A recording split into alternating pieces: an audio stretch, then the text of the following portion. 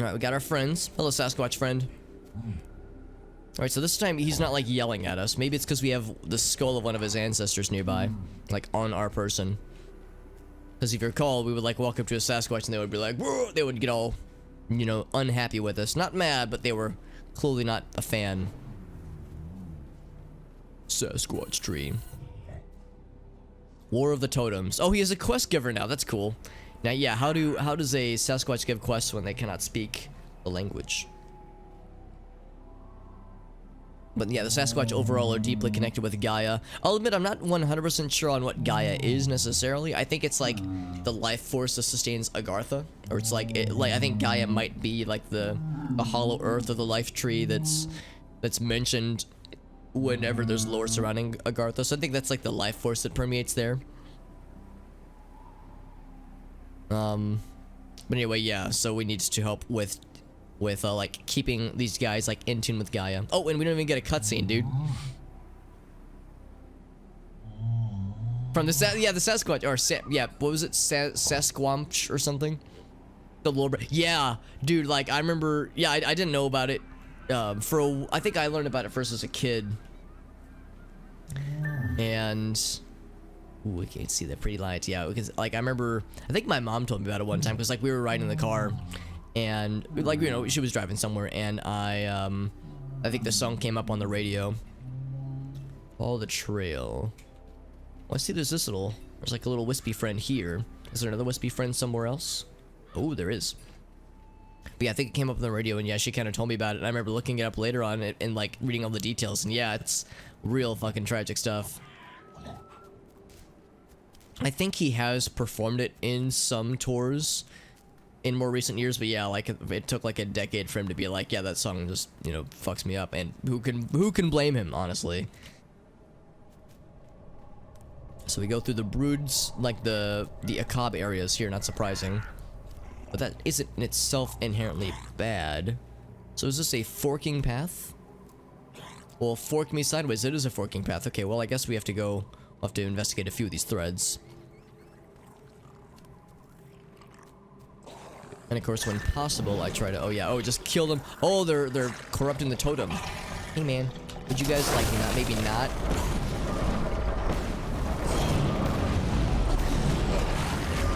Oh god, I'm stuck.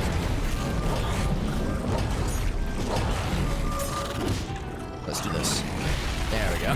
Just send everyone else to their grave and send that one into the skies. Let's do this. Oh, it's just a one-time use thing. Okay, yeah, I've had that in my inventory for a long time, so it's like, yeah, I might as well use this.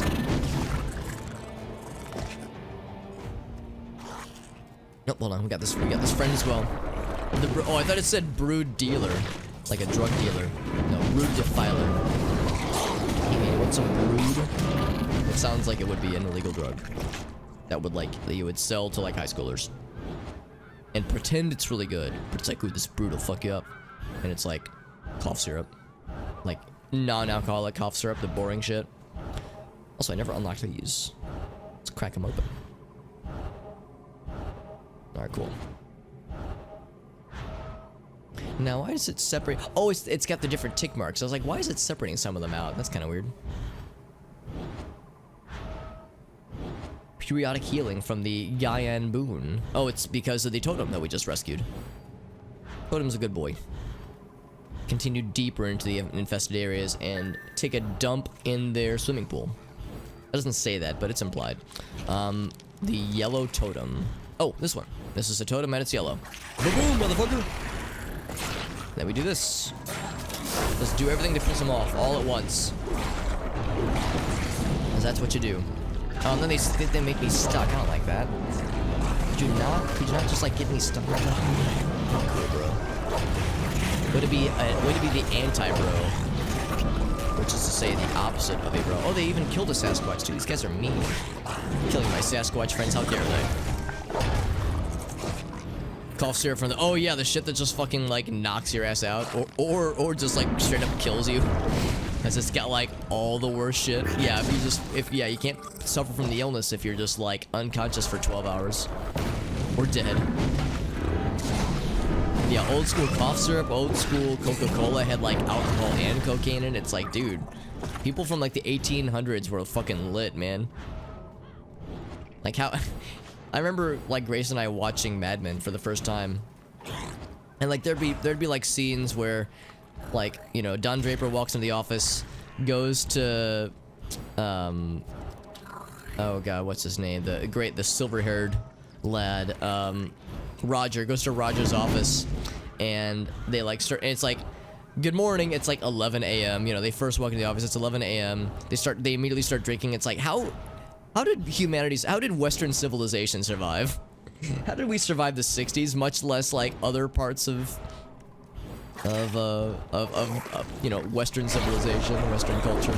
It's like, how did we just not fucking end right then? Aw, man. And they do something that gets you stuck really well. Ouch. Yeet. Also, you have to say yeet whenever you do the eruption skill, because it's very important. Oh, now we're destroying the brood marks. I thought I was rescuing more of the totems. These guys are still doing their thing, by the way. All right, yeet. Oh, I only killed him. It didn't launch him into the sky like I wanted. Also, I think we lost our fire friend, so I'll have to resurrect him. There's a lot of quests where we have to like completely give a good old-fashioned spanking to the Akab, which I'm fine with. I'm fine with, you know, taking a dump in their cereal from time to time. But it's a very freaking. Also, those crits, though, holy shit! And then multiple evades afterwards. Ain't that some shit? Got the fire friend, hell yeah! And then oh, it missed. Either it missed or it just did roll. And now he's fucking dead. Hell yeah. So I need to find a few more of those brood marks.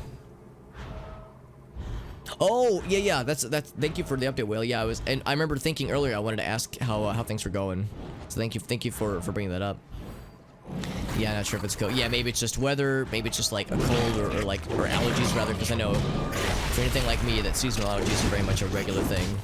So yeah, so I'm guessing that's a sign that, like, yeah, things are relatively quiet right now. So I recognize that, you know, it's still scary, and I know you said that, yeah, you're understandably concerned about your parents too. But as long as there's no, like, you know, ultra scary symptoms yet, hopefully that's a sign that things will be relatively chill. Because you were telling me that, yeah, you got tested, and you were saying that it was negative, but you were like still a little bit concerned. If I recall the whale lore. I know I use the word lore a lot. It's, you know, sometimes a complete misnomer, but that's where my brain goes.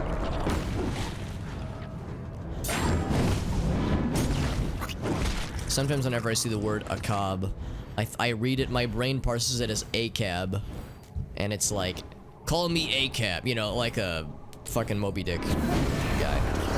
Okay, yeah, waiting on the second test, yeah, I feel ya. So it's like so far so good, but yeah, it's like still a little bit concerning.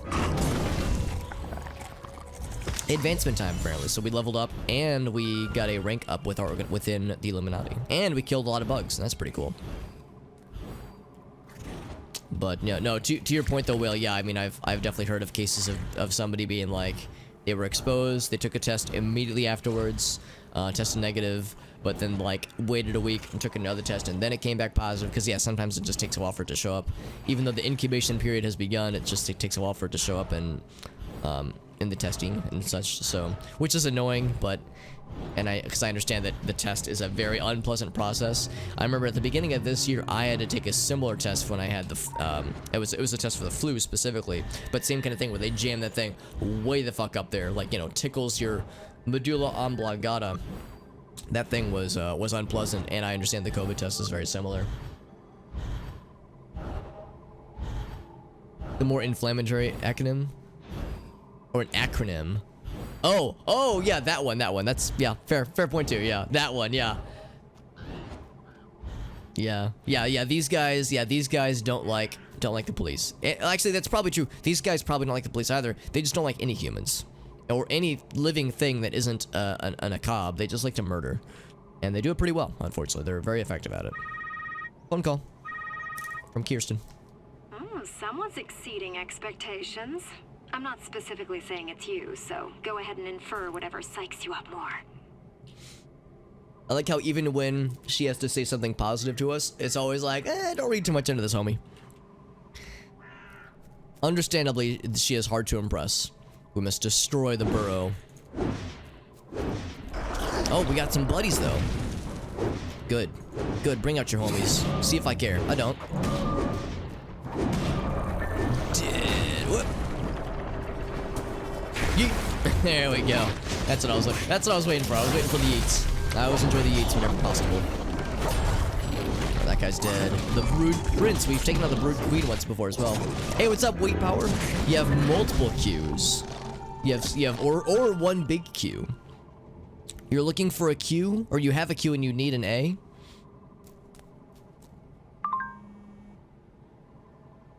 Anyway, so yeah, so the notion of like these Akab corrupting the trees has been like tapping into the Sasquatch's ability to be like connected with Gaia, which, you know, makes them less effective at being magical Sasquatchy things and whatnot. So the Akab are harming multiple ecosystems, not just our own.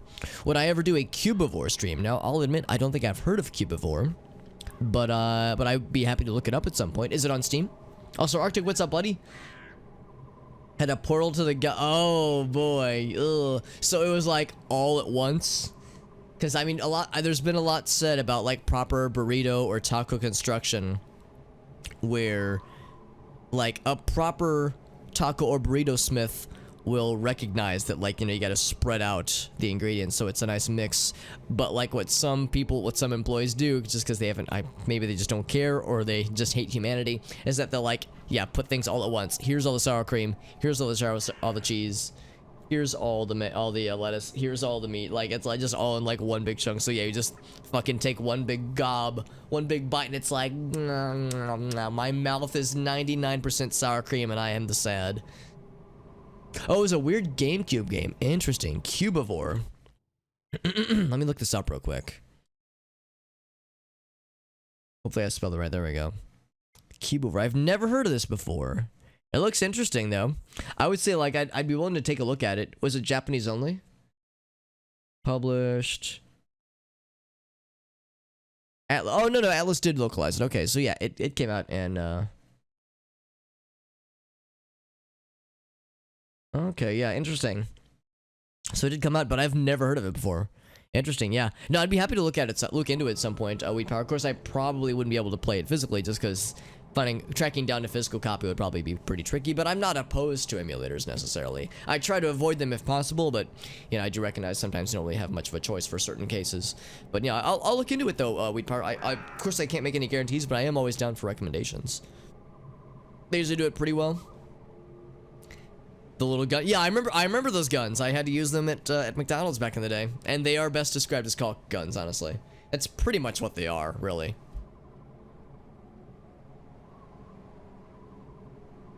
Yeah, exactly. Like, sometimes, like, one just gets hit a little bit too much. Yeah.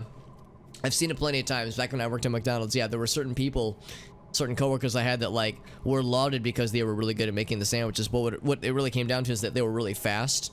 And, you know, it was more about quantity than quality, you know? Like, who cares if they were sloppy and impossible? What matters is that it got done.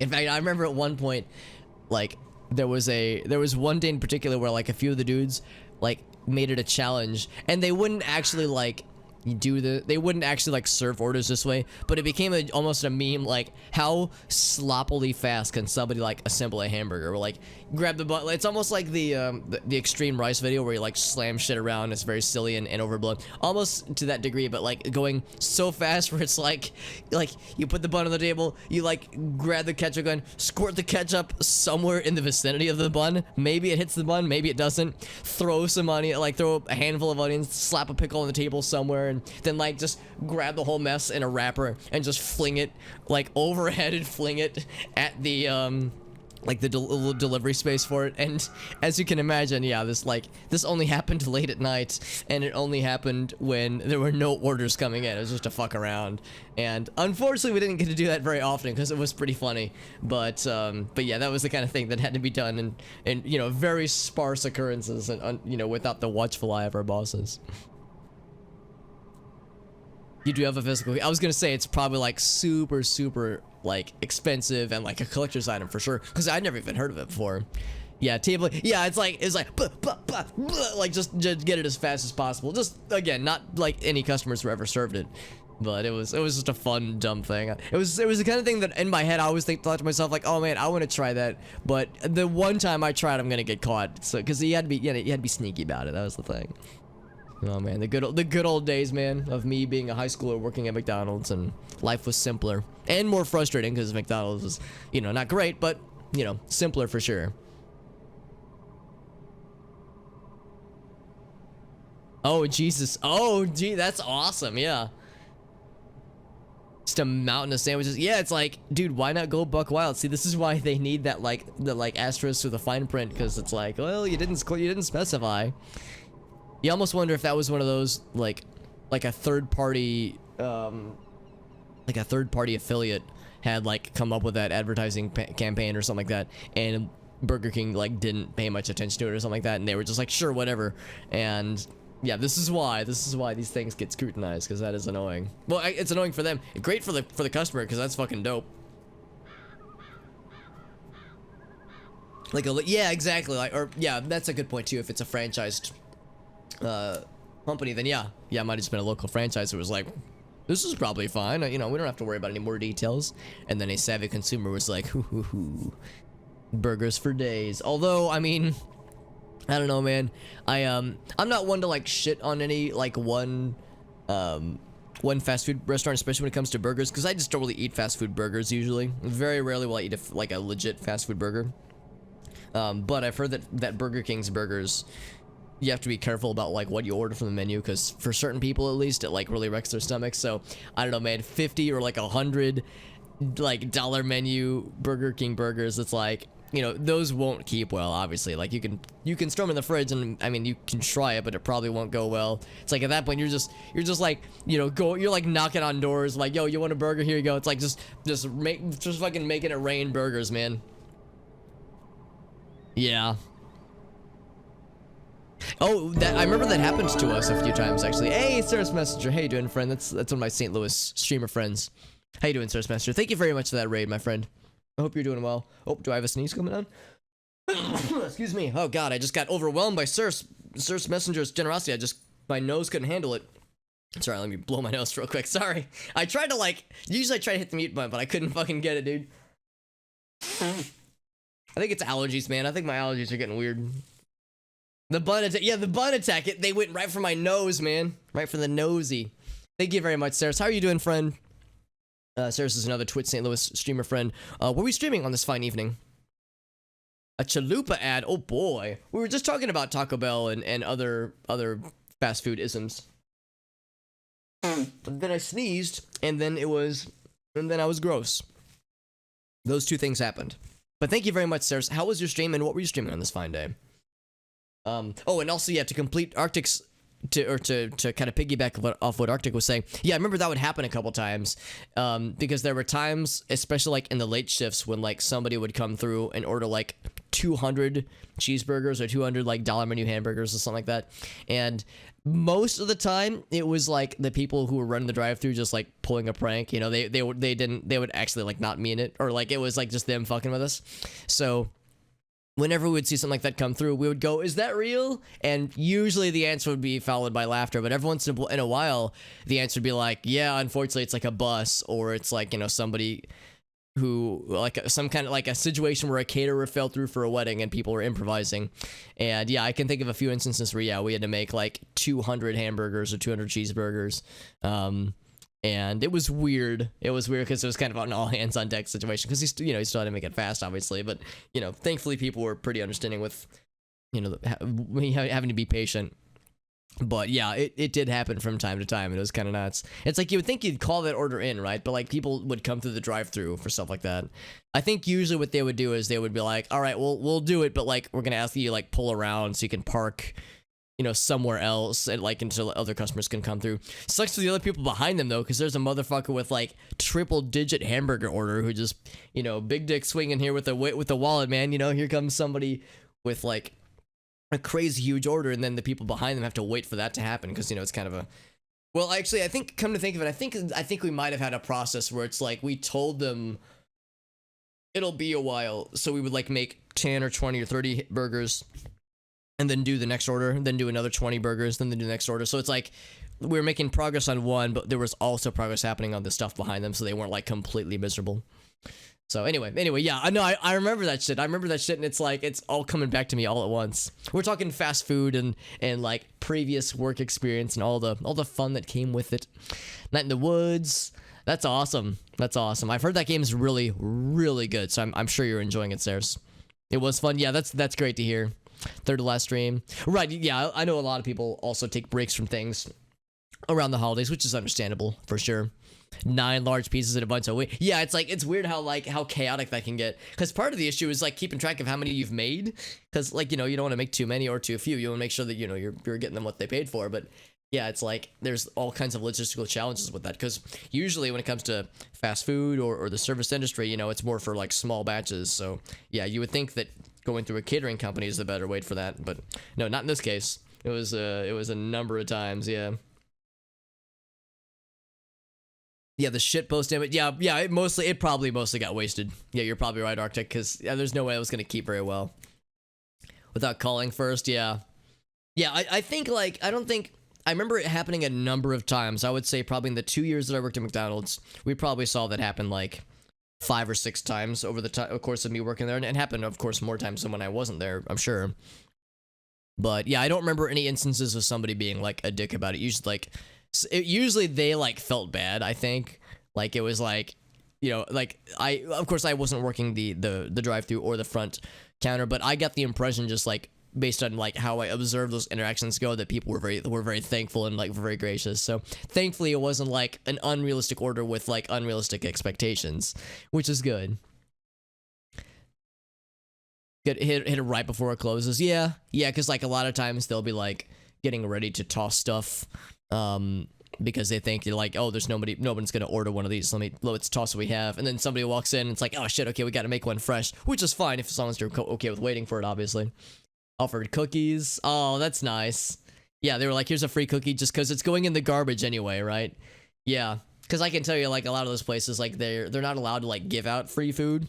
They're supposed to, like, throw away whatever, like, expires, that kind of thing. But, like, honestly, like, to me, it's like, yeah, I could just throw it out. I'm throwing it out into this person's bag and giving it to them. So, like, what's the fucking difference? I guess the idea is that it would, decentivize a customer from coming in during a busy hour. But still, I don't know. I always thought that was kind of draconian.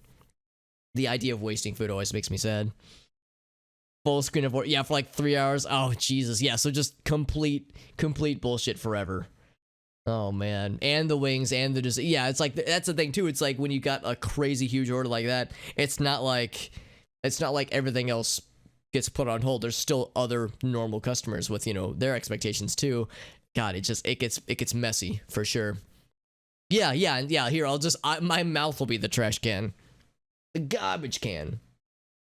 Yeah. No, like I said, I understand why they do it that way, because it's like, well, if we like give it away for free, then people will just, they'll just choose to not come in during normal business hours and they'll come in right at the end. Like, I understand that's how they perceive it.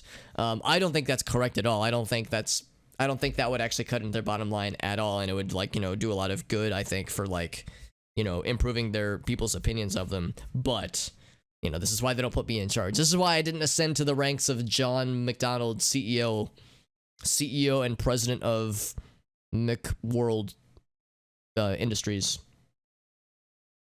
Mouth is a day. It's garbage day. I love it, man. Close before the posted time. Oh man, I hope they wouldn't. That would be shitty. Yeah. I don't know if I've ever had that happen to me where I'm like walking, unless it's like a holiday or something like that, and there's like that's an understandable situation if it's a you know, if it's a national holiday or if it's like posted ahead of time. And of course, sometimes there's unexpected shit like, you know, power outages and whatnot. So to a degree, I get it. But yeah, I don't know if I've ever had an instance where I would walk up to a place and it just closed for no reason earlier than expected. Coming in before, oh yeah. No, there have been many times where I think to myself like, oh man, I want to do this thing or I want to pick up this thing or get this food, and I would look at the watch and I'd be like, I don't want to be that guy. It's not worth it. And most people I don't think are like. I like to think that wouldn't be a huge issue, but still, it's like I don't want to be that guy, man. That's not cool. Even if it's like 15 or 20 or 30 minutes before, I'm always like, oh, I don't know.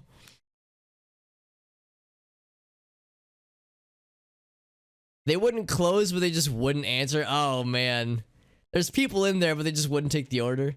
God, that's a little bit annoying, but also not like horribly surprising. That yeah, like. What are they gonna do? Like, I mean, I guess like you could report it to corporate and then they could like come down to them, but it's like, yeah, it's like I'm sure like the 3 a.m., 4 a.m. orders are very sparse and probably don't have that much of an impact on their bottom line. So it's like those people don't get the orders in. It's like a little bit of lost revenue for that particular location, but I'm sure the employers are like, is it really that big of an issue? Especially like if the night managers are like, who cares? Because I can think of a few instances where I don't, you know, of course I'm not gonna name names just because you never know who's listening in, but I can think of a few instances of like seeing managers do stuff that like, not to say they were doing bad stuff or like illicit behaviors, but they would like kind of let things slide that a manager probably shouldn't let slide, but like because they were like kind of like a little bit closer to. They were a crew member once, you know, like they were a crew member before and they know like what kind of shit they had to go with. So now when they're a manager and they can like kind of call the shots, they can let certain things slide a little bit more. So it's very well possible that even the night shifts themselves, like the managers for the night shifts might have been like, who cares? Just sit there 50. Yeah, but it's like I'm not terribly surprised that would happen. But it is annoying because it's like, yeah, I mean, you guys are open, right? So like, I just want a burger, man, or something. I just want a sandwich. So it's like, you know, wasted time, which is annoying. They can usually hear, yeah, exactly. It's like you would think that, especially if you can visibly tell that there are people in there. It's like, who could do I wave at somebody? Like, what do I do to get someone's attention, man? Yeah, but yeah, the sheets right across the street too. Yeah, it's like, of course I recognize McDonald's is quick and cheap and convenient, but yeah, something like Sheets is just going to be much better quality. Yeah, I think it's a regional thing because we don't get them here in the Midwest. Well, at least not this part of the Midwest. I think Whale says he gets them in Indiana, but I could be wrong. Oh wait, do I have my wires crossed? Whale said he's in. That's Indiana, right? Or I might be wrong. I might have someone else in my mind as far as who lives where. I need to do better with my stalking. It's a county. Oh, okay. Actually, did you guys know the entire state of Indiana is contained inside of Pennsylvania?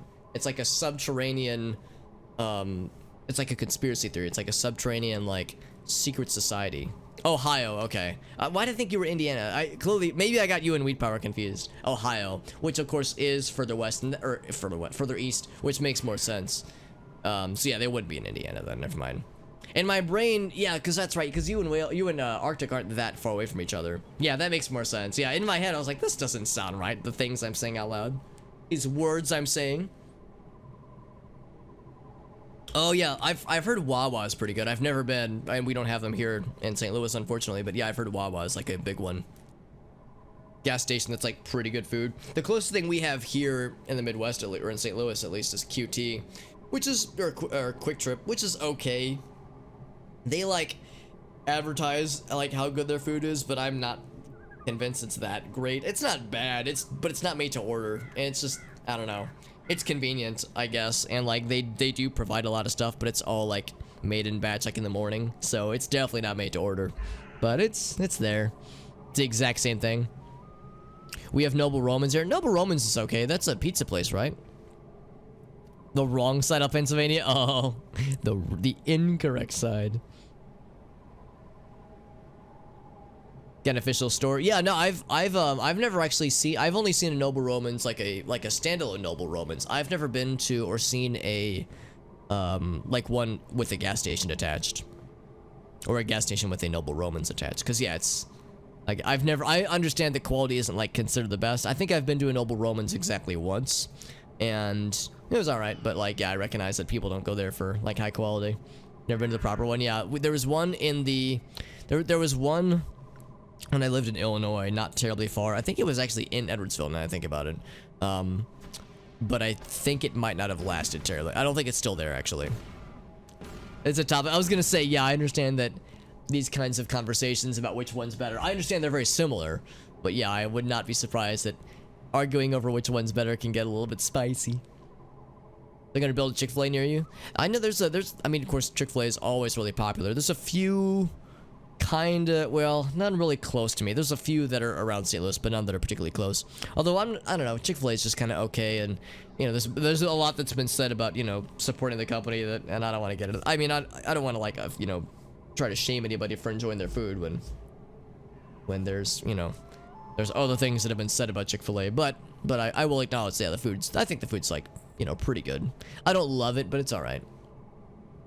Pittsburgh and Philly, yeah, no, I understand that there's definitely a rivalry there, sibling rivalry. We got Popeyes though. Yeah, we do have Popeyes. There's a number of them here, and I'll admit I've never actually been to a Popeyes before.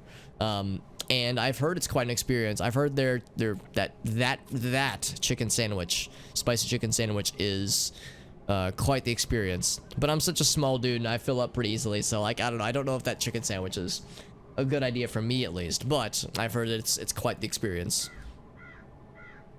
Sonic ad. Oh, you get Sonic ads, but you don't have them there. Sonic's okay. I don't know. Sonic is very mediocre for me. I've never been impressed, but I've never had a bad experience. So it's always just been aggressively mediocre.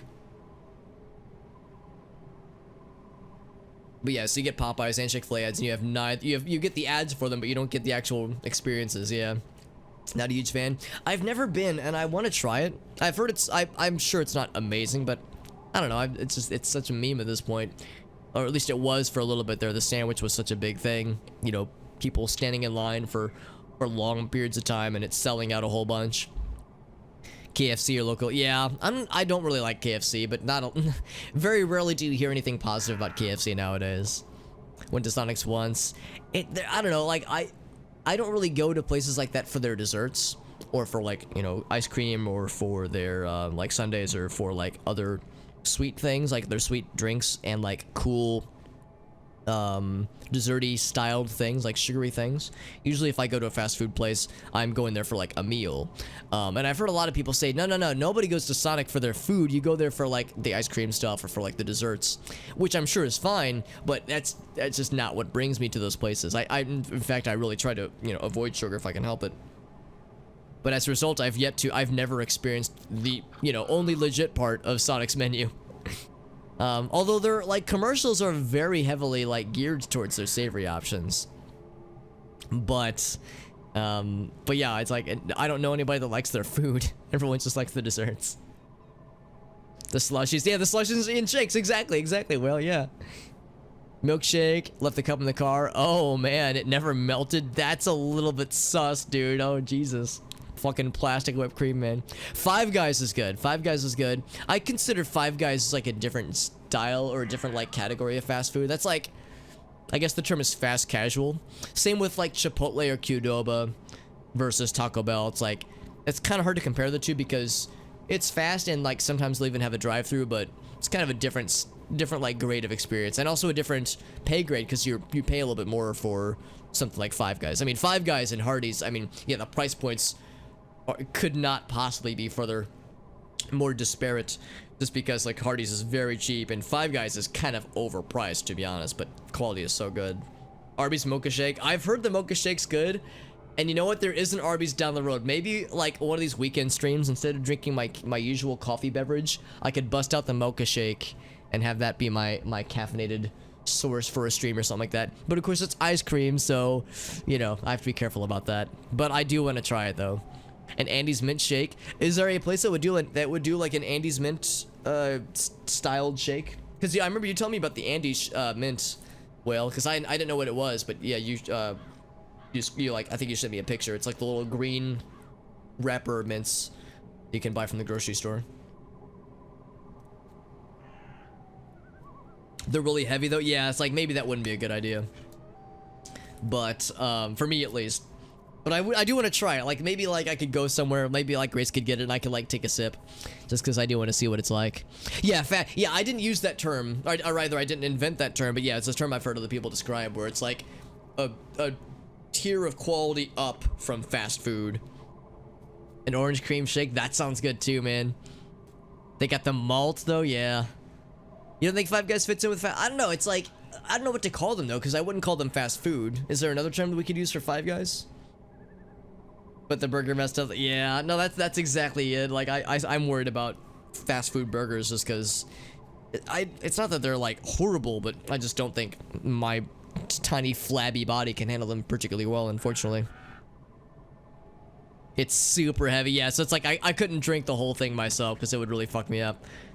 Yeah, so it's like I would want to experience it, but yeah, maybe I shouldn't sign up for a whole thing, even if I were to get a small, because I'm guessing the small is still pretty significant. Triple Baconator, yeah. You know, I like Wendy's, but again, I've never had their burgers, and actually that's not true. Have I never had one?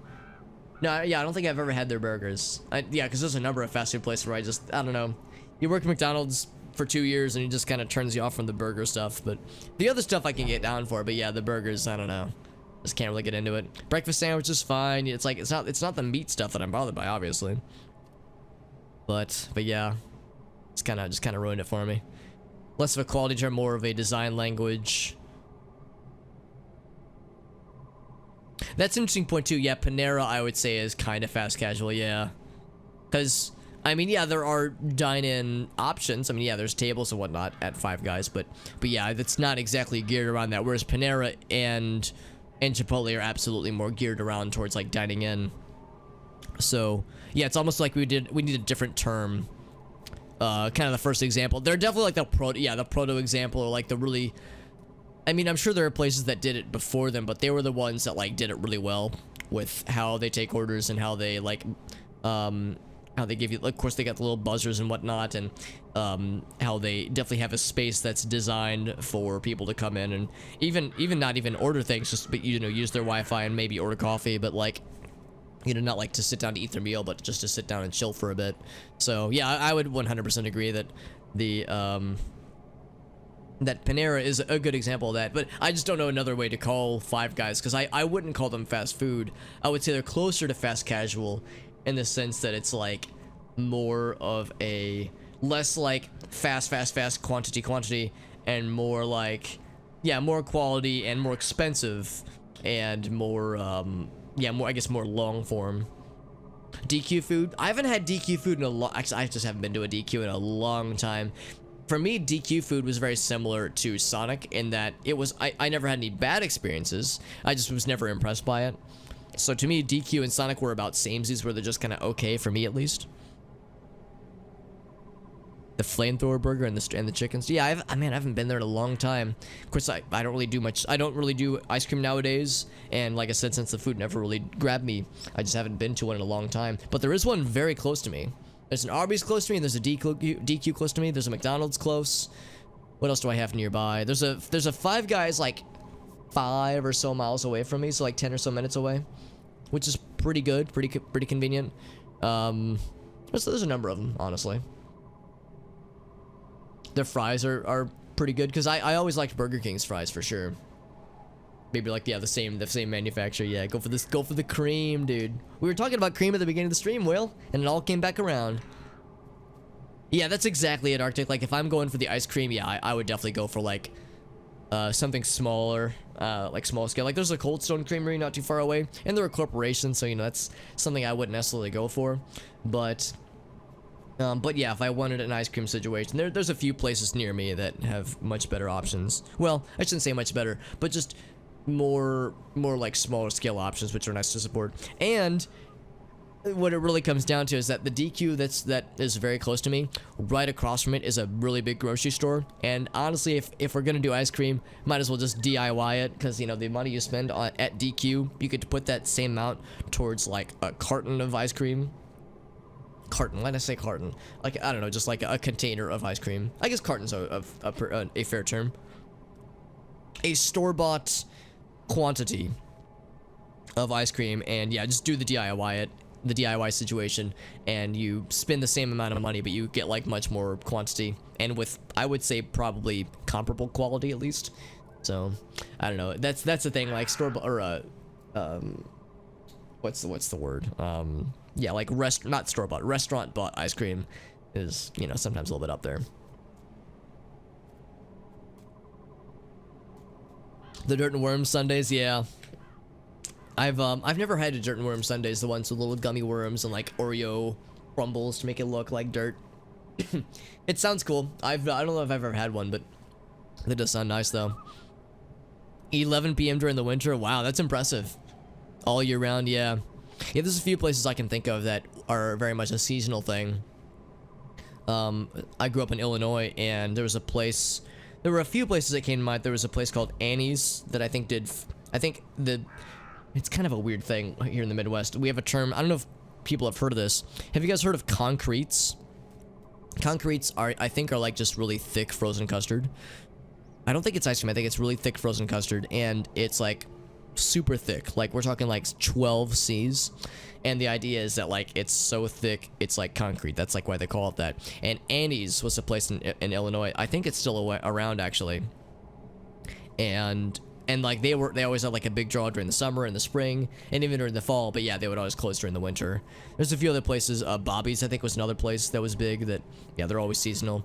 So like all the small places I can think of, yeah, they're usually pretty seasonal. And I can't blame them, because I'm sure business does, you know, dip down a bit into the colder months, and when you only offer things like ice cream, that kind of cuts into their bottom line. But I am impressed, Arctic, that you got a place near you that's able to stay open year round. There's a few good places here in St. Louis. Maggie Moo's I think is pretty good. I've had them once and Grace really likes them. Andy's is really solid. Andy's is really good, and man, I discovered Andy's only a few years ago, and it makes me so sad I didn't know about them earlier on, but Andy's is really good. I think they actually might be a chain, but they're like pretty dang solid, honestly. Scoops in Carnegie. Oh, you got one as well? Or, well, it's just called, oh wait, is it, so Carnegie is like the suburb, and Scoops is what it's called. You got Handles, Scoops in Pittsburgh. Interesting. I'm enjoying this conversation, by the way. I've been ignoring the game like a big weirdo, like a big dummy. As it is enjoyable conversation, getting to like learn about other regions, fast food and like chain things, just because I think it's fascinating, honestly. So it's not, yeah, not the same, but yeah, but pretty similar though. Do you think it's like is it the same corporation with different franchises or something, or are they completely different? Because yeah, the name convention, I mean, I guess you can have multiple businesses with the name Scoops. I mean, you can't exactly copyright a term like that very easily, at least, but that is a pretty cool coincidence, at least. Whenever I hear the term Scoops, I think Scoops Ahoy from Stranger Things. But that's just where my brain goes. Coffee, ice cream, for a good milkshake. Oh man, there's a really good barbecue place here in St. Louis called Sugar Fire, and they're actually starting to branch out to other locations. So hopefully they're going to expand more and more, because they're very, very good. And in addition to great barbecue, they have some pretty good dessert options. And one of the things that they'll do is that they will make a milkshake. And stay with me on this, because it sounds weird. It might even sound gross to some people. So I will, you know, content warning. Maybe questionable sounding food dessert options, but just bear with me. They make a milkshake, and part of the milkshake is that they will blend a piece of pie into the milkshake. And I know what you're thinking. You're thinking, Alex, what the actual ever-living fuck? What the tap-dancing Christ, Alex? It's actually amazing. Because their pies are incredible.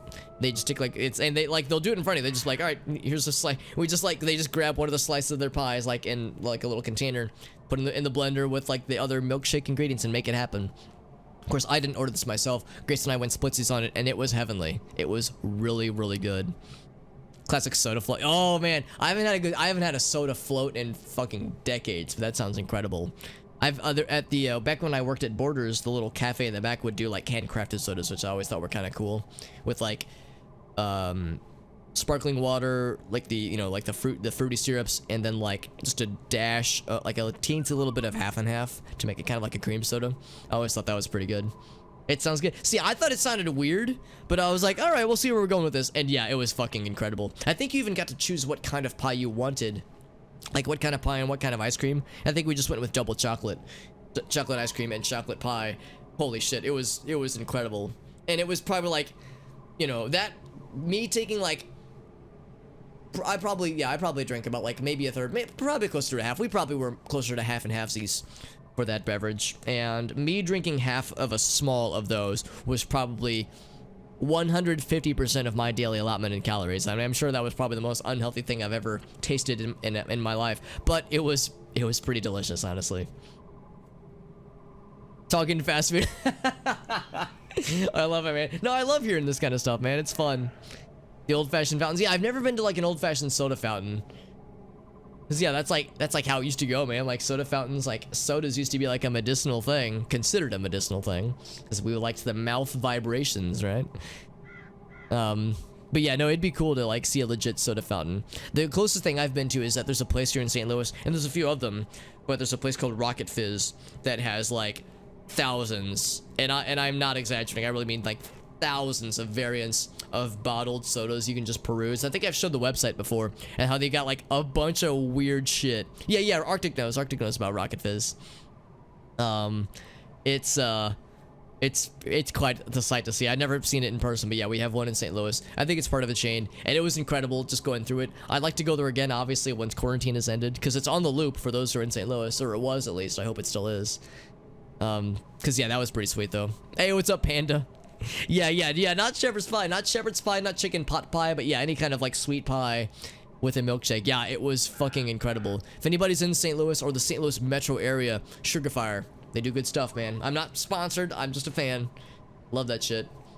The freestyle machines are that's a fair point too, Arctic. It's like an automated soda fountain, but like, I don't know, yeah, it'd be nice to do something that's not tied to Coke and just something like done by a person who knows the shit really well. By a proper soda smith. Also, Arizona, what's up, buddy? A&W. I've never been to an... Oh, wait, no, I have been to an A&W once before. But in a similar sense, yeah, it was just for the food. I didn't get any, like, root beer float thingamajigs, and maybe I should have. But, I think A&W is okay. I think if it comes to root beer itself, I think I'm more of a Barks guy. But what it really comes down to is that I prefer, like, the handcrafted stuff. And here in St. Louis, we got Fitz's, which does, like handcrafted soda options, and of course they do really good root beer. So I'm spoiled that we have Fitz's root beer here in St. Louis, and they have their own like restaurant where they do their own root beer floats and whatnot. So that'd be cool to check out at some point. I've been there to eat once before. In fact, Arizona, you might have been with me actually when we went as a group after one of the Twitch St. Louis meetups. But I remember like eating a meal and being too full to have dessert, so I just didn't have a root beer float afterwards. I was like, oh man, I really should have. Didn't get a lot of foot traffic. Yeah, no, I'm sure it'd be nice if it's convenient. I don't know if it's something I'd go out of my way for, but that would be nice. Root beer floats were good though. Yeah, like just as a convenience, it does sound nifty. There was an old soda fountain. Yeah, I'm sure like the Coca-Cola Museum. I'm sure there's like stuff around Atlanta, because yeah, I recognize that Coca-Cola's influence there is significant. Underwhelming. Yeah, I mean, I agree. Like if I'm forced to choose between Mug, A&W, and Barks, I would go with Barks. But what it really comes down to is that, yeah, if I'm in a root beer mode, I'm gonna pay a little bit extra, go for like the nice stuff, because I deserve it. Because I mean, Barks and A&W, that's all fine, but it's more quantity over, you know, you spend like $5, get a 12-pack and you're good. Whereas like, I'm okay with spending like $6 for a 4-pack of the good stuff, you know, because I deserve it. Yeah, no, I remember Arizona. Yeah, I didn't want to say it, but yeah, I remember exactly I know exactly who you're referring to, and I remember that experience. But I like to focus on the other people that were there, because I know you were there. I can think of a few other individuals. I don't know if I should, you know, name individuals necessarily, but I can think of others that were there with us, and I try to focus on that part of it, because yeah, the central figure for those visits were inspire memories that have not aged well, as you said. But it'd be nice to go back there again at some point once quarantine is sorted out and such, once vaccines are available. And it sounds like that should happen maybe sometime next year. Sounds like the vaccine will be will be like done sometime before the end of this year. So once it becomes available, that'd be nice. Soda bar, like an old-timey one, yeah. Jamie's soda fountain. That'd be really nice. That'd be like a cool treat yourself, like once quarantine is done, like go out with the homies maybe. That'd be kind of nice.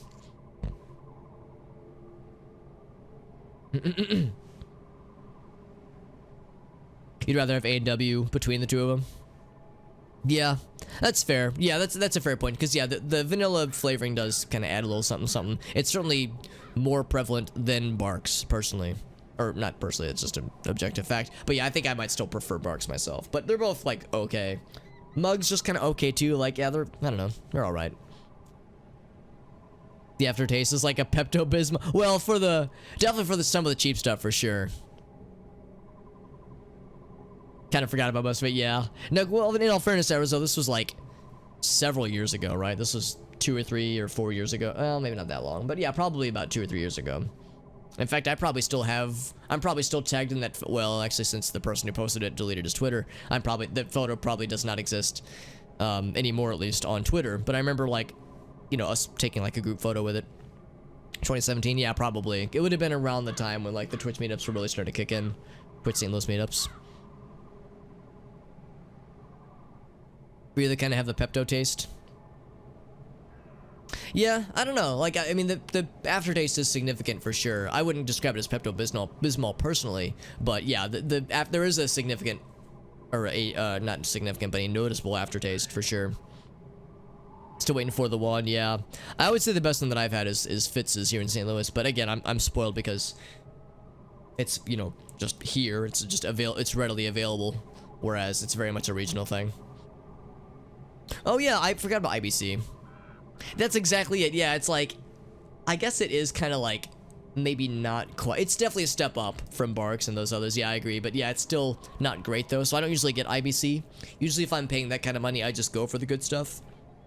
But yeah, I agree with you on that one, Arctic. Like that's a step up from the other, like from the canned ones. And I think that's probably what a lot of it comes down to, is that getting a bottled root beer versus canned root beer does kind of make a big difference, doesn't it? Well, I don't know, maybe that's not true, but it feels to me like it is. Maybe it's just it's like a psychosomatic thing. Maybe I just like invented in my head that it's better.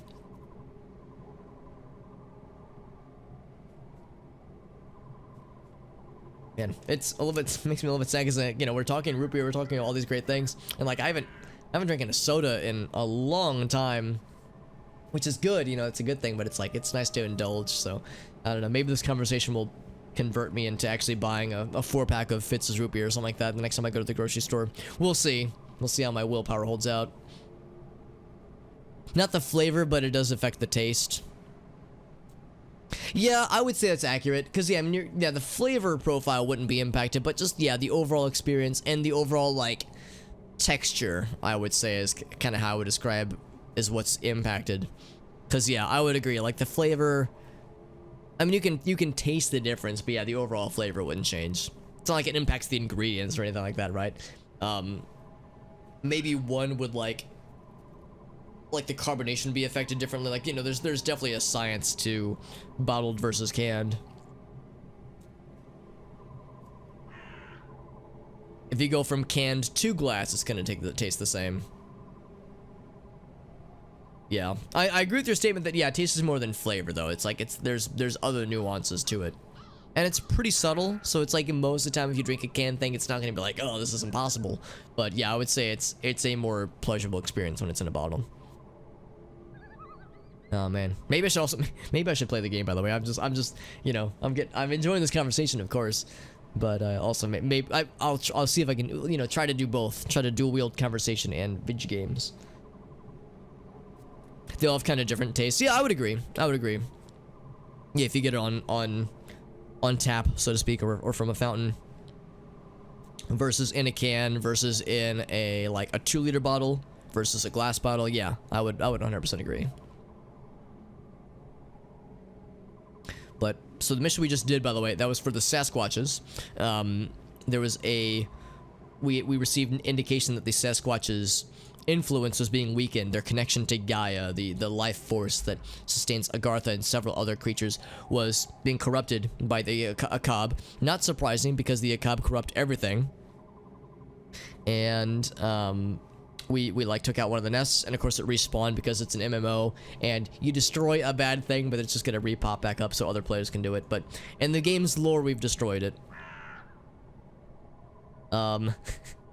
Yeah, we were thinking that a lot of these guys would have been, fashioned into cowboy hats or hood ornaments, that the Sasquatches would be hunted. But Solomon Island is full of surprises and death cults. Bonding, with the summer camp, exactly, the summer camp of Sasquatches.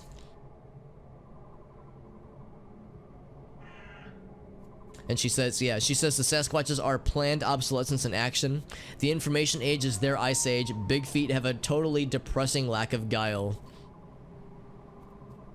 However, they got, they're giant, they're huge, they have superhuman strength, opposable thumbs, hippie nature power, but it's hard to make it work for us at least, and our scientists really tried, Yeah, so it's like the Sasquatches are a relic of a dying era, and the Illuminati haven't really been able to sustain them, try as they might. Yeah, I can't blame them for trying. Let's increase our stuff. There we go. Oh, even better. Aluminum bottles. Oh, yeah, glass ones. Yeah, glass ones versus plastic ones. That makes sense. Things you'd only want out of a can. If it's overly sweet with, like the corn syrup, yeah. That's fair, too. Like, I don't really think that Coca-Cola in a bottle feels much different to me, and I've tried it both, and from can and from bottle. I don't know if there is a difference. I can't really taste much of it, honestly. Energy drink in a glass bottle. Well, I can think of balls. I've never had, this is gonna be a fun sentence, I've never had balls in my mouth. Sorry, I've never had balls in any configuration other than glass bottles. I don't know if they sell canned balls. I'm an adult. I'm 31. Yeah, I wouldn't say overly sweet, but they're an energy drink. I think they're an energy drink. Maybe I'm wrong. Maybe they're not an energy. Oh, whoops! Don't do that. Maybe I'm wrong. Maybe they're not an energy drink, but I would assume that they are. Oh, what am I doing? I need to level one of these things up instead, don't I? Right, because we can't actually assemble this. So what I'm gonna do is we're just gonna choose one to be the subject of leveling this one up, so we can bring it to 20 and then merge them, fuse them. And then what else? Let's also get hammer time. Bam, bam, bam, bam, bam. Can I also do this guy? Sure, I might as well. Also, it didn't even get to level 2. That's okay. Oh, wait, okay, yeah, it's level 1 right now, so yeah, it just didn't get to 2. Oh, but like Monster. Yeah, Monster energy drink, or like any of the, any of like the super sugary ones. Is Monster or any of those other ones available in glass bottles? I wouldn't think that they are. I've only seen them in cans.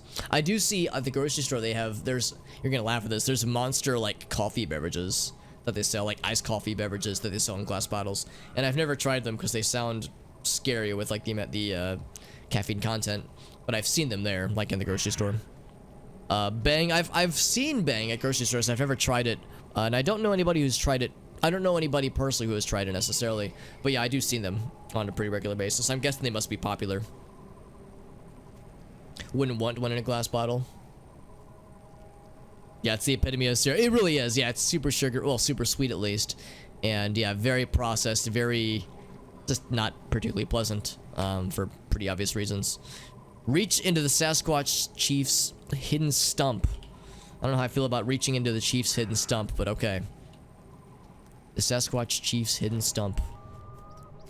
It almost sounds romantic. Almost. Oh, do we make friends? We made friends. Alright, let's everyone gather around. Everyone gather around so I can do this. Nope, we birthed a friend.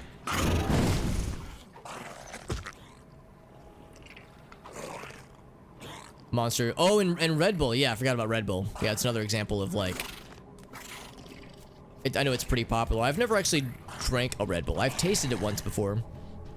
So I remember Grace and I going on a hike, and she bought a Red Bull when we stopped for drinks at a gas station, and I tasted it. So I've tasted Red Bull, but yeah, I've never actually drank one before. So I don't know how my shitty little flabby body would handle it necessarily, but I like to think it wouldn't be like overly crazy. Yeah, the taste I thought was okay. I mean, it's pretty sugary, but there's also the zero sugar option, so I like to think that there's, you know, there's some variety there. BFC. What's BFC? The monster ones are not good. Oh, yikes. So avoid that one then. The Uber Monster. Oh, okay, but it was non-alcoholic malted beverage. With in it, really, a malted beverage energy drink. Ugh, I don't know. Seems a little bit weird. You liked it? Yeah, it sounds suspect, but yeah, I'm sure it's not bad exactly. Where's your hidden stump? Oh, here's your hidden stump. All right, I'm reaching into this to the Sasquatch's hidden stump. Maybe I should put a glove on first. It's to claim my reward. What was the reward? The glyph. Oh, I remember the glyphs. Yes. Okay, this looks familiar actually. The dubstep you listen to. Yeah, no, I remember dubstep. That was, I mean, it's still around obviously, but it was super popular back in the day, man. Hey, what's up, Grumble? Thank you. Now I'm an adventurer, or I was an adventurer just like you. Oh, there's the big can. Yeah, the big cans. A liter of Monster. I don't remember those. If we're talking giant, dangerous cans of things, I always think of Four Loko. That, you know, when it was like before, like 13-year-olds kept drinking like multiple bottles and dying from alcohol poisoning because it was so alcoholic and so like sugary. It was like killing kids because they were fucking idiots who just didn't know what they were drinking. And those things were huge and yeah, terrifying apparently. You liked Red Bull when you didn't like it? Because the size or... Oh, I see. But yeah, you just kind of like... Yeah, you start to like the taste, so the effects of the energy are, yeah, not quite as good. Got the tall boys, yeah. No, I would... Maybe I should like try Red Bull as like maybe like an energy drink thing. I mean, of course I like my coffee beverages that I drink on stream sometimes on weekends, but yeah, maybe that'd be like a fun like way to shake things up a little bit. 2 bangs a day? Yeah, we were talking about bang. I've never had them. I see them at the grocery store all the time, so I guess they're popular. They seem pretty sugary and pretty intense though. Oh, right. Those are the other ones. Full Throttle, Amp. Yeah, I was thinking in my head, like, there's others. I can only think of Monster, but yeah. Yeah, Full Throttle, Amp. There was Jolt. We were talking about Jolt Cola before. Oh, yeah. I remember you talking about that Arctic Cow. It's like, you're just like, oh, let me just crack another one open and drink it. And then it's like, oh, shit, those are supposed to last me for, like, a weekend, not for a single day. Holy shit. Yeah, the regular Rockstar. Yeah, I've heard Rockstar, was pretty popular for a while there. I don't know if they're like quite as big of a thing nowadays, but I remember like seeing them advertised pretty heavily back in the day. Oh, and Nas. Yeah, that's another big one. Yeah, that's another big one for sure. Well, I say big. I mean, I remember it's been around for a while, but I don't know if it's like that popular. No sugar in Rockstar? Really? That's interesting. I thought I mean, maybe they have a sugar-free option, but I thought they did. It's like a grapefruit flavor. I like a good grapefruit flavor thing. I'm not a huge, well, I guess I've never tried like, I've never like just eaten a grapefruit before, but I mean, I like grapefruit flavored things.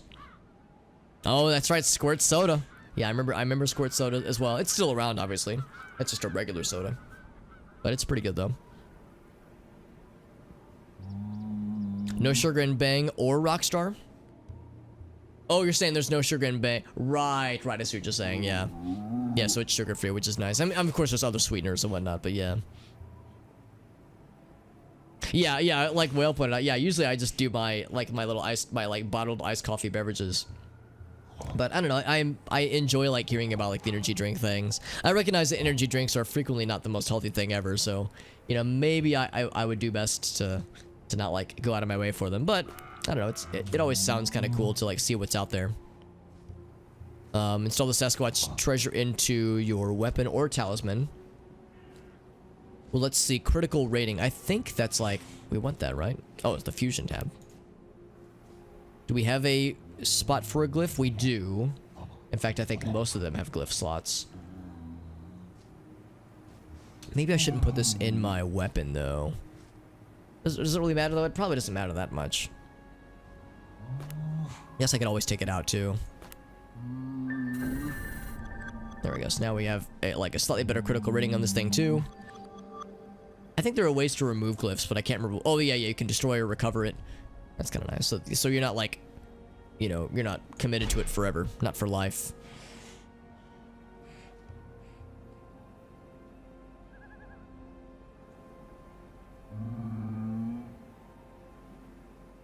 Kind of lost your taste for coffee. I mean, I still like it, but of course, you know, the stuff I drink is pretty sugary and like, you know, has a decent bit of cream added into it, so I definitely go for like the overindulgent stuff for sure. Although I do have a coffee machine and you know, sometimes on weekends I'll bust that out too. But usually not just like black coffee though, because I'm kind of a chump. Did kind of break away from them, yeah. No, like I said, it'd be cool to like sample some more of them. I did try it for a while. There are a couple of the... Is this guy gonna try to get me? Yeah, he's fine. Let him try.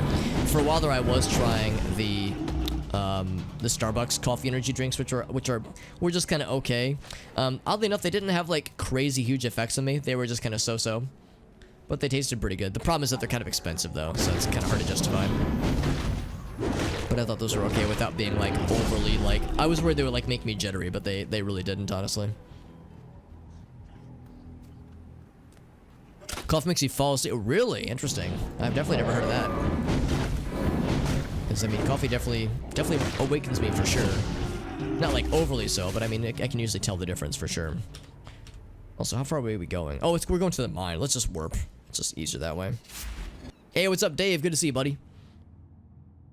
Learning Norwegian? That sounds fascinating, Crumble. I don't know anybody that's ever tried to learn Norwegian.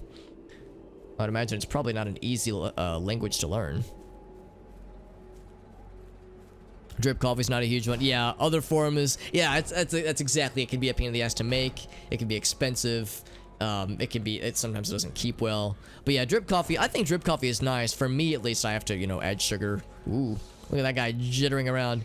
I have to add, like, either, like, the sweetener stuff or, like, the sweetened coffee creamer stuff or a little bit of cream and sugar, you know, some kind of way to doctor it up because I can't just drink coffee black. Also, I want to see if this guy's gonna, like, jitterbug out again just because that was fun. Watching him bounce around for a second there. I guess he's not gonna do it. That's okay. Going back to the mine, by the way. Wait, what was the lore behind what happened with the Sasquatch, though? We're on tier 17. Yeah, oh, not you. Yeah, 16, there we go. Speaking with Eleanor. Yeah, we knew about this one. But yeah, Edward Franklin, rather. Whispers at night. Yeah, that much is very clear as well. I guess I'm not exactly sure how the Sasquatch stuff had to come into play, because yeah, we learned about how the Gaia stuff was affecting them, how the Gaia stuff was being corrupted. But I'm not sure how that exactly leads back to the mine, but I guess let's find out. We already have the mine helmet, mine shaft helmet, that is. The flavored stuff, yeah. No, I'll admit I'm kind of a scrub in that I like the flavored stuff. PBR coffee drinks, and it was like gross coffee. What's a... Oh, let's see, a PBR coffee drink. Are you referring to the thing that I was the stuff that I have tried a couple times, Arctic, the Starbucks energy drinks, or is it literally just a PBR coffee drink? That's PBR like the canned, like the beer, right? Death Wish. I've heard Death Wish is like really good, but yeah, I mean the caffeine content is, well, you know, akin to a Death Wish. But I have a couple friends that really like it. I understand it's kind of expensive though. Just Scandinavian. Oh, that's cool. That's cool, Crumble. Yeah, it's in your the Scandinavian blood runs in your veins. The Norwegian blood even runs in your veins. It's pretty cool. Michael Jackson's Moonwalker. Oh, dude, that's dope, man. That sounds fun. Yeah, that's that game is such a trip. But yeah, one of the things that's fun about that game in particular is that like all the Michael Jackson Genesis-ified songs. I think about like the Genesis version of Part of Me, and like there's one particular level where that plays a lot, and I can hear it very, very like well in my head. There's a Smooth Criminal one as well. There's a few others, but the Part of Me one is the one that jumps into my brain specifically. Wait, I'm sorry. What is it? Is that toilet paper? That is toilet paper. 2020 Unroll. That is a good emote, Dave. Good shit, dude. But yeah, the beer though. Yeah, Pabst Blue Ribbon. Yeah. So they make a coffee beverage. That's interesting, Arctic. I mean, PBR isn't usually associated as like good quality, and usually if I want a coffee beverage, I prefer quality over quantity. So that does seem like a strange choice. Maybe there's a market for it, but yeah, that seems like a choice that I wouldn't necessarily want to go for myself. Also, explore the deep shaft, says the quest notifier thing. So I'm going deep in the shaft, boys. I'm going as deep as the shaft will let me, ladies, or gentlemen, rather. More people prefer it nowadays. Yeah, I would put myself in the camp. I mean, I'm kind of a scrub, admittedly. I want to lie to you, dear viewer, and say, nah, man, I'm too manly for that shit. But it's like, nah, I'm a scrub. I'm a filthy casual. Like an alcoholic coffee, though. Yeah, I understand like what they were going for, but yeah, just like you'd said, Arctic, it just doesn't sound particularly pleasant. Like a slightly kind of gross coffee kind of thing. Just cheap coffee and cheap beer. Well, it is both of those things for sure. Well, I mean, we know that PBR, again, I don't want to like feel like I'm knocking PBR, because some people really like it, and there's kind of like the cheapness kind of has that kind of blue collar kind of grittiness to it that's attractive to it for some people. So I don't want to like sound like I'm shitting on it, but I just understand that, yeah, PBR is not known for like super high quality. That's kind of the point. But yeah, I'm definitely with you on that one, Arctic. This doesn't sound particularly pleasant.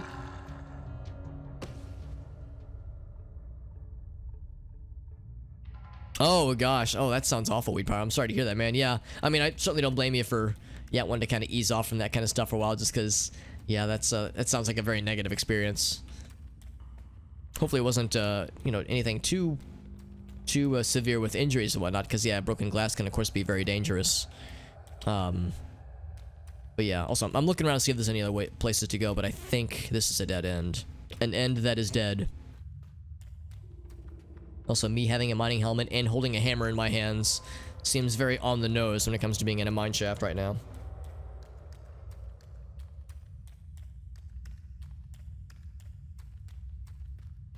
But yeah, in a general sense, I mean, as a lot of us get older, and let's go this way. As a lot of us get older, and a lot of us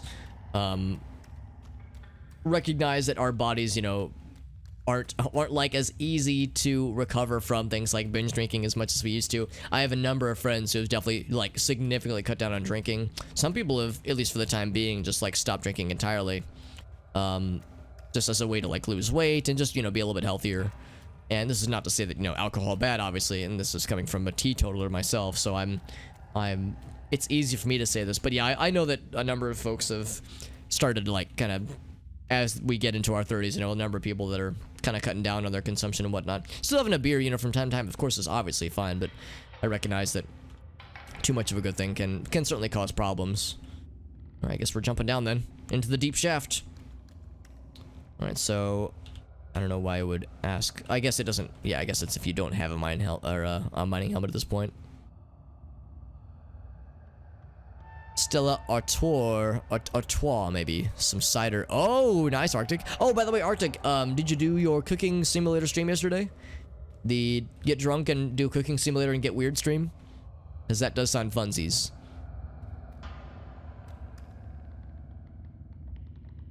Oh gosh, yeah, that could have been scary for sure. No, I'm glad that it wasn't too bad, but still, that is scary.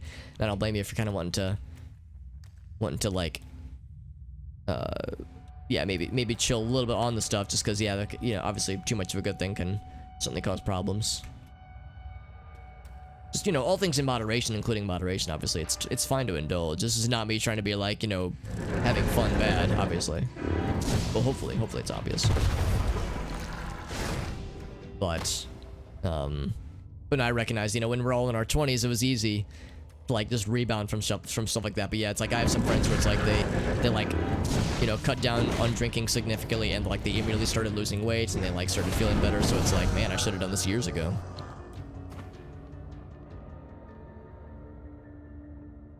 No twist off cap on the cider. Aw, man. Yeah, I'm guessing Stella Artois. I'll admit, I've never heard of that particular brand, but I'm guessing it's probably pretty dang good. It sounds fancy, and fancy definitely means good. Also, giant oozing filth tentacles. Very good. That's my fetish. Just legalize it. Legalize weed? Oh, absolutely. I mean, definitely legalize marijuana. I mean, no doubt about that.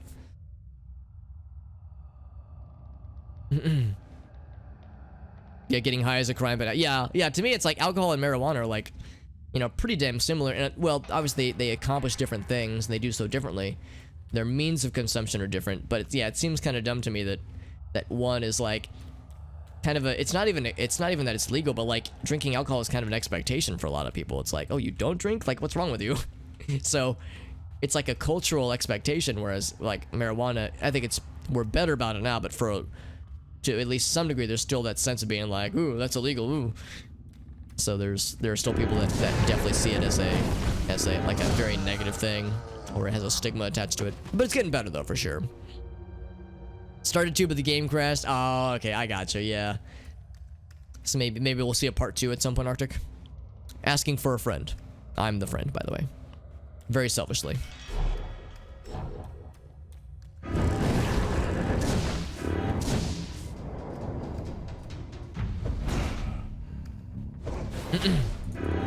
Drop a monitor off the ooh, yeah. So it's like, that's, you know, that's bad, obviously, but yeah, at least it wasn't worse than that. Yeah, I mean, it's times like that might, you know, can be a good time for self-reflection, and to, like, you know, like, oh, maybe I should hit the sauce a little bit less, or just, you know, try to take measures to be a little bit safer. Hero style from Anheuser-Busch. Okay, well, in St. Louis, we know all about that. All these oozing tentacles, man, they're just slithering around, just doing their shit. Irritability, yeah.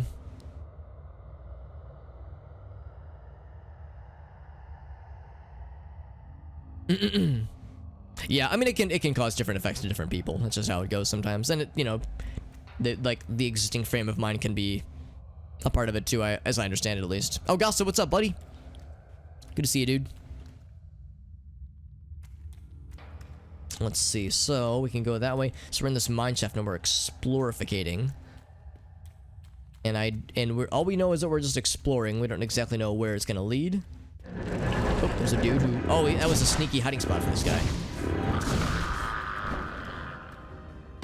It's so dark. It's a good thing we have this mining helmet. If not for this, like... Well, it wouldn't be that hard, but it would be significantly harder, so this does help to find our way.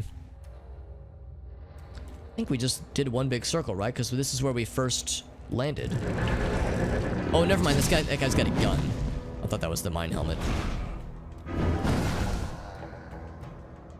It's a flare gun, specifically. Quick access inventory updated. Do we get to fire the flare gun?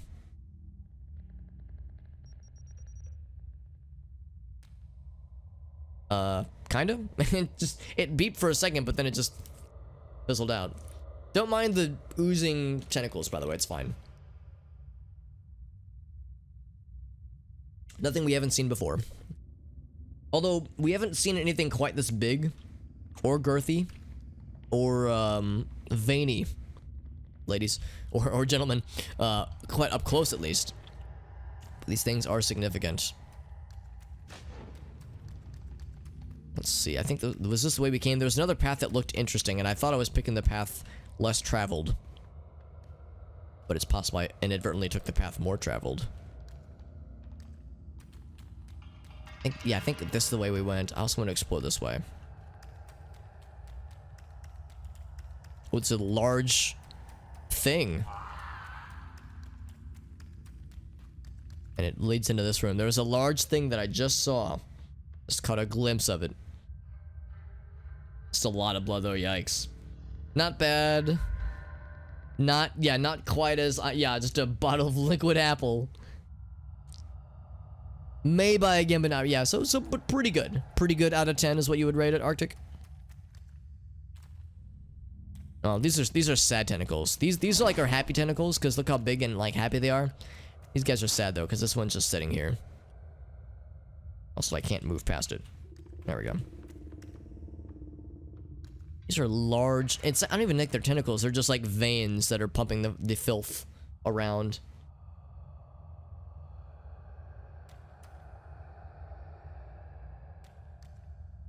Let's go back this way. I'm guessing following the shades is a good sign, just because I think their presence indicates that we're, I don't know if we're getting closer to something, but we're definitely getting somewhere. Also, here's a very ominous cave entrance.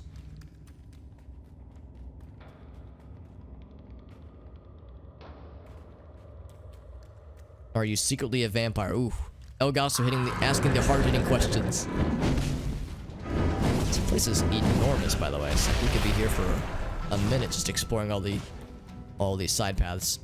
And I don't think there's any like bonus things along the lines of, let's go back actually. I don't think there's any bonus things along the lines of lore or anything. I think we're just kind of poking around. Yeah, feeding oneself probably wouldn't be a very sustainable operation as a vampire, I would think. I'm not a vampire. I just play one on TV, but I would assume that, yeah, probably wouldn't go so well. Oh, there's a big guy. It's the Guardians, Fiend of Corruption. Past the Gaia Seals.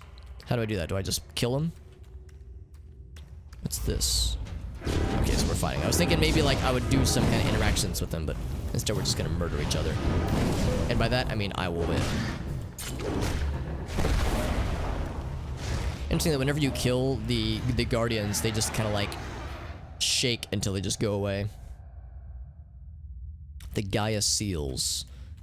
And yeah, so again, if Gaia is this like life force that usually has like, well, if it's like a life tree, it's something akin to Agartha. So we see like actual tree roots. Oh, there we go. Interesting. All right, is there anything else we want to look for here? Let's go for this. I think I know what this leads to, I think.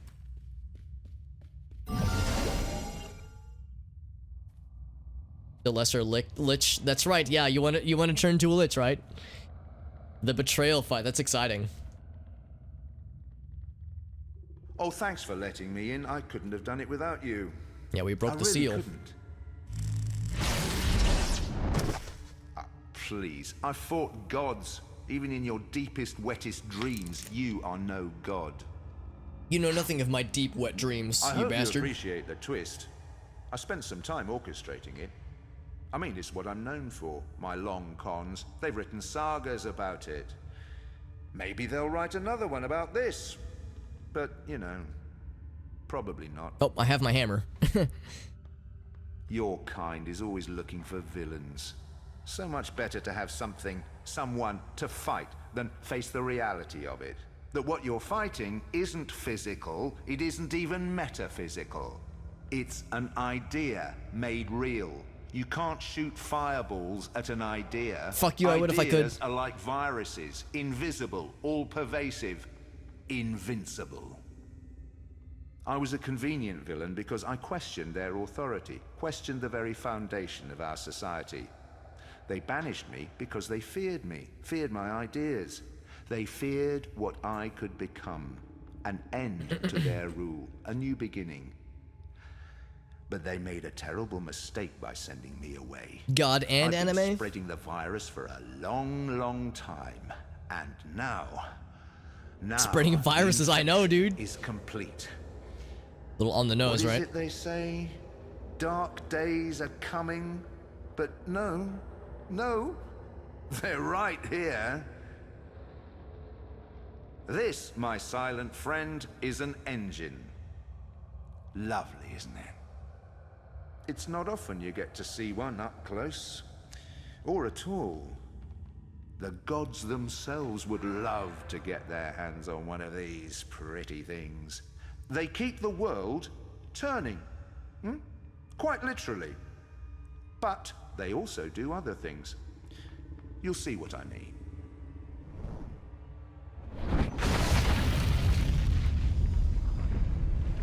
Because the filth has been emanating from the mountain. Shudders and groans. Here we go, All Father. The final destiny of the gods. On my terms, not yours.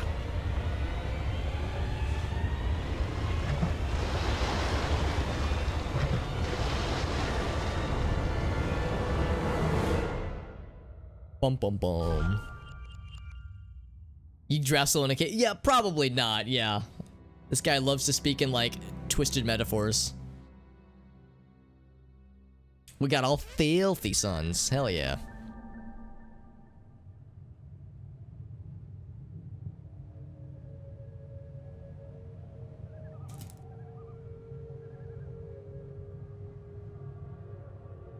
But they did rescue me, though. As we know, Ami has, like, some crazy cool powers. Mom! Mom! I think it's working! Oh, I didn't actually expect that. I had thought you were dead. We got here as quickly as we could. I could feel the tremors inside my head. It's like I knew. It's all coming undone. For as long as I can remember, I've seen a great darkness on the horizon and thought to myself, I sure hope that great darkness doesn't blow up today. I'm pretty sure it just did. So now what? We're gonna fight it. Right, Mom? I don't think so. Are you serious? What am I saying? Something You're going on always with the serious. kid's mouth. But why? What's wrong? Something has been Like some of the displaced, animations or borked. It's like a tapestry that's coming undone. I don't know how to explain it, and I certainly don't know how to fix it. Somebody must know. We can't just sit back with a bag of popcorn and watch Yeah. the end of the world pass us by. Yeah, some of the face What is a little can bit I weirded do? out animation-wise, I I don't know think. enough about this darkness. Some of the All cutscenes I get a little have bit are goofed the sometimes. voices in my head. Joseph would know. He was always the one who knew what had to be done, and I was the one who knew how to do it, even when I was a child. Only one way to find out, isn't there? Let's go see old Joe. You know we can't do that, Kyra. We haven't spoken in years. They just turn us away. Blood is thicker than water, and that's not always a good thing. But it's family, and it's about saving the world, or at least this little piece of it. You're the one who keeps telling me that family's all we got, and we need to stick together through thick and thin. We're in the thick of it now, so you have to talk, and they have to listen. But it's not just me and Joseph. It's Frank and Joe. It's the other people in the tribe. The wounds go all the way back to your grandfather's death, and they're too deep to mend. They're not going to listen, and they're not going to help. We've been neither a tribe nor a family for a very long time. We're on our own, Kyra. Old people can be so stubborn, and yeah, that includes you, Mom. If you're not going to do anything, Eyebrows then are kinda weird, someone too. needs to. Someone who doesn't give a crap about any of this stupid family stuff. Before it's too late. Like me, I don't give a crap about well, it's not that I don't give a crap, but my guy is, you know, separate from all this. Also, other dude. Other player character with cool green anime hair and a cool looking focus or chaos magic on his back. It's like a demon head. So that was a lot to take in.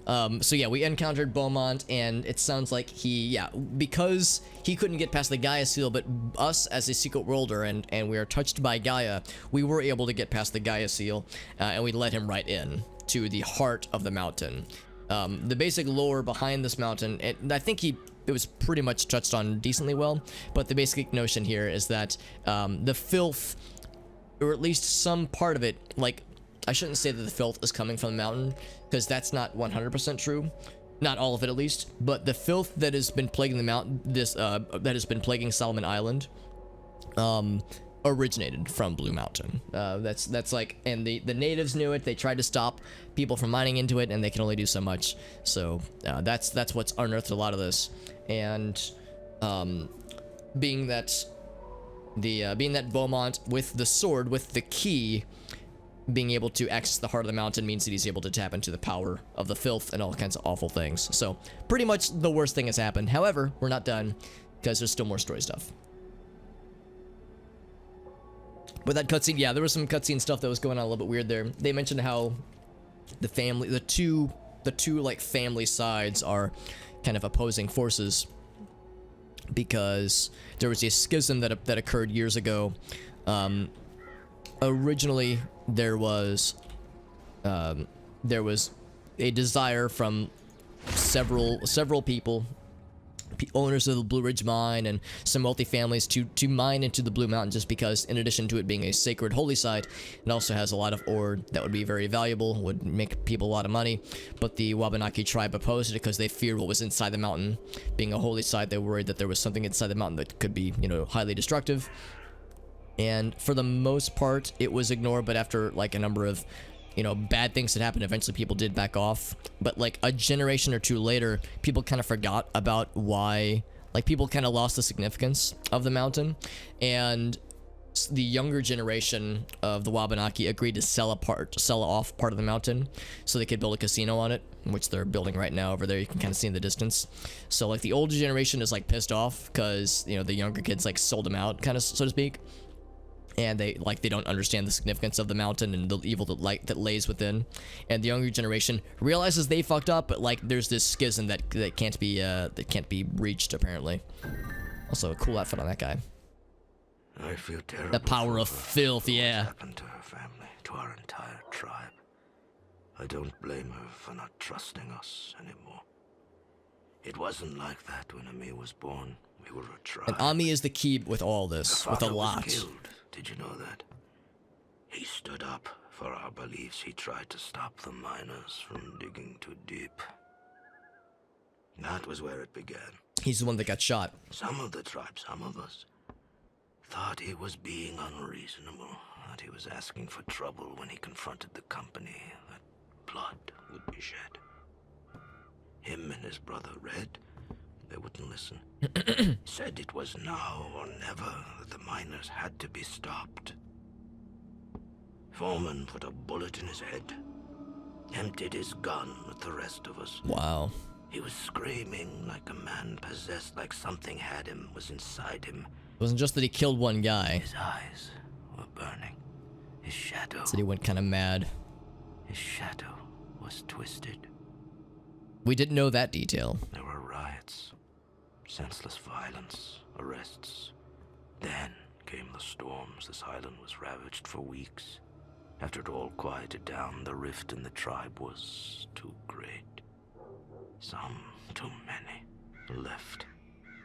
Others, like me and Red, we stayed behind, but it couldn't be mended. It's a terrible thing to have to choose between the people you love. But I was tired, and I wanted to look ahead, not back. And there was too much weight to carry. Too much darkness. That is how Ami grew up. In the shadow of a broken family, so I understand her better than she thinks. I took the wrong path, and now it might be too late, but we have to try. Ami is right.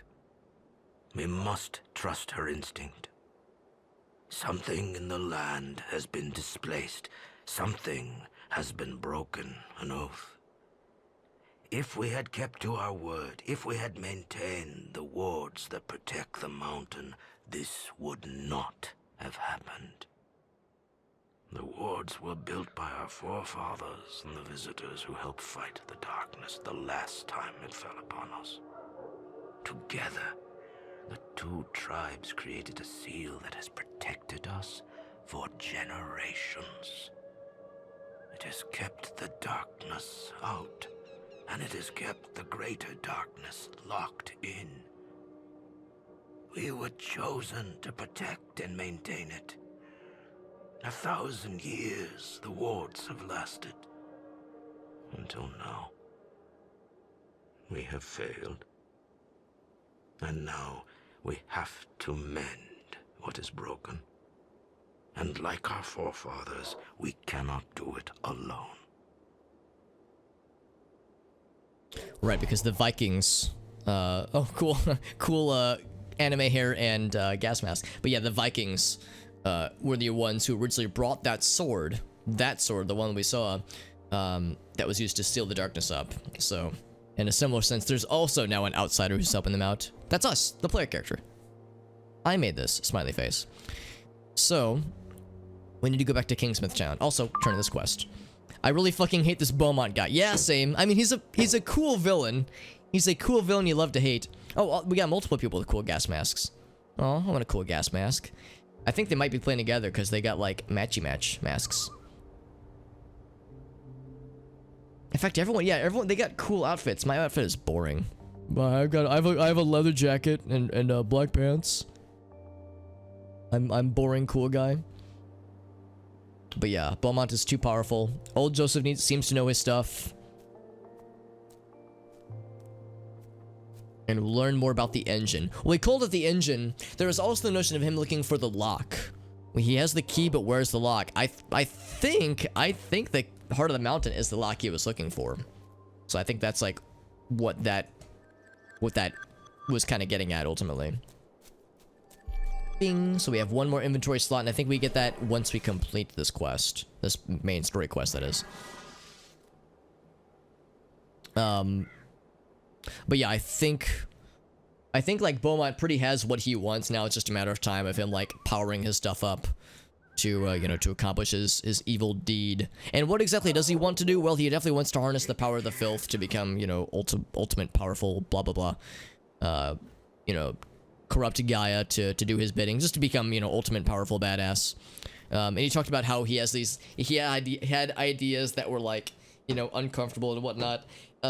We know that he's at least partially involved with Morning Light. And Morning Light has these, like, you know, weird, what's the word? I don't know, just weird, like, sunshine, happy-go-lucky, like, kind of murderous cult tendencies. So, I think his idea is to, like, you know, they talk about, like, the next level of evolution. I think his idea is to, like, just kind of end humanity or existence to, like, usher in this, like, this new age of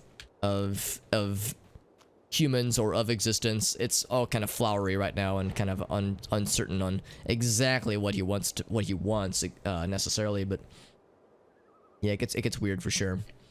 Are there any quests we want to do before we continue with main quests? I think I might want to do a side quest or two. There's some stuff with these guys around here. There, of course, was a Sasquatch, but I don't know, the Sasquatch quest, I don't know, are that exciting. Same with Sarge's quest. Yeah, Sasquatch Chief. We did everything from the Orochi camp. We did Old Joe's quest. Old Joseph, rather. Yeah, we did his. There's also the dungeon, but it's very unlikely that we would be able to solo that dungeon right now. We might be able to solo Polaris. Maybe. In fact, that might be a fun thing to try on stream at some point. Yeah, there's Paul. I thought Annika was Ummi, but maybe she's not. Like, they look so similar. And he even looks like Red. Kinda, sorta. Like, even like the same kind of outfit. But no, they're clearly not the same people. Then, of course, yeah, there's this one. But we can't do this quest. Why not? Jack's back. And John Wolf in this. Some stuff from John Wolf. Okay.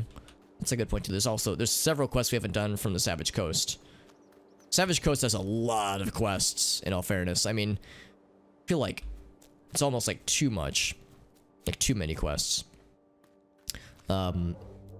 Whereas Blue Mountain, there's fewer of them, but the quests that are here are pretty dang good, I think. It's like when the game starts to like get really freaking cool. Let's do one of Paul's quests. I don't know if I've ever done these before. Like, ever. These things just don't stop coming. Everyone needs a break from the killing.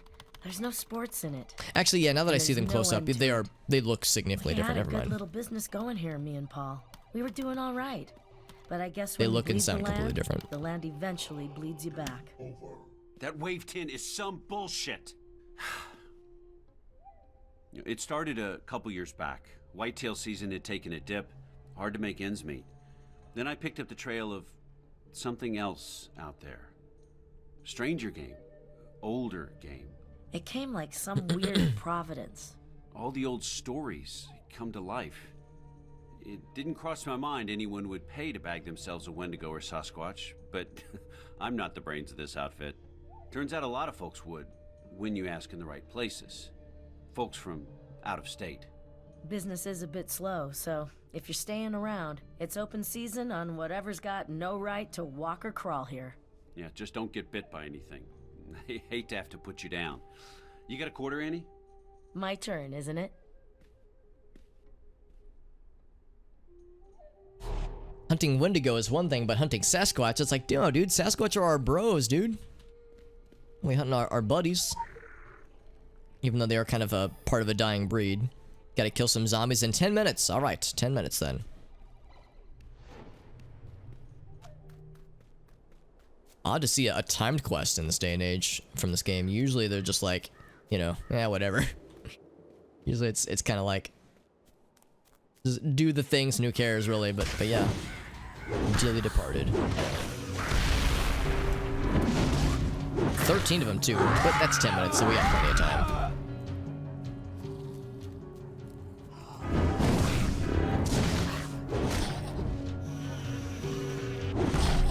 They're not hunting them. Well, yeah, that's the thing. They said, like, whoever wants to bag a Sasquatch, you know, whatever. A Sasquatch and Wendigo. And I'm just like, well, hunting the Wendigo, that's one thing. But it's like, don't hunt the Sasquatch, man. These guys are cool. But yeah, at least in this quest, we're not having to hunt them. We're just killing zombies and presumably Wendigo. The Sam Squanch. Yeah, the soap makers. Oh, Sax Squatch. I misread. Yes, the Sax Squatch. Those are fun YouTube videos. Those are very fun and a good flavor of Sasquatch for sure. The land is sold, the tribes wait. Yes, this is the schism we saw. An unreasonable anger gnaws their hearts and widens the divide. The dark days. Also, is that an, oh, I thought it was an upside down cross. I was like, holy fuck, that's metal for a grave.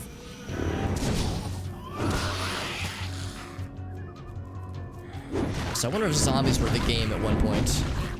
We talked about having different kinds of game, Sasquatch and Wendigo.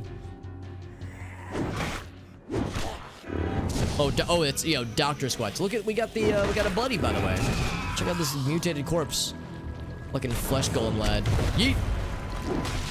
Let's get the fire buddy in here. Oh, we did interrupt. That's kind of nice. Entrail whip. Oh, that's a pleasant sentence. Or a pleasant phrase. Entrail whip. Y'all ever just, like, rip out your intestines and whip somebody in the face with it? Not just me, right?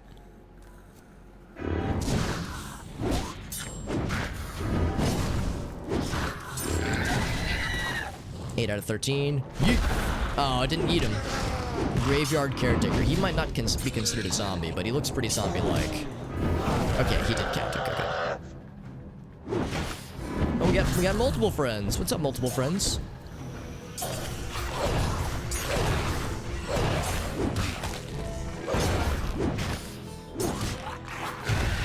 we go. 10 and 11. We stole the Thurgan, by the way, and I'm not sure how that's going to come into play, but maybe that'll be for a story quest soon. Soon, TM.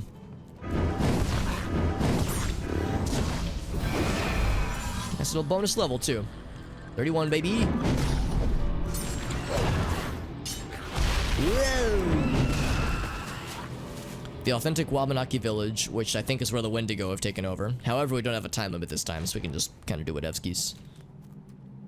Can we? Oh, I thought we could interact with the flowers. Anytime you see something highlighted in yellow, it is usually interactable in some way. We have the weird, like, spooky, smoky vibes again. Kind of the same thing that we had yesterday when we were doing that investigation quest. Oh, there's the, I was gonna say, there's the casino. The casino pits. I was gonna say, we'll probably have to kind of fight that wisp, won't we? Little wispy friend. Alright, into the village. The Gore Streak Wendigos.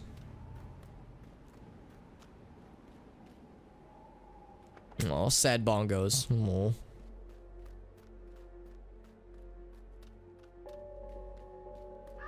I was gonna say, I'm having a surprisingly hard time finding these lads.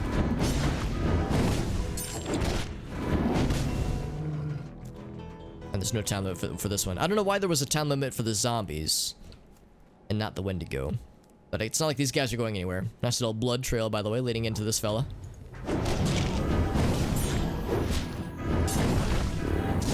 2,000 damage, man. This attack, I said before, and I'll say it again, it definitely has been carrying my ass for longer than I care to admit. There's nobody in here? Yeah, it's like there were multiple Wendigo in this, like, area here at one point. They're holding out on us, man. Maybe for this quest the numbers are altered. And their placements are, like, hard-coded. There's this big guy. Every time I see this guy, I always think to myself, like, that's a weird place for a large zombie corpse, and it's like, oh, it's not a corpse, it's an actual thing that we have to fight. A tourist guide. Why is he so big, though? He's so big. Alright, one more.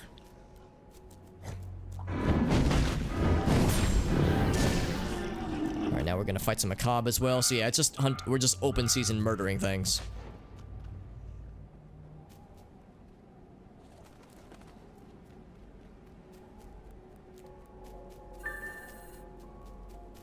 Get some of the firstborn. That's like you. 12 of them though? Man, this is a lot of just killing monsters.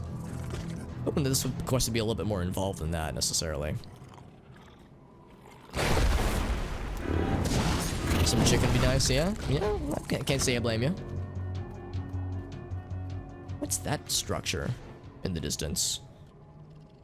Oh, it's part of the casino. Okay. It's like, what? It was strange to see such a thing, but yeah, it's not that strange. Oh, these firstborn guys. Yeah, these are a lot easier to fight. Yeah, just fight the little dudes, because you get much more bang for your buck. There we go. Yeah, fighting the little guys is much nicer, although it summons the stalkers, too.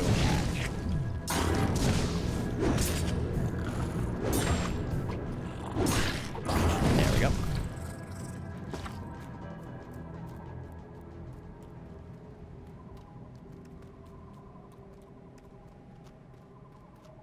And for like the bundles of the little dudes. Looks like these things slow you down every time you walk by them. The drumstick or something like that. Yeah, I'd be super down for that, man. Yeah, I wouldn't turn away such a notion. If one were to just float by my face right now, I'd be like, okay. I wouldn't protest. Now I don't know if I would. Maybe I should question a magic chicken that just, you know, roasts itself and just enters into my mouth on its own, but no, I'd be okay with that.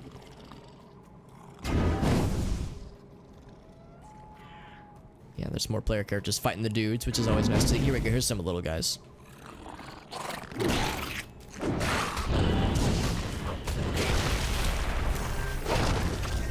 And that's all 12 of them, perfect. In one fell swoop. Old Sasquatch named Cliffwalker.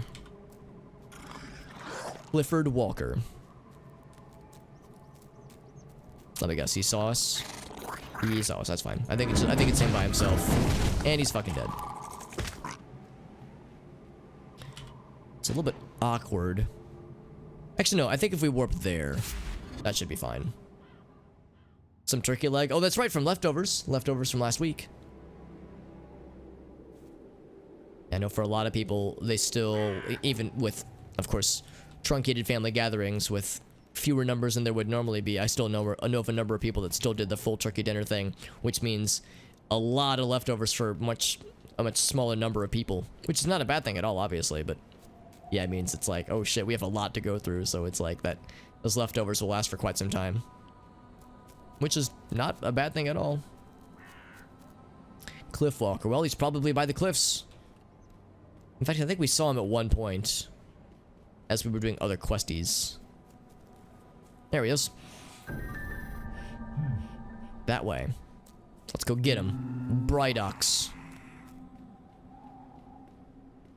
Where is he? There's also lore right there.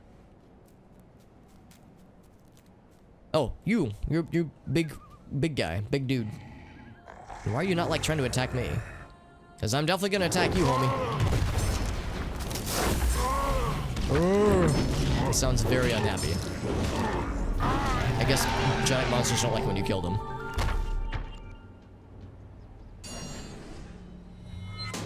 Hey, what's up, Bree? Good to see you, friend. I've fought mud crabs more fearsome than you. Yeah, those guys weren't particularly fearsome. I mean, they look scary, but the numbers aren't quite so big and spooky. So kind of an overview of the wildlife. So we have ancient varieties of rejuvenated numbers, rather. The Wendigo and a Cobb are territorial, not surprisingly so. Oh, he respawned, by the way. But thankfully he doesn't fight us unless we start to fight him. The Drogs are more enterprising, though. Since, yeah, neither the Akab or the Wendigo will encroach on each other. But the Drog don't give a fuck, though. Pods being hauled up to the quarry. High-ranking Drog in the area around the quarry. Yep, not a surprise, because we've seen it a whole bunch. And there's likely more where that came from. Now we can upgrade our head talisman. Bloop. Level 6. So a little bit more gooder. I'll take it. He's just vibing, but he respawns and immediately recommences the vibing. So I'm gonna cross the fence so I can grab this lore nugget over here. Learn more about the Drog leaders.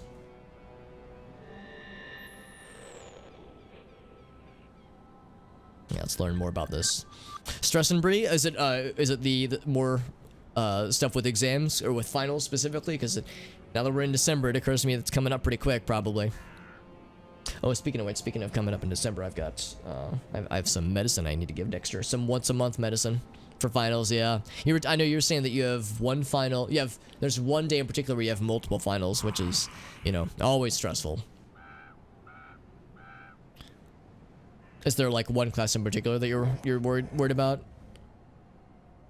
Yeah, just the physical manifestation of that stress. Oh yeah, no, I understand all too well. Like, you know, worrying over something like that for so long can, of course, have like ill effects on one's body. It's like, how can it not in like certain cases? The calculus one, yeah, no, I don't blame you. I know it sounded like there were some other ones that were also stressful, but yeah, I'm sure calculus being the big one. That's a pretty understandable one to be stressed by. I get to pull the like old man card out, but back in my day, I remember that was that was the class that I remember stressing out the most as well. Even though, like, after Calculus 2, there was no more after that, so it's like, you know, the classes that caused the most stress were classes that I had very little to do with after the classes were done, so it's like, you know, you get a kind of, what's the word? I don't know, like it's like there's a imbalance between how stressful a course is versus how useful it is for certain majors or for certain individuals. I mean, it was still a useful class, I guess, but those particular tools haven't had to tap into them for, actually, not since I turned in the final to my Calculus 2 to my Calculus 2 class. Chemistry is stressful, yeah, exactly, but that one's like more closer to your skill set. It just, yeah, there's really not a whole lot, having to remember how to do certain things and remembering certain formulas and just certain like ways to solve certain problems. It's just, yeah. You just kind of have to like force your brain to remember by doing, which is, you know, stressful. Let's see, the behemoths. I think that's the big blue guy, like the big crab guy we just fought. The drones will eventually get broken down into a pulpy matter by the currents, which nourishes the growth of new pods, but the hardier dudes mutate further, and the largest become elite warriors, grown and mutated to a titanic degree. Countless sea creatures have fused into their hides, yep. Thickening the new forms into unbalanced Goliaths armored with ridges of coral gristle. Their clacking claws sound like thunder. Yeah, these big boys. Can I like look a little bit closer? I can't jump back up though. I mean, of course I can just warp to where we need to go. Does this lead into the quarry or out of the quarry? Looks like it leads out. Also, the smoke makes it hard to see, man. There's some lore nearby. There is.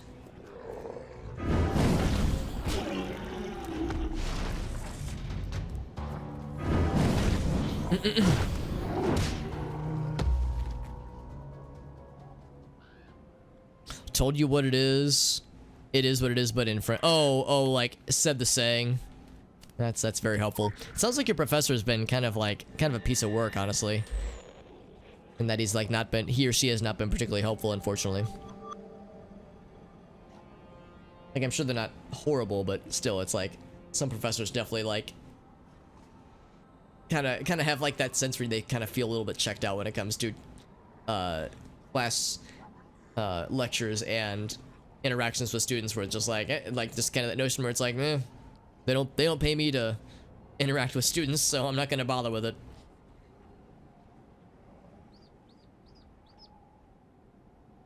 So more about the Orochi. Yeah, QBL Media, the Red Serpent. So by day, they're a media behemoth owning TV channels across all major markets. Hollywood movie studio, TV, movie production, animation, special effects, record labels, book publishers, newspapers, magazines, other theme parks, but by night, or at least under the table. Their ubiquitous presence controls the outcome of elections. They will direct wars and sway public opinion to and from certain things.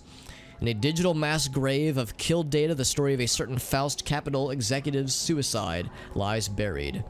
So there's other stuff lurking beneath the surface. Not surprised in the slightest. Yeah, let's go back to the Savage Coast. The Savage Coast with the Savage Most. Orochi, we've done that quest before. Let's go back this way. He knows the material. Yeah, for sure. Obviously, I mean, presumably he's smart. But the way he presents it isn't always very helpful. Yeah, it's like, I mean, there's no question that he's smart. You have to be smart to be a professor, but or at least very accomplished in your field. But the notion of like kind of not giving a fuck with relation to interacting with students and like teaching the course.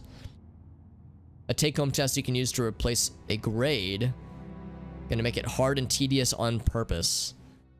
Is it optional? He said you can use to replace a grade, so it's like no one made a high enough grade, disappointed. Huh. Yeah. Seems a little out of touch, I guess. I don't know. It seems like a strange way of doing it. Yeah, back at the Savage Coast. Now, it occurs to me the Savage Coast isn't where we have to be. But I think I want to do a little bit more questing stuffs. I want to do... There was something that John Wolfe has available. And, of course, there's also... Let's see where... He's right over here. So if I warp right here... So stuff that John Wolfe has, and there's also some quests that Nathaniel Winters, the proprietor of the amusement park, also has for us. It's very blue here, very purple.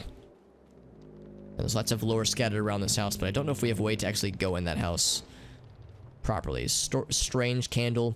I think there's a oh, there's some right outside.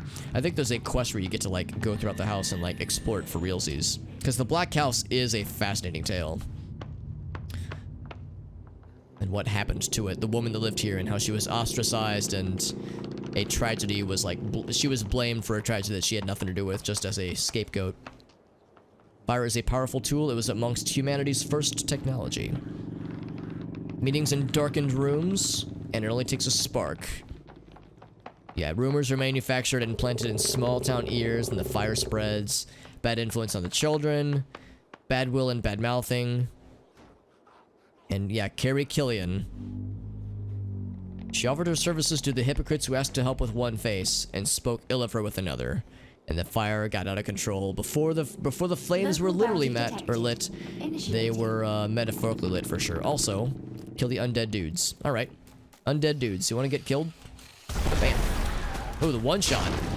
All right, we're kind of high. We might be a little overpowered for this one. Some lore down here. More about the Black House. Sometimes fuel gets spilt on the fire. Several guests disappeared from the motel. Conniving lips whispered new rumors. And Carrie Killian was found innocent, but the seed was planted. And the simian brains of the townsfolk, yeah. We visited them and tried to warn them off the coming disaster, but they saw us and lost their simian minds. Interesting. kind of fun just one-shotting these things, honestly. After, like, how much trouble they gave us in the main game. Like when we were here previously. And just like that, that one's done. Thank you for your continued efforts towards cleansing the area. Don't you worry about cleansing the area. Let me worry about blank. Professor just graduated last year. Oh, interesting. So they're like a very new professor, and no teaching. Yeah, no teaching certificates necessarily. Ouch. So, yeah, that is. Sounds like the person just is a little bit inexperienced. Yeah. Yeah, well, I mean, for a lot of professors, and I'm not saying this guy is necessarily this way, but a lot of professors don't view their job as teaching. Being a professor does not make you a teacher. It just means that, you know, you're like, it means you're like certified by the school to provide the tools for students to like learn material. But like, yeah, a lot of teachers will be like, all right, first day of class, here's the syllabus, and anyway, you'll never see me again because I'm going to, you know, maybe office hours, maybe, but my TA is going to teach the class. I'm just here to, you know, get grant money for the school, so see you later.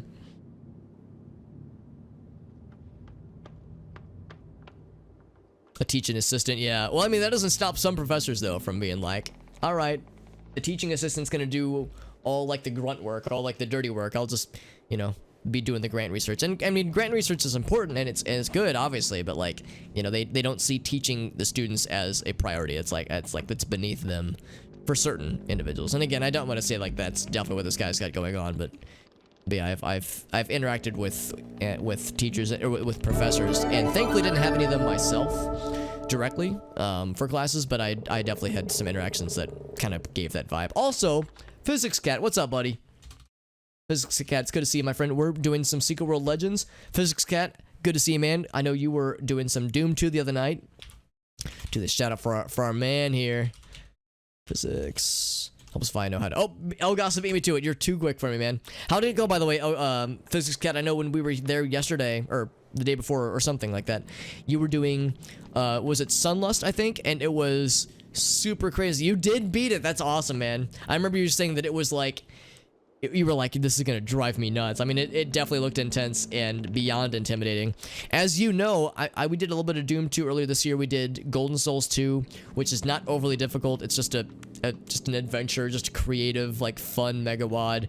And I'm kind of a scrub when it comes to first-person shooters, and absolutely Doom 2.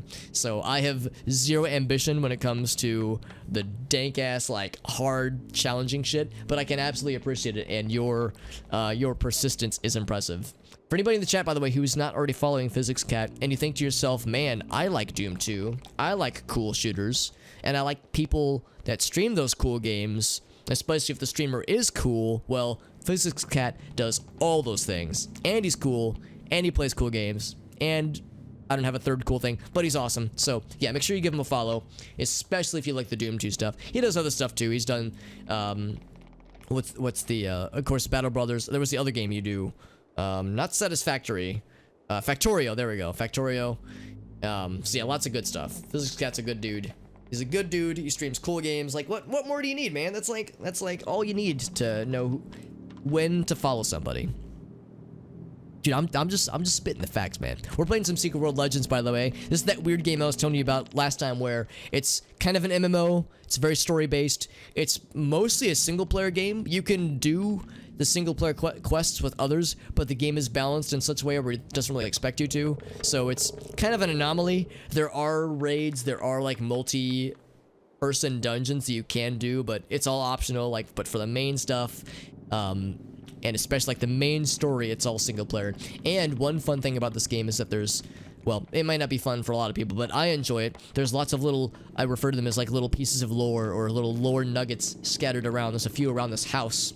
And whenever you like pick up a piece of lore, you get to learn about some of the backstory behind certain major places or people within the game. The area we're in front of right now is called the Black House, and it's called that because this lady named Carrie Killian used to live here, and she was from out of town. We're kind of in small town country right now, kind of a rural area off the coast of Maine.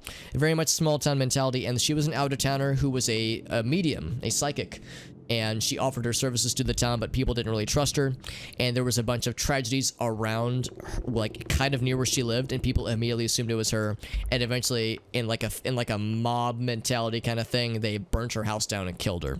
So we're learning kind of about what was going on back there. Some very like weird and tragic and Lovecraftian shit, but and like Poe-esque as well. Brain was complete. No, I feel that, man. We were talking about how sometimes you enter that weird part of the night where it's like, I'm not even making sense right now. I can't form sentences. I can't complete thoughts. The game has destroyed my brain and or my ass. So yeah, I know that all too well. Never wait to see. Oh yeah, no, it's okay. It's okay, Bree. I'm always appreciative to have you around in any capacity. But yeah, it's true. I do stream kind of late sometimes. So I don't mean for that, but yeah, it's sometimes I start late, so that means I stream late, and sometimes it gets exacerbated further because a lot of times I'll be an internet degenerate. I'll stay up way too late, and then I will go to bed late, which means I have to wake up early for work, obviously, because, you know, I've got work in the morning. And then I'm tired throughout the day, so I take a nap after work is done. But then I wake up, you know, I overnap, and I wake up late, so I stream, you know, again, I keep with my stream schedule, so I stream and stream late, and then I stay up late again. It's like this self-fulfilling cycle of being definitely in this weird late shift thing but still having to abide by a 9 to 5 or an 8 to 5 job, really. So it's a weird one, but yeah, I make it weird for myself for some reason. Oh geez. But yes, but about the lore we just found though. So a bad thing happened here, but do you see what we see? It says, fire burns away so many guilts, but the ashes remain. Says no one goes here. No one goes to the black house. Kingsmith still feels the guilt, and the guilt has a name. So people recognize that what happened was bad, and this place is still very haunted and still like not good. Like just by virtue of standing in here, we take damage. The walls start bleeding. It's very nice. Ouch. It's a very nice place. But yeah, we're getting like buffeted by these ghastly forces. There's a quest where we can eventually like uncover more of this place, but I want to go find the lore first. Yeah, more blood piles. It's a pretty happy place. Strange candle. FMC maybe? Let's pick up this lore. Actually, I'm not taking damage while being down here at least, so I can at least read this relatively safe. Vampire the Masquerade. Oh, yes, that's another big one for sure, Physics Cat. I've never played it, but I have some friends that loved it back in the day. They played the tabletop game back in the day, and I want to play the PC game at some point because I've heard it's quite good. And yeah, there's definitely an overlap with the vibes between those two games, because this game has lots of Edgar Allan Poe vibes and Lovecraft and Stephen King. It's got lots of like, not even just vibes, but also like direct references. There's a place here called let's see if I can find it, the Overlook Motel. Obviously a very thinly veiled Stephen King reference. So yeah, there's like lots of similar references and influences that I'm sure I would like with regards to Vampire the Masquerade as well. The unofficial patch. Yeah, I've heard that it's kind of buggy, and it's an older game, so, you know, there's some clunkiness to be expected, but I like older games. I kind of like that clunkiness, and I think I would really appreciate the storytelling, because, yeah, from what little I know, it's quite good. But yes, Carrie Killing, this is the lore we just picked up. Came to Kingsmith and built the house, worked from home, consultation and help through pagan practices. Everyone liked her in those days. But then, a pattern of the ashes. Eye and pyramid, so they were part of the Illuminati, so that's why so much of the lore talks about the eye and the pyramid. She was no fraud, but an independent practitioner of magical arts, which concerned the Illuminati. They didn't like how she observed the Innsmouth Academy. Well, the strange candle isn't something we can interact with just yet. I mean, we can, but there's... Actually, hold on. Maybe we can pick it up as part of the museum. We can examine it. Oh, and it has lore on it. Oh, interesting. Okay. The burning cadence. Yes, exit here in case of fire. The forgetting mantra. Also, that noise sounded like a monster. You can hear them. There's a few more within these premises, I do believe. Hearing something. Let's go upstairs. Even though the upstairs sometimes gets a little bit painful for us.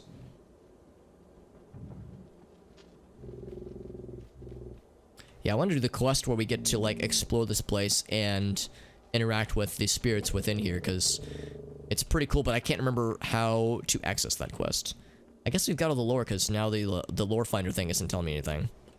One fun thing with this area is that we can go out the front door, we can go in through the back door, but you can't go into the front door. Because if you try, it just it like roars you out. Let's go over this way, because there is a dude that offers quests. Oh, there's more lore nearby. Oh, this one right here. I can even see it. Very sneaky. And some dudes. But we can kill them instantly. Because we are kind of overpowered for this area. This is actually the second area in the game. And we're approaching the end of the third area, so we're a little bit over-leveled for these particular quests. But I still want to do them for the lore that they provide. We have 10... Oh, that's all of it, by the way. That's the whole tale. Rumor mongering became ostracizing. Fraud became freak, became devil worshipper. That handsome house became that den of evil. The shrieking primate finally gets the courage to poke the curiosity before running back up the tree, and soon all the talking monkeys are grabbing sticks. Wow, such fascinating writing, man. It's like intentionally archaic, but I like it. It's a vibe for sure. Oh, we can't do that quest though, man. Do we have to do this one first? The Black House? Something wicked from Norma. Okay. I kind of want to do that, but I also want to do the Black House quest. Let's do the Black House quest in a second, guys. I need to go take a quick little, I need to visit the little Hobbit's room. So give me 1 sec. I will activate the BRB screen. So give me like 5 minutes.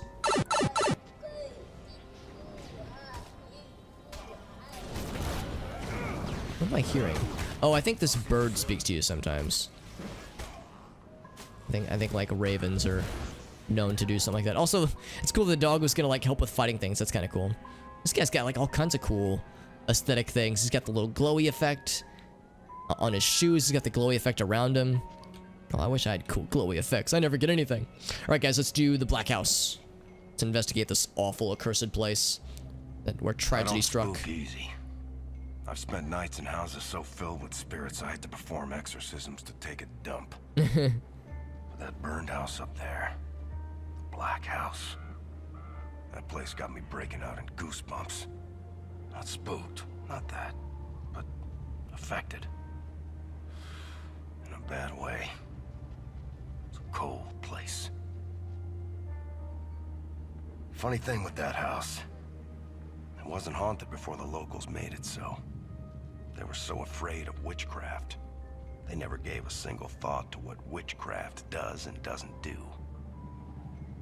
After the house burned down, they got far worse than magic to contend with. Anyone walked within 100 yards could feel it, like nails on a blackboard. You look for evil in people. Sooner or later, you'll find it. Even when it wasn't there in the first place. Yeah, it's almost like the proprietor of the Black House, the person that lived there, before it was called the Black House. It's like she practiced, like, offered pagan services and, had legit stuff for sure, but wasn't, evil. It's almost like others' cruelty made her evil. Complete the mission within 2 minutes. Let's see if we can go fast. I mean, I don't want to go, like, overly fast. But we know how to navigate it pretty well, so maybe it should be doable. Search for clues on the ground floor. Newspaper clipping. Gathering outside her home. The fire broke out sometime after the crowds left. Yeah, a peaceful gathering outside of her home, yes. Fire services arrived on the scene. Tried to contain the blaze before it spread to the woods. They were unsuccessful to save Miss Killian, whose body was later recovered. It was built by Miss Killian, but it didn't conform to safety regulations, and the fire is not being treated as suspicious. But anybody who knew her or was present at that night is asked to, yeah. So still suspicious for sure. For the clues upstairs. I think that was in the bedroom, or the bathroom rather. Short funeral was held. chose to take her own life. I'm pretty sure the fire is what did it, man. Service was unattended, but the pastor asked all townies to take a moment to reflect the importance of community. They generously provided for cremation and a personal funeral plot. How generous, right? Yeah, jeez. Oh, oh, spooky. Oh, it's smoke. It's like what she had to deal with. Also, yeah, we're not getting this in 2 minutes, but that's fine. It's pretty quick, man. Am I supposed to like outlast her? Do I try to bust out? Oh, you have to fight. You have to fight the door. But I'm dead. Ah, shit. Yeah, I didn't realize you have to break down the door yourself. I thought we just had to wait it out. Yeah, it was an easy solution, but my shitty ass couldn't think of it. Couldn't think of it in time. Actually, what I'm gonna do is I'm gonna resurrect out here. That way I can be at full health. Yeah, it's like usually that's kind of usually not how this game works. Usually you like have to interact with something or just wait it out and like, you know, see whatever the game wants you to do. But no, in this case, you really just bust down the door. The simplest solution, right? All right, so yeah, we were able to break through. Oh, do we do it again? All right, so yeah, here's what should have happened. I bust this door down and then it just lets us out. So nice and easy. Nice and easy. All right, back to the basement then. Always smashed. Yeah, we have a hammer and everything's a nail.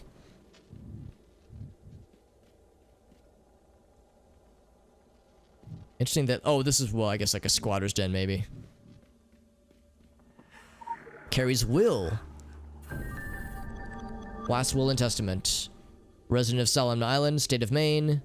Last will and testament. Oh, we can actually read down here. Proceeds of my estate be given to charity on the condition that the charity is outside of this island. She gave the people here all the charity she had and was shown precious little in return. They'll be glad to be rid of my memory. Wish for my body to be cremated upon death. Ashes are not buried in this bleak and hard soil, but scatter them on the sea, where time and tide may carry me away from the events that have transpired here. So it's like she knew. Interesting that they said that, like, oh yes, she tragically took her own life. It's like, I don't think that's how that works, man. Native American anarchist squad. I mean, I can definitely see the... I can see some anarchy vibes for sure. I don't know about the Native American part, but I guess I wouldn't be, like, horribly surprised. Since there is a pretty heavy Native American presence with some of the natives that live in some parts of here, but definitely not all parts. I mean, most of Kingsmouth and most of the area in the Savage Coast, in fact, all of it is definitely dominated by, well, I'll just by white people. Honestly, we'll just say what it is. But in the Blue Mountain regions, the more off the beaten path areas, the more rural areas, I guess we'll say, are have a more heavy Native American vibe. Those are the worst, man. A sinner in life, may her spirit find grace in death. Jesus, like, pretty shitty of them to just be like that awful about it. Recover her ashes. Oh my. Now it said that she wanted her ashes scattered to the sea, but they just left them here, which is kind of shitty.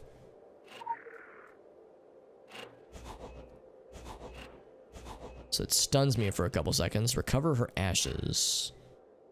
Oh, the Illuminati wards. Oh, okay. I have to watch, like, the order in which it paints them. So, bop, bop, bop, bop, bop, bop. That one. Unless I have to do it in reverse order.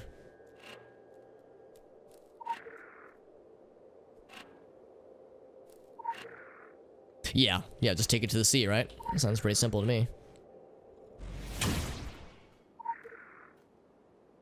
Quick access inventory updated. Go to the banks of the Miskatonic. Yep, let's head over this way. We can definitely access it from this particular region. I mean, this area is savage, but it is coastal. That's why it's called the Savage Coast for anybody who was wondering why I said those weird words the way I did. Those weird words with my human mouth.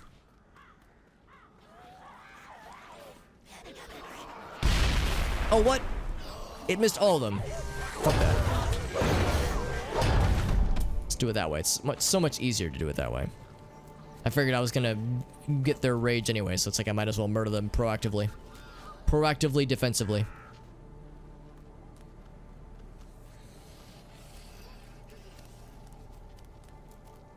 Oh, it's a river. Well, does it flow into the ocean, though? Yes, eventually.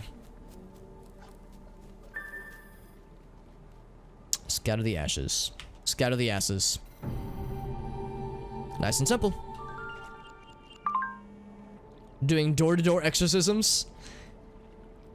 We have to talk misalignment of expectations if you want to sew up every ectoplastic bleeding heart you meet. Ectoplasmic bleeding heart you meet. Defense budget funded technology to deal with ghosts. It's like fumigation or sandblasting. Your takeaway from the sad affair of Carrie, cute high school yearbook photo, unmarried, no next of kin, is the importance of corporate support.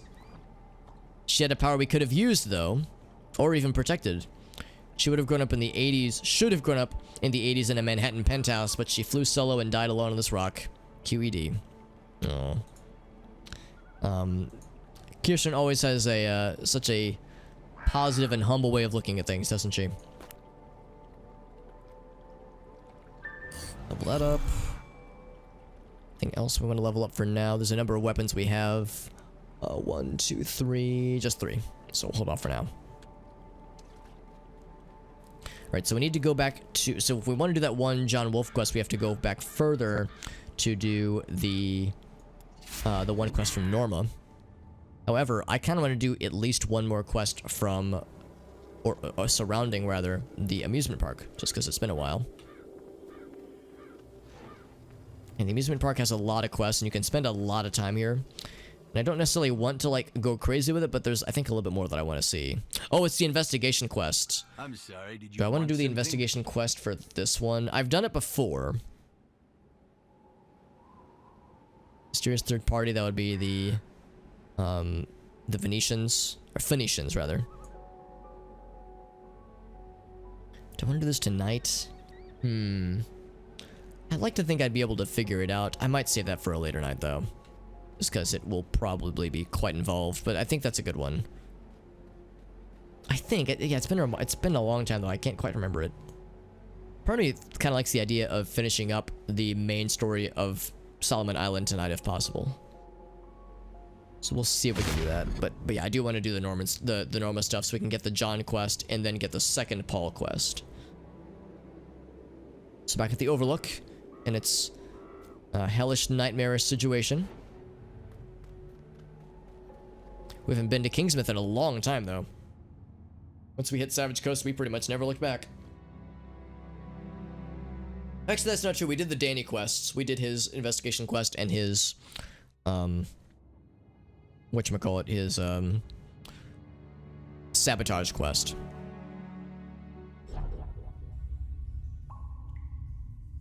Oh, there's also the Morning Light people, the hippie camp. They might actually be kind of cool, too.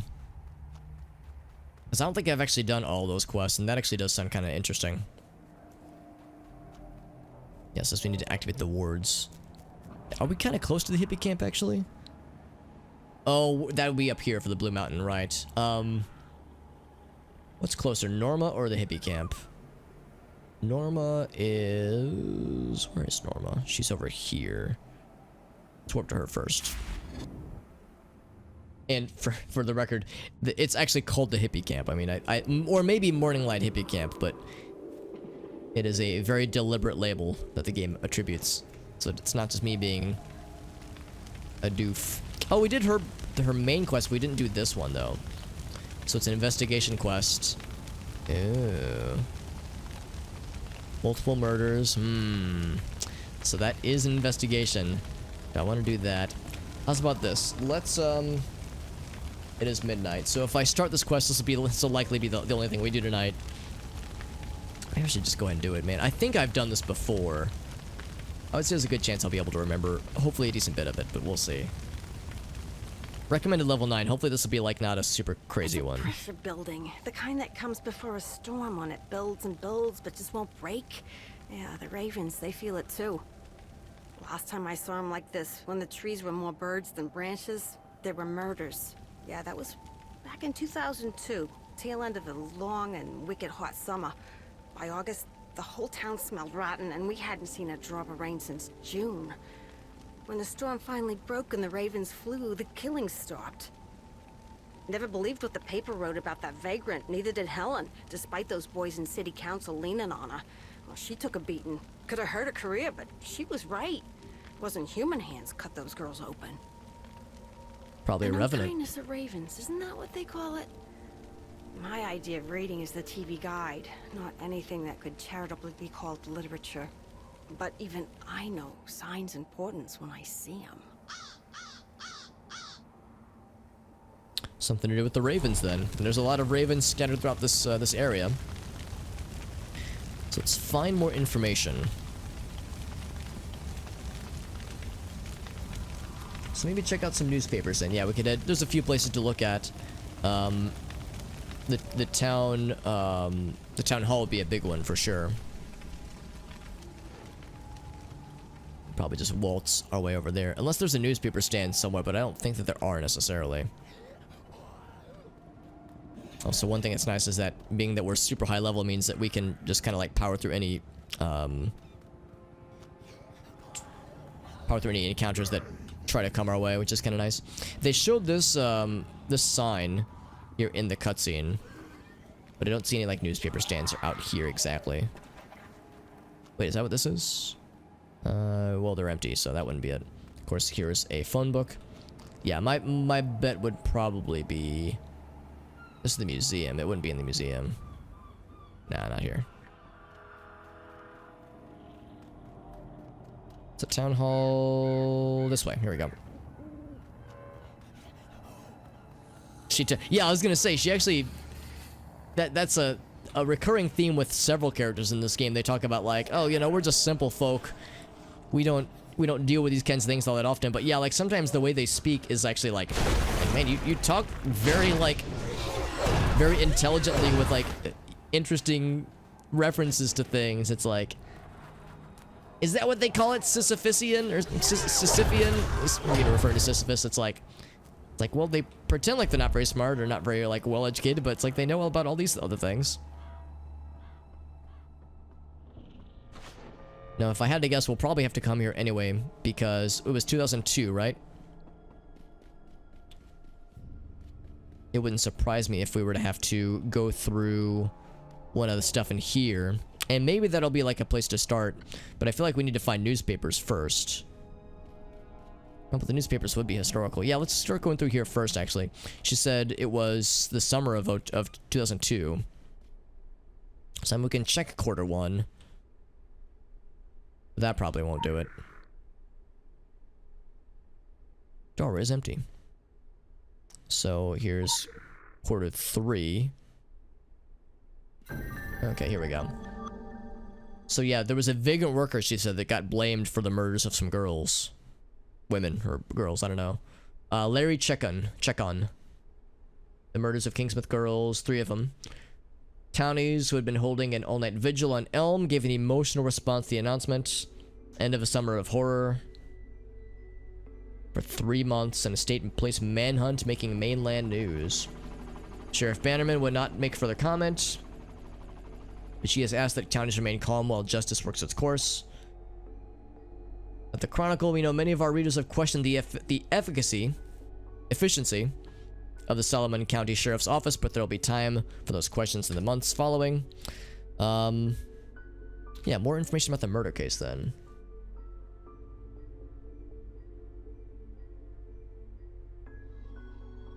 Details are withheld, but information must exist somewhere. Maybe going to the sheriff's office would be the next thing to do. We can check the rest of this, but I have a feeling that the rest will probably will be short on answers. So 2002.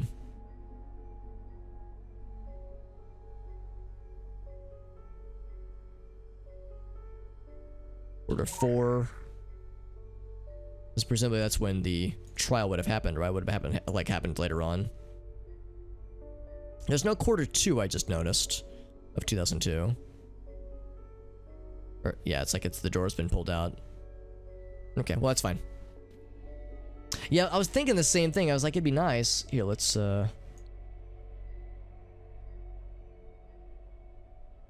Let's make sure I'm not missing something. There's three, there's three as well.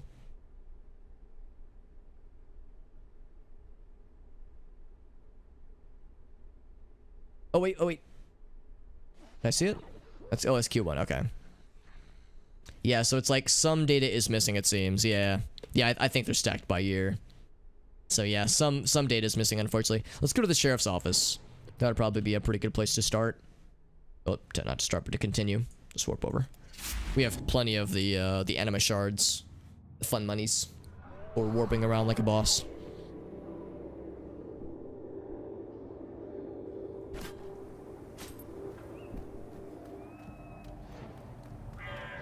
Namaste. There's of course phone books and whatnot, but I think there's like a place where there's like a bunch of file cabinets and whatnot somewhere around here. Whatever the good old boy Or the computer. whitewash should still be on file. Yeah, let's actually check the computer.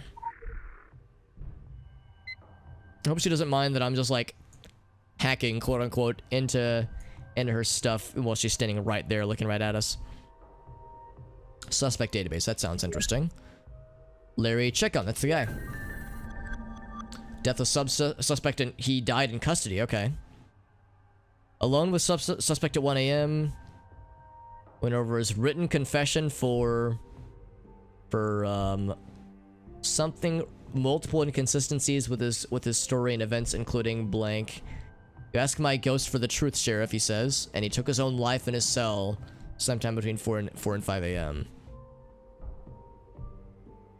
So maybe they forced him to write a confession or something. Discovered at 7. Scene already blank. Yeah, lots of redactions here. All outstanding work will be closed. Let's go take a look at the cell then. I mean, this was 2002, which should have been 10 years or so ago in game. A way to get into there? Or is there another cell maybe?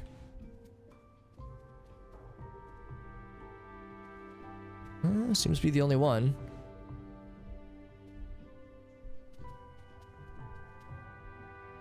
Maybe, There's a Bible there. Oh, don't mind me, I'm just standing on this wounded guy. It's fine.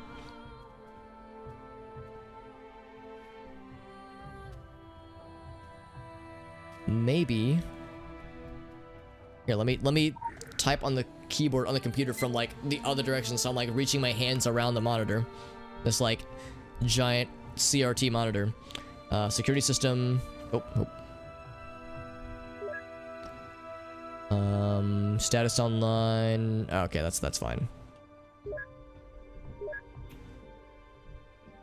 Oh, interesting. Shay Garcia. Yeah, that guy. The guy from Morning Light. Multiple noise complaints. Verbally aggressive but physically passive.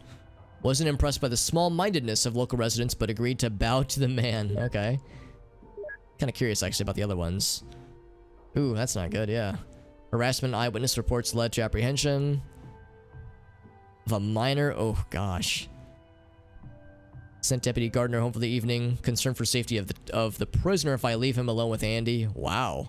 Andy's like such a soft-spoken guy, but that's shocking that he would be like, you know, violent. But I mean, yeah, throw the book at the scumbag for sure. But like Andy of all people being like, you know, he might fucking kill the guy. It's like, whoa, that's shocking. Alcohol related. Oh right, Bill Dexter. That's right. Drunk driving, public exposure, just being a nuisance. All officers have been pretty lenient, but this behavior cannot be tolerated. Yeah. Dave Gardner, I think we read about that one. Throwing a muling sack into the bay behind Jack and Winnie's bed and breakfast in Journey's End. Huh. Oh. God, that's sad. Yeah. Bill sounds like a fun time. Let's go see what else is like around the outside here. It's got to be a way to get into that cell. I mean, I've got a hammer. I'm looking for some nails. Here's some nails. There we go. Now I feel better already.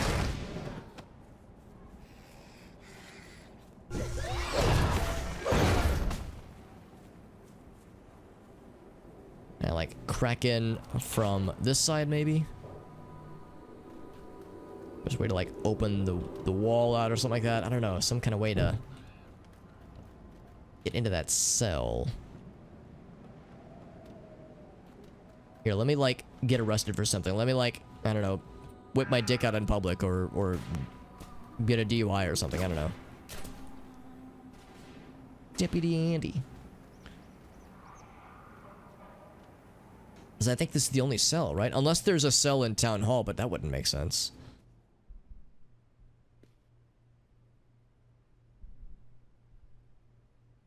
The truth would be told by his ghost. Maybe I need to go into ghost mode. We did a lot of that yesterday.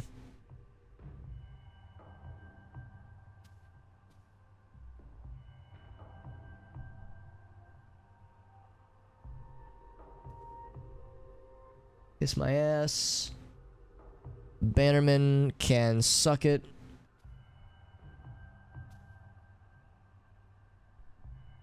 I need to get into there, man. A way to crack that open some way. Like some kind of like button.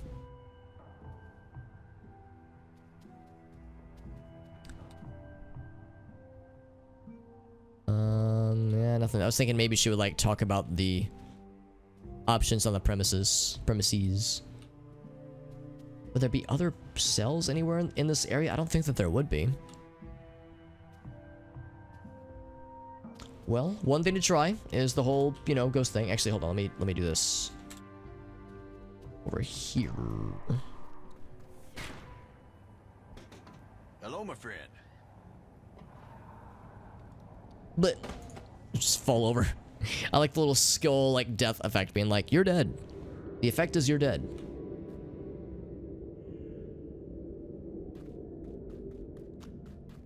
There's my body. It's up there. No, I don't want to resurrect yet. You can see the ravens on top of like police cars and whatnot. Because I don't think these ravens would be here normally. So like there's like some ghost specific ravens, which is kind of cool. Nice and spooky like. Oh, it's open. Ah, interesting. Bannerman is hot. Bannerman can suck. Well, we don't know what it says, but suck something. Kiss my ass. Okay, nothing else new. The White Ravens whisper, Golden Girl's sorrowful secrets are never told. Golden Girl's sorrowful secrets are never told. The White Ravens whisper. Well, there's kind of a white raven outside.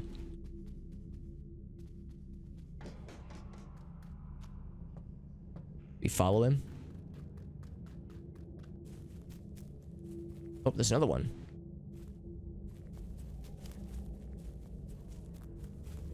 There's one here.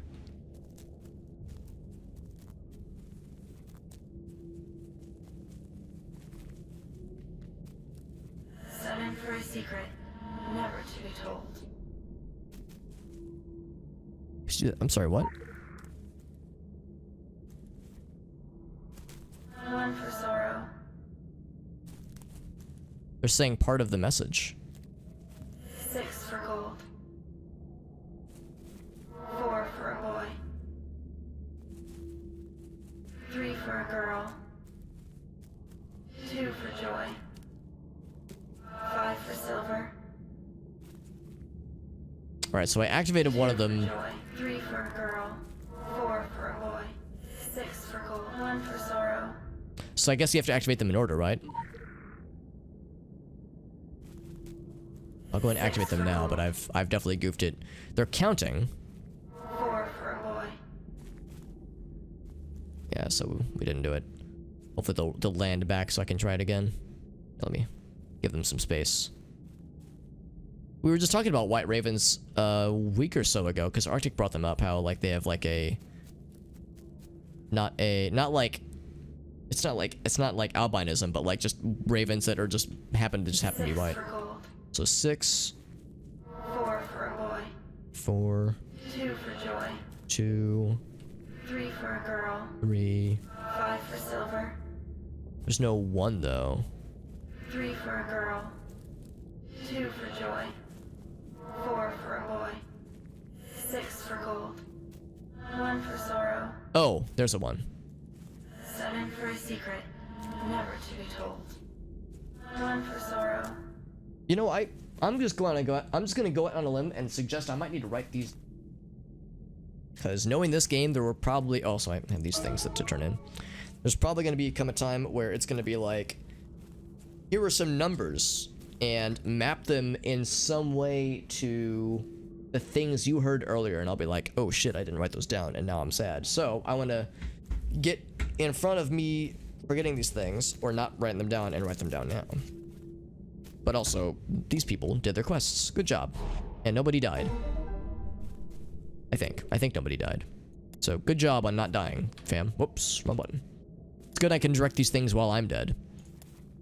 So she can 100% do that one. 100% rather. And then it kind of dips down after that. So yeah, you do this one. And then for the other lady, 86 on that one. 71. Whoops. 64. 64. Alright, go for the 86 one then. Oh, I have to click her. There we go. Alright, good luck. Don't fuck up. Anyway, yes. So, what was it? 1 for sorrow? 1 for sorrow. 1 for sorrow. One of my favorite underrated Pink Floyd songs. Off of the, not the Division Bell, the one prior. Momentary Lapse of Reason. Very underrated song, in my opinion. I'll go and use this one. Also, status effect. I'm dead. Oh, degradation, rather. Damage dealt is reduced. No, it's actually that I can't do any damage when you're dead. 7 for a secret, never to be told. 7, okay. 6 for gold. 4 for a boy. 2 for joy. 2 for joy.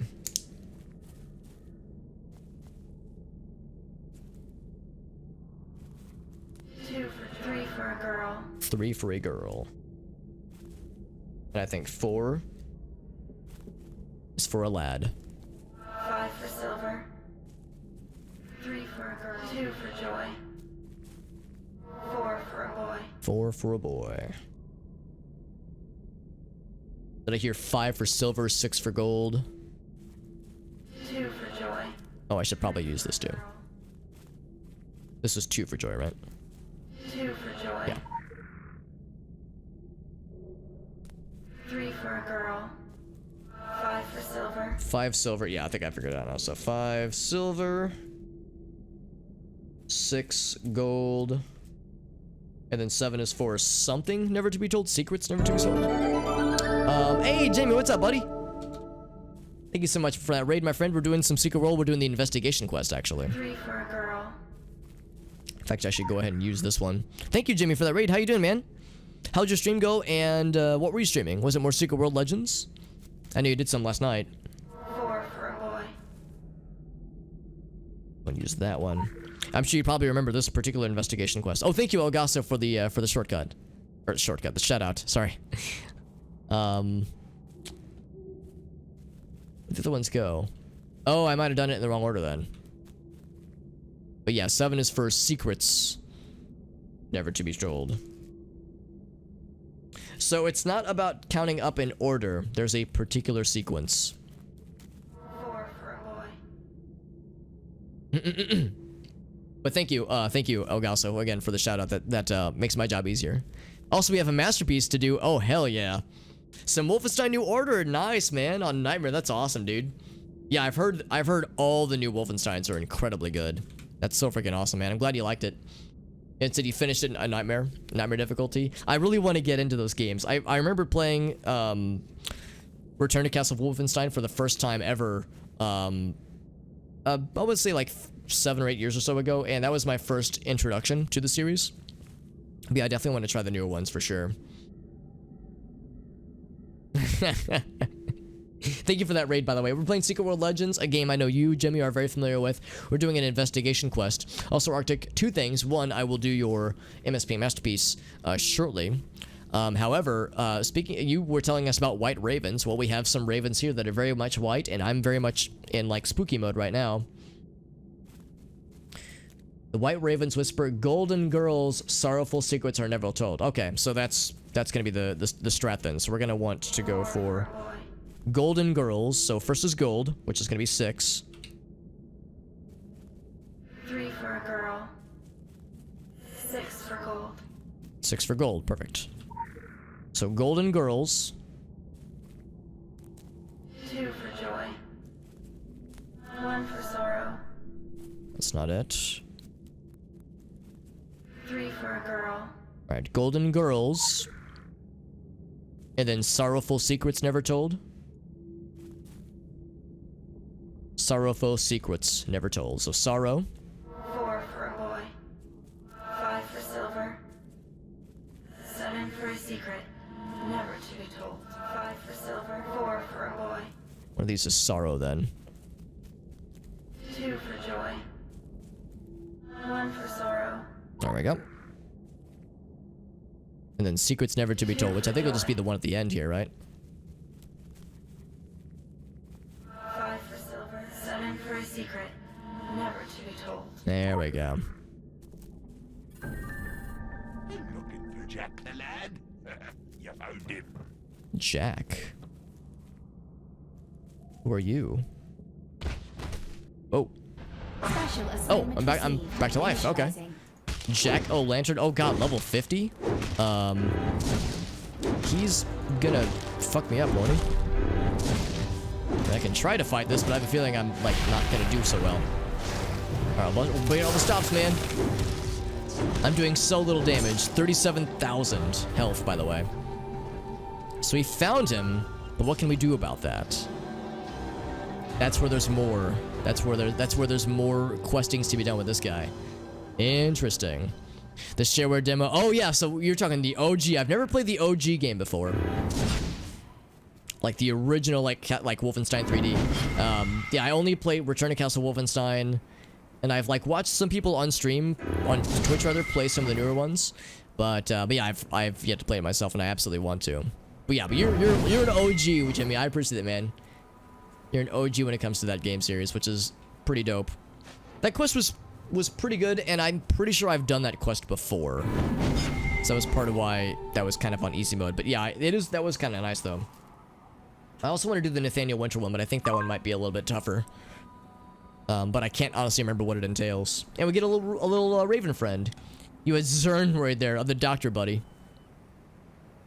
You can go to sleep and play the original game. Oh, that's awesome. Dude, that original game is not easy, so I could see it being, yeah, considered a nightmare, but that's awesome, man.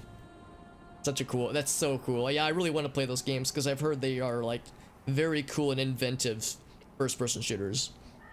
Like, of course, the shooting is good, but, like, I've heard that those games are not just rehashed, just that they do some, like, really cool stuff. I'm glad to hear you liked it, Jimmy. What are you gonna play now that now that New Order is done? Because that's the latest one, isn't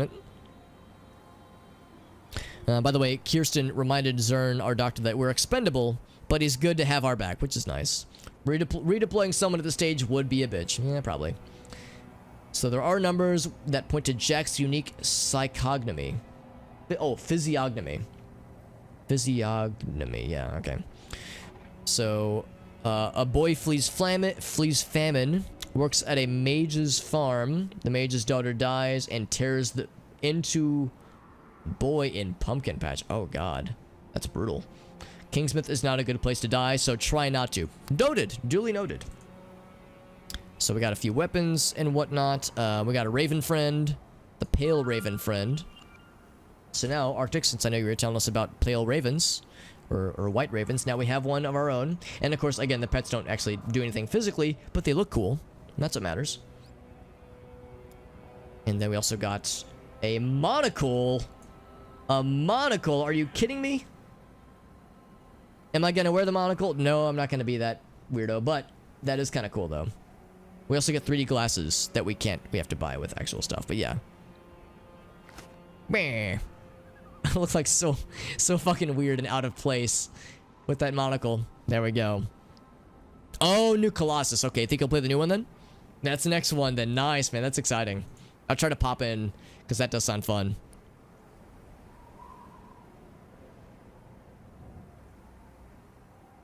There's a co-op one as well. Let me zoom that out a little bit more. There we go. Alright, so that was that quest. And that was the one for Norma. Yeah, Norma Creed. And then we also have one... Actually, we have the main story, which is to go back to the wards over here. Were there any other people I wanted to do quests for, necessarily? Especially investigation quests, just because... this would be a good time to go back for those. There's the one from Ellis, but I don't think I want to do that one. Oh, that's right. I wanted to do the Morning Light stuff. Let's do a little bit of theirs. Yeah, that's good. That's a good series to get into for sure. I'm that way with a few series that like I've never played that I do want to get into at some point. One of which, and I've talked about this before, is that I want to go through and play at least the first Fear game and maybe the others, just because I've heard the first one is very good, rather. Fear being the first-person shooter from like the mid-2000s with like psychological horror elements. I've heard those games are incredible, and I definitely want to at least play the first one.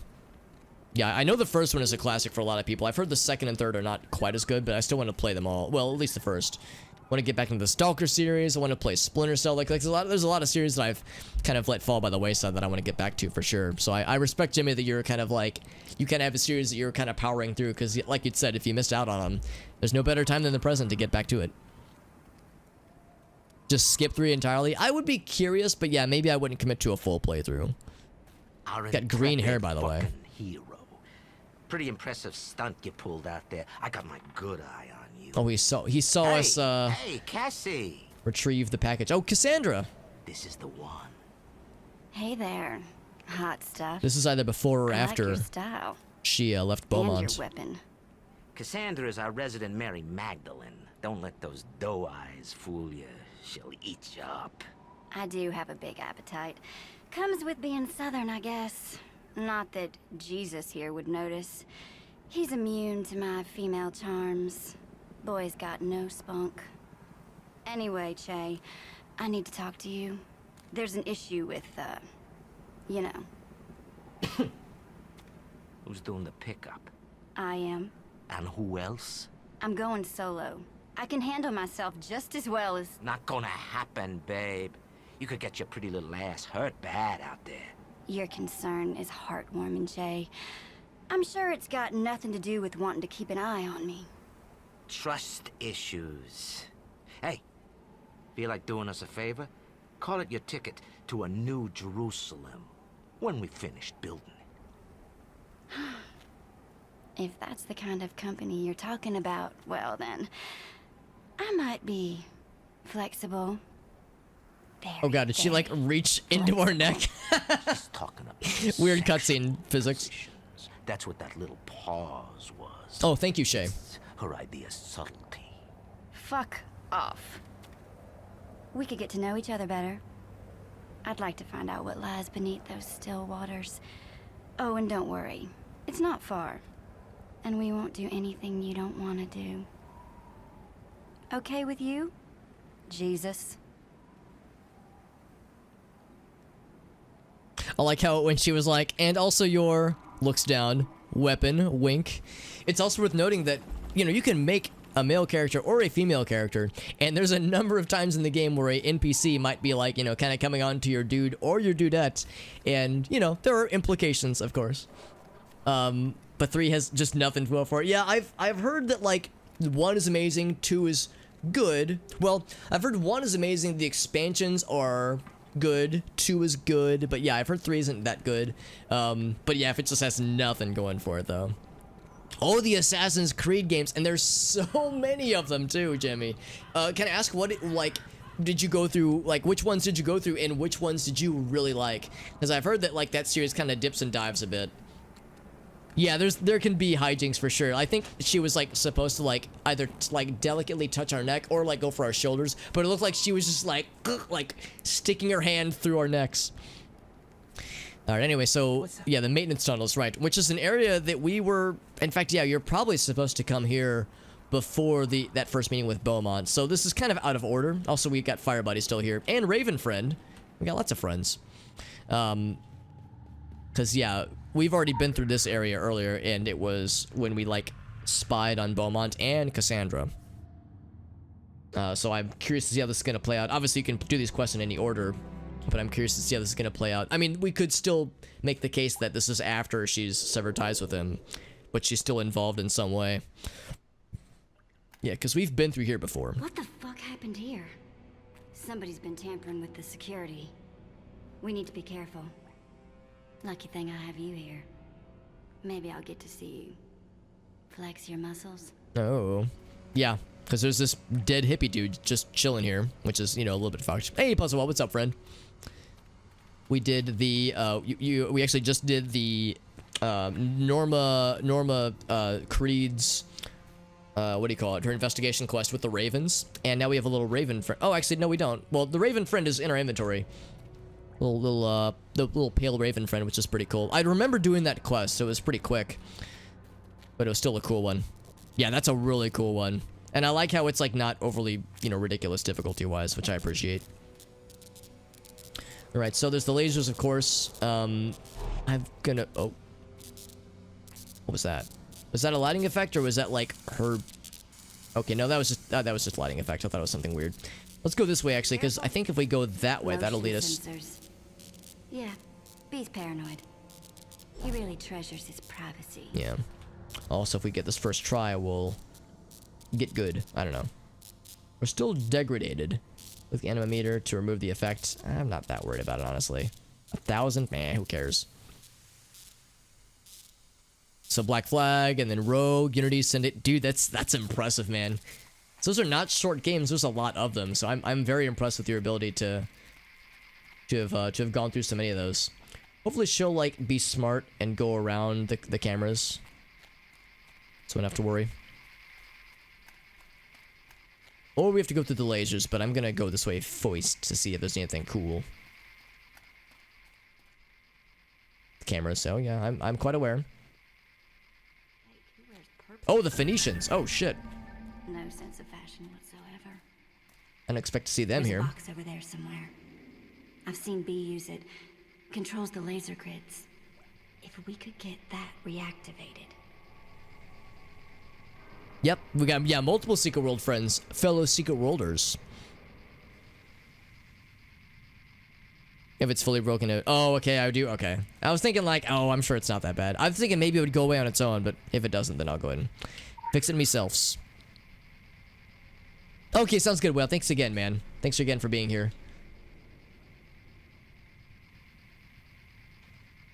To neutralize them. All right, so we have to wait for that guy who's walking. Use this laser thingy to shit his ass.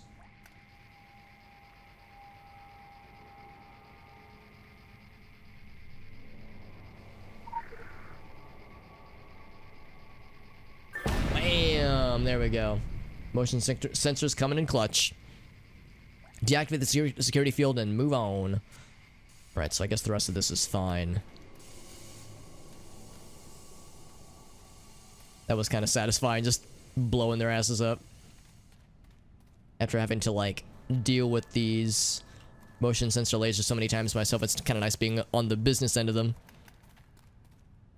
Yeah, have a good night, Whale. Oh, and thank you, Jimmy, as well. Thank you, and especially thank you, Jimmy, for that raid, my friend. That was very kind of you. And I appreciate you sharing kind of the cool info with regards to the Assassin's Creed stuff and with the Wolfenstein stuff. With the security on the fritz, you know, eyes open. Let's see. Choose a door. But thank you again. Thank you again, Jamie. That was very nice of you. It's always fun getting to catch up, bud. Oh, the Eleanor quest. Yeah. No, we those were of course a lot of fun. The investigation quest was tricky. That investigation quest was tricky. I think we did it once before as when we were younger, back in the wilder younger years of 2017. The part that got me messed up is we actually found Condition 4 like early. We found him before we find the ghost, because we didn't see Joanna's path on the map because it was kind of obscured by the map legend, so we just didn't see it, me in the chat. So when we found Condition 4 in the backyard, we were like, there's got to be something else here, And eventually Ogasa was the one that pointed it out, like, oh, there's something we missed on the map. Yeah, he looked it up and found that there was something we'd missed on the map. And when we found that, of course, we followed that path, and that led to what we needed to get to. But yeah, well, it messed us up because Condition 4 is present on the map, presumably at all times. So part of me wishes that that wouldn't show up until you do the first part of the mission, because when you see it early, it kind of messes you up a little bit. Yeah, like when you go into the map, well, we can't look at the map right now, but normally, yeah, there's a UI element or a legend that kind of superimposed over it, so you can see it, but it's a little bit obscured, so it's a little bit weird. So yeah, like there are some times where, I mean, I love this game and I love the investigation quests, but there are times where it could be a little bit nice if, yeah, things were maybe mechanized a little bit differently. So anyway, security systems, keep our eyes and ears open as we progress forward. Do we know which, does it matter which door? It says eyes and ears. Let's listen. Let me turn up my audio a little bit on my side, on speakers.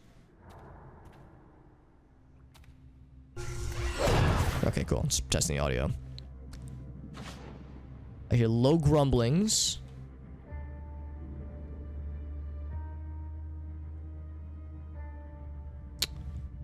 Pretty much the same there. I don't really hear any difference. Let's go for the middle door. Probably doesn't matter. Oh. Stuff. For a rookie, you've got powerful magic. It's also interesting that, like, we're doing this mission way, way later than we ought to be. I think it recommended level 9 and we're level 31, so yeah, we're kind of doing this out of sequence. Also, given the fact that I think you're supposed to do this before your meeting with Beaumont, or maybe not meeting with him, but stalking him. Escort to further in. I'm kind of curious what's behind this door too, but it's probably just more Draug.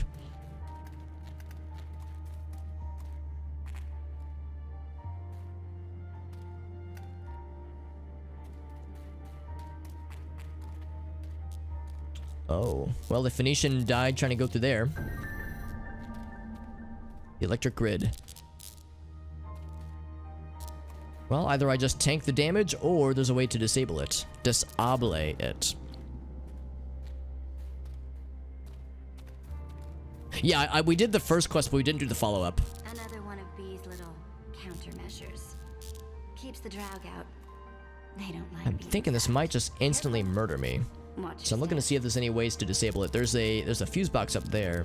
Maybe I just tank it. Maybe just sprint through it. Oh, it's not all electrified. In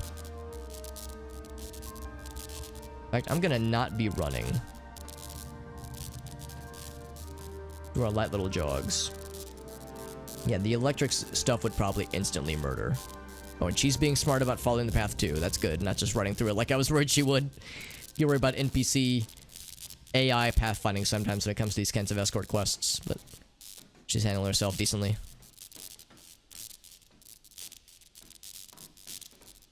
We don't have to disable that thingy. This wasn't here the last time, I swear. Serious trust issues, no kidding. Yeah, don't walk in the zappy bits. Security system, let's see. Anything around here to be of note? Thanks to Puzzlewell and her recommendation of Lorehound, I know I no longer have to like check every nook and cranny for like hidden lore thingies. So I'm guessing this is going to be one of those deals where you have to get all the lights to light up red, or green rather, the opposite of red. So let's see. So that just toggles, well, I guess all three of them. What does this one toggle? Just toggles those two. What's this one do? That one toggles just the left one.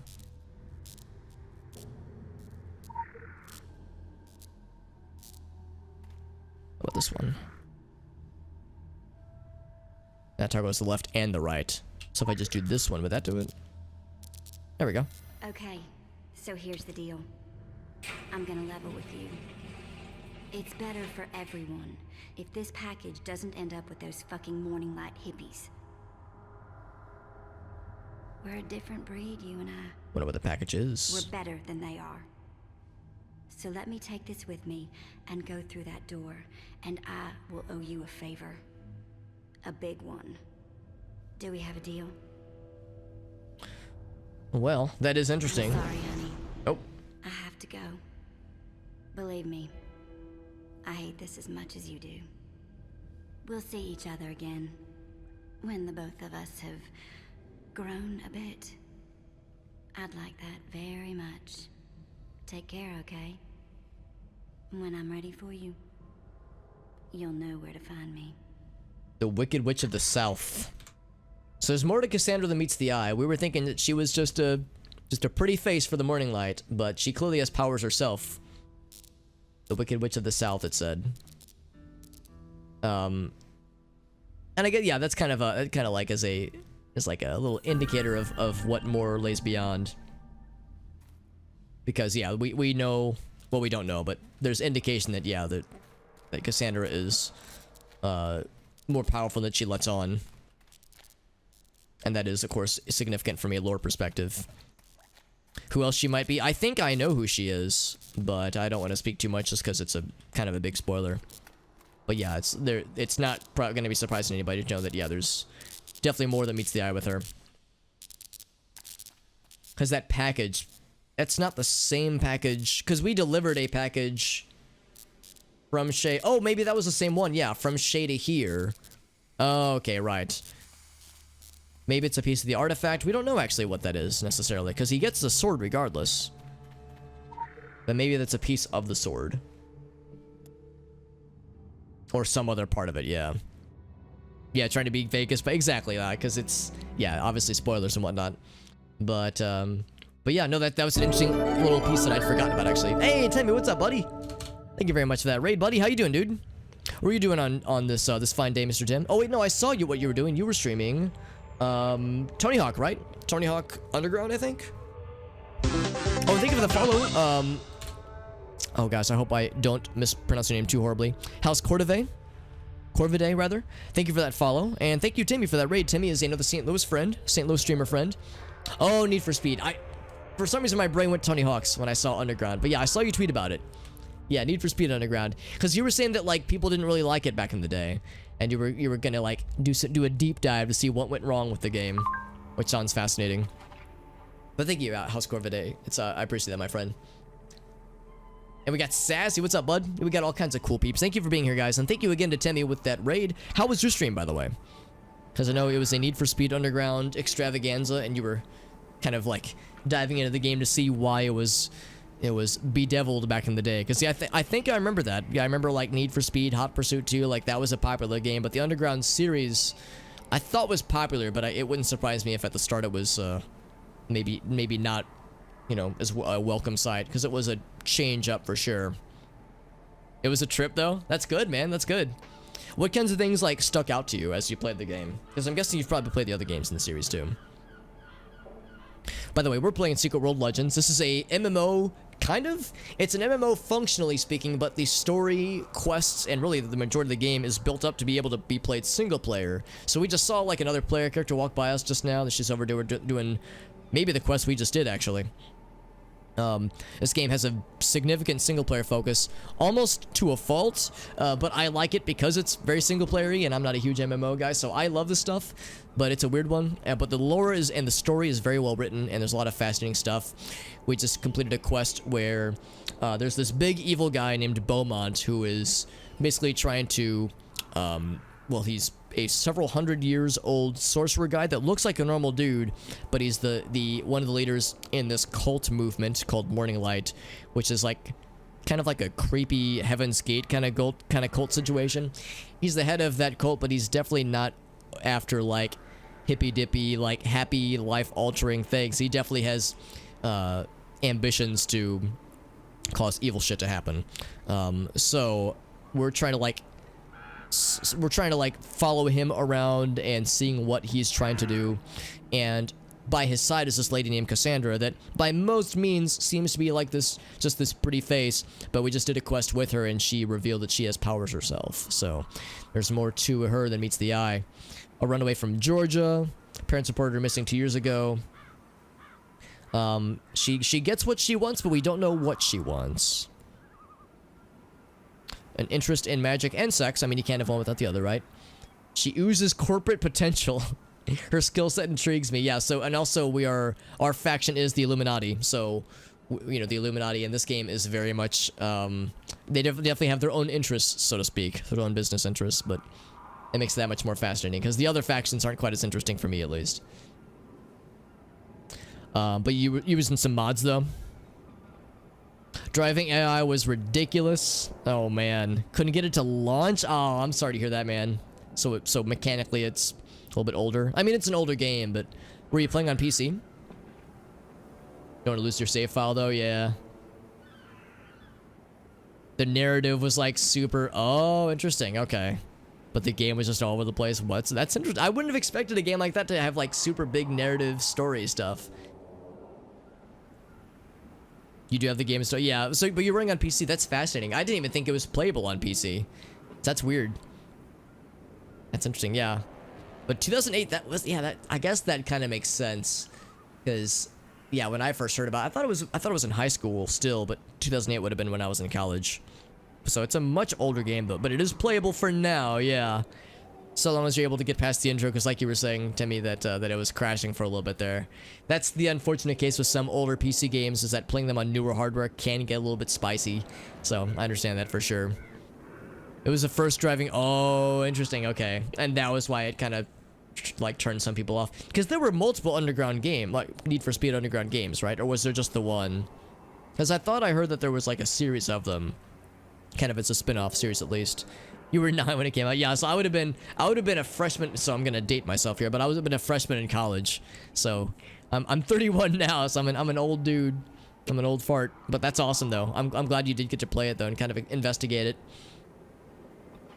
Oh, undercover, not underground. Okay, that explains it. Cause yeah, I was thinking of a completely different game.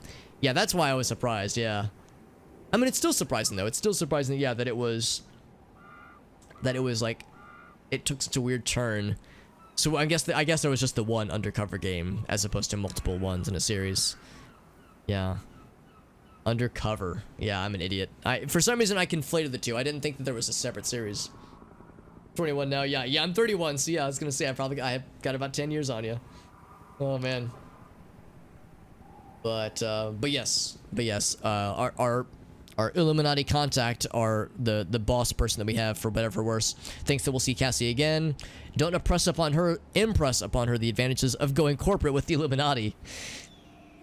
Then keep playing the long game with Morning Light, and we want to learn more about Beaumont, which we know quite a bit about anyway. You can use the set pieces. Tentacles. Good. I can use tentacles whenever I want to. Very good. Yeah, the theatrics, that's something that you don't really have to worry about unless you like want to do like the role-playing stuff in this game, but I don't really think there's as much of a community for that nowadays. Need for Speed, college years. Yeah, that's like the era that I associate with the Need for Speed games and the underground games in particular. Yeah, when they were trying different things to see what would stick, right? But anyway, yeah, this is the Morning Light camp. Or a Morning Light camp, at least. Like I said, it's very like a hippy-dippy kind of thing, but Morning Light in this game is very much it kind of has a Heaven's Gate kind of vibe to it. Very much like hippy-dippy, but like also some apocalyptic vibes. The basic story behind this game is that you play as this character, just a player character that gets like these extra superpowers. You're kind of like you pretty much turn into a superhero for better or for worse. And you get recruited by either the Illuminati, the Templar, or the Dragon. Illuminati, so I went with just because they were the most interesting. Templar are very much crusaders, very much hardcore British, and very like lawful good to the extremest of extremes. Dragon are more unpredictable, kind of a in-between between the Illuminati and the Templar. Illuminati are kind of, they're not evil, but they're definitely not good. So they have their own kind of business interests at stake, but they are interesting, and they're very snarky and strangely corporate. I don't know. I enjoy them more than I probably ought to, honestly. That's correct. I'm using speakers myself. Hopefully, it's not bleeding into the microphone, because I keep them relatively far away. But let me know if it is echoing at all, because I'm happy to turn things down if need be. Playing some WoW again. Oh, nice, man. Also got Shadowlands, but you're burnt out already. Yeah, I have some friends that are pretty hot for Shadowlands, but I don't. I've never really gotten into WoW myself. I'm playing an MMO right now, but I'll admit I'm not really big into MMOs. But that's kind of why I like this one, because I like that it kind of is non-standard in the sense that it's very single-player focused. So I appreciate what it does, but it's not a surprise that this game never caught on very much. Some Lil Jon music. Yeah, it's like that era of gaming, or just our culture in a general sense, was very unique back in those days for sure. Noise, yeah, exactly. I've got a noise gate set up, and of course, yeah, having noise suppression and a and also compression to fill out noise when possible, and to, you know, make it quieter when needed. Hopefully, excuse me. By the way, I just belched. Never see. Oh, I mean, there's a few that I follow that use speakers. I mean, I do have headphones that I use whenever I'm like on voice chat with others, and I usually play single player games. So usually I don't need them necessarily. But yeah, if I'm ever on voice chat with others and I'm streaming, then I'll usually do the headphones usually. But they're kind of uncomfortable for long-term use. And of course, there's other headphones out there that are like much nicer and are much more comfortable, but they're expensive. So I don't know. Whenever possible, I like to not use them, but it's something to use in when the time comes for it. The Doors, Snoop Dogg. Ooh yeah, ooh yeah. That's it's a good duo that I'm definitely down for. Defend the wards. Oh, okay, very good. So what are we doing with these wards and defending them with Viking soldier? Actually, they're not Vikings. They're I think they're natives to this land. And why do we have hammers and whatnot? So, yeah, so we have these, like, you get to, when you gain the superpowers from this game's story, you get to choose your weapon class, and this game takes place in like a pseudo-modern adventure area. Right now we're in a fictional area just off the coast of Maine, called Solomon Island. Let's do this. Let's also summon our little fire buddy.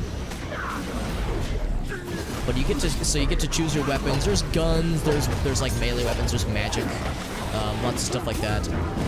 And when you join either the Illuminati or the Templar or the Dragon, your first quest is to see what's going on in this place called Solomon Island.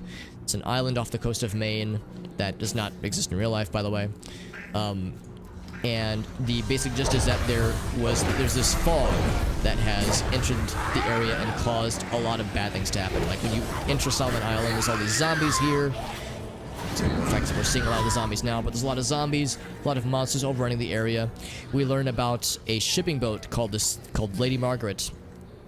Or not shipping, a fishing boat rather, called the Lady Margaret, that got lost at sea for weeks, and when it returned, none of the people on the boat were unaffected. Everybody was affected poorly. People started going crazy. People started like having weird health issues. All very mysterious and scary. And around the time when the Lady Margaret came back, weeks later than it should have been, the fog followed it. We learned that the Lady Margaret had encountered this strange artifact while being lost at sea. And the artifact saved them and brought them back home, but the fog was summoned by the artifact that definitely messed everything up. And this fog drove people insane, caused them to go into the sea, willingly drown themselves, and then get raised as zombies. And then parallel to that, there are these things called the Draug, which are like these sea monster zombie things that have also sprouted up. And then while all that's happening, there is also something within a mountain called the Blue Mountain, this evil force that we've been doing quests to try to like chase down. And one of the things that was identified is that there were wards that were in place that used to be protected that would to help to like keep the evil within the mountain at bay, or within the island as a whole at bay. So that's what we're doing right now. We're going around the island trying to reactivate these wards to use the natural defenses to try to quell the evil within. The evil is referred to the filth. It's this evil black ooze that does evil shit and cause people to go crazy and become extra powerful and turn them into zombies and monsters, and it's all kind of hecked right now. So yeah, Solomon Island is in a pretty bad shape. You'll see lots of zombies, and there are people, survivors, but not very many. So this place is definitely messed up. Yeah, lots of zombies and other monsters, so good times for all, really.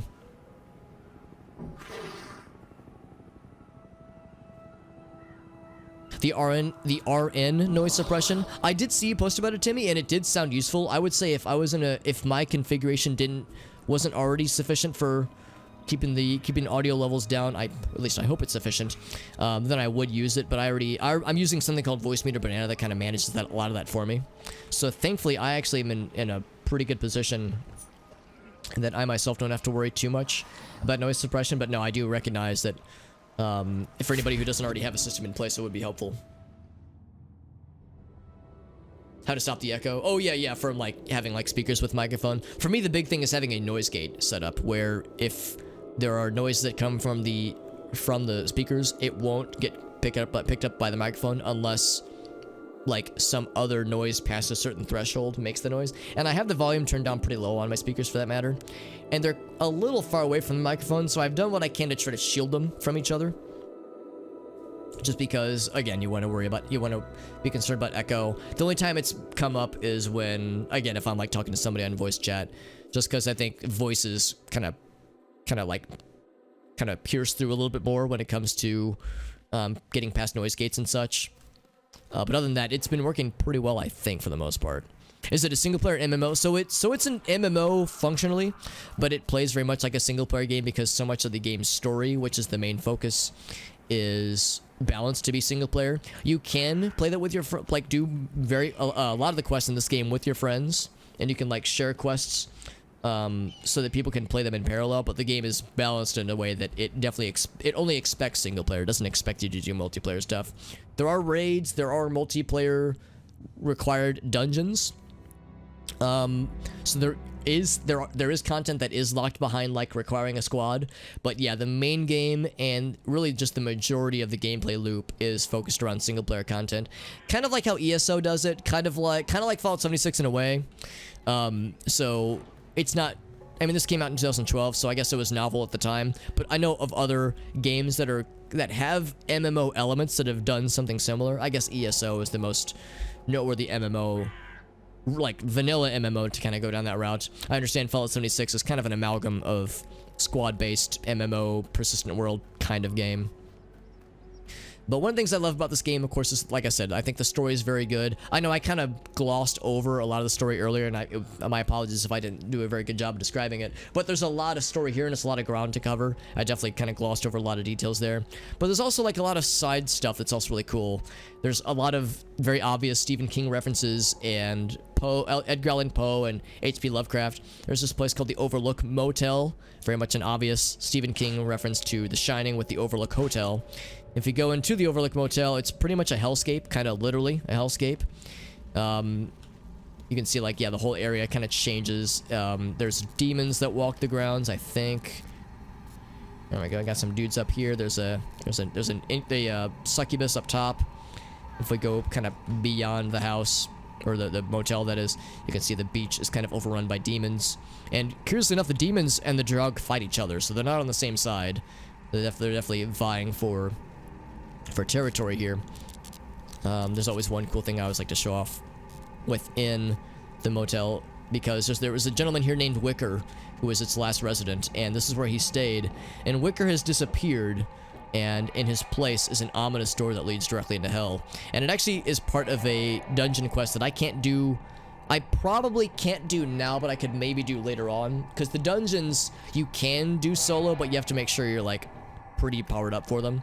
But I do want to do some of the dungeons on stream at some point, just because, yeah, like they expect a decently leveled squad for them. So the ominous door is pretty sweet.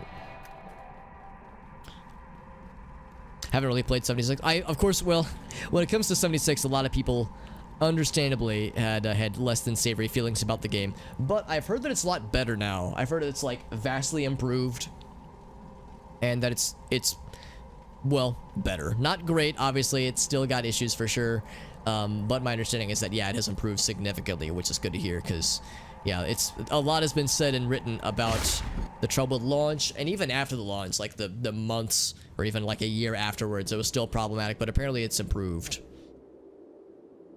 Playing it with yeah, that's the thing. Yeah, it's hard to mod it though, or if you even can mod it, so that's an issue for sure. Because yeah, some of my favorite experiences with like Morrowind and with well, I guess actually Morrowind is the only modern Bethesda game I've played. I guess when I played Fallout 1, that would have still been Interplay. So I guess, yeah, I actually haven't played a lot of Bethesda games, really. Oh, thank you, Puzzlewell. I appreciate that for sure, Puzzlewell, and I might take you up on that if I'm unable to solo Polaris or the Ominous Door quest, whatever that one's called. I would like to show them for sure, but yeah, I do recognize that as a solo player, there's only so much I could do. But I think I'd be able to do the first few at least. Also, I want to do a quest from this guy over here, because we had to do the Norma Creed quest to unlock this one. This is, I think, continuing the quest of Jack, that pumpkin monster. Same deal with ESO. I kind of want to try out ESO to some degree, just because I was, for a while there, I was kind of like, I don't know if I'm interested. But but Zero Period Productions, one of the guys on the stream team that I belong to, streams that game a lot, and he's talked it up quite a bit, and pointed out that, yeah, a lot of the game is played solo, or is playable solo at least. So, I don't know, I have a kind of a fledgling interest, but I don't know if it's something that I'm like gonna break down any doors for necessarily. But at some point it'd be cool to try out for sure, just to say I've tried it. Yeah, nothing alone for sure. And the Ankh, I mean, yeah, as you can tell, I'm very much in the early game still. So yeah, there's still a lot more for me to do for sure. A wallpaper background. Oh, you mean like the overlay? Right, yeah. So this is it's a art from a gentleman named Roger Dean, who's done a bunch of my favorite artists' album covers. So in fact, is there a nifty way where I can show this? I think if I do, what's a nifty way for me to do this? Of course, I can hide the webcam. That's not it. I don't know of a nifty way to do this. Oh, here we go. I think I know how. If I get rid of the filter that I have set up. Oh, and it just shifted. How appropriate. So I get rid of that. There we go. So that's what the artwork looks like normally, without the mask blend that I've got like this. So bands like Yes and Genesis. Actually, I don't know if he did any artwork for Genesis, but he did a lot of album covers for Yes, did some for Gentle Giant, and a few other bands from that era. I love like late 70s, early 80s music. I love a lot of progressive rock stuff, and I like how his artwork focuses a lot on like surreal landscapes. I mean, you can see there's like floating islands, there's trees growing where they probably can't otherwise, unrealistic but cool color, like plant life and flora and fauna. So I appreciate his artwork a lot, and it's very kind of video gamey, honestly, which is part of why I like it so much. I have fond memories, of course, of playing games like Mario 64 and Bomberman 64 that had landscapes like that, but in video game form. So whenever I see Roger Dean's art, it kind of reminds me of what got me into gaming in a general sense, or the games that got me into gaming, just in a more like surrealistic kind of way, which I like a lot. So yeah, I enjoyed quite a bit. And again, I like the music that he produced album covers for, which doesn't hurt either. Competitive FPS games, yeah, exactly. Like if you had some kind of way to like chill out with a vibe, with like just like a chill vibe game like that. But yeah, that like competitive FPS games can frequently be stressful and intense. So I certainly understand the notion of like it's like, how do I incorporate that into my stream, that kind of thing. Looks like this where you hate yeah, exactly. Like this game's combat, the gameplay is just okay. I don't hate it, but it's okay. The thing I really like is the story and the variety in the quests and the characters you interact with and the lore that you read about after the fact or like in between quests. Like that's where the game really shines. But yeah, the gameplay, it's just okay.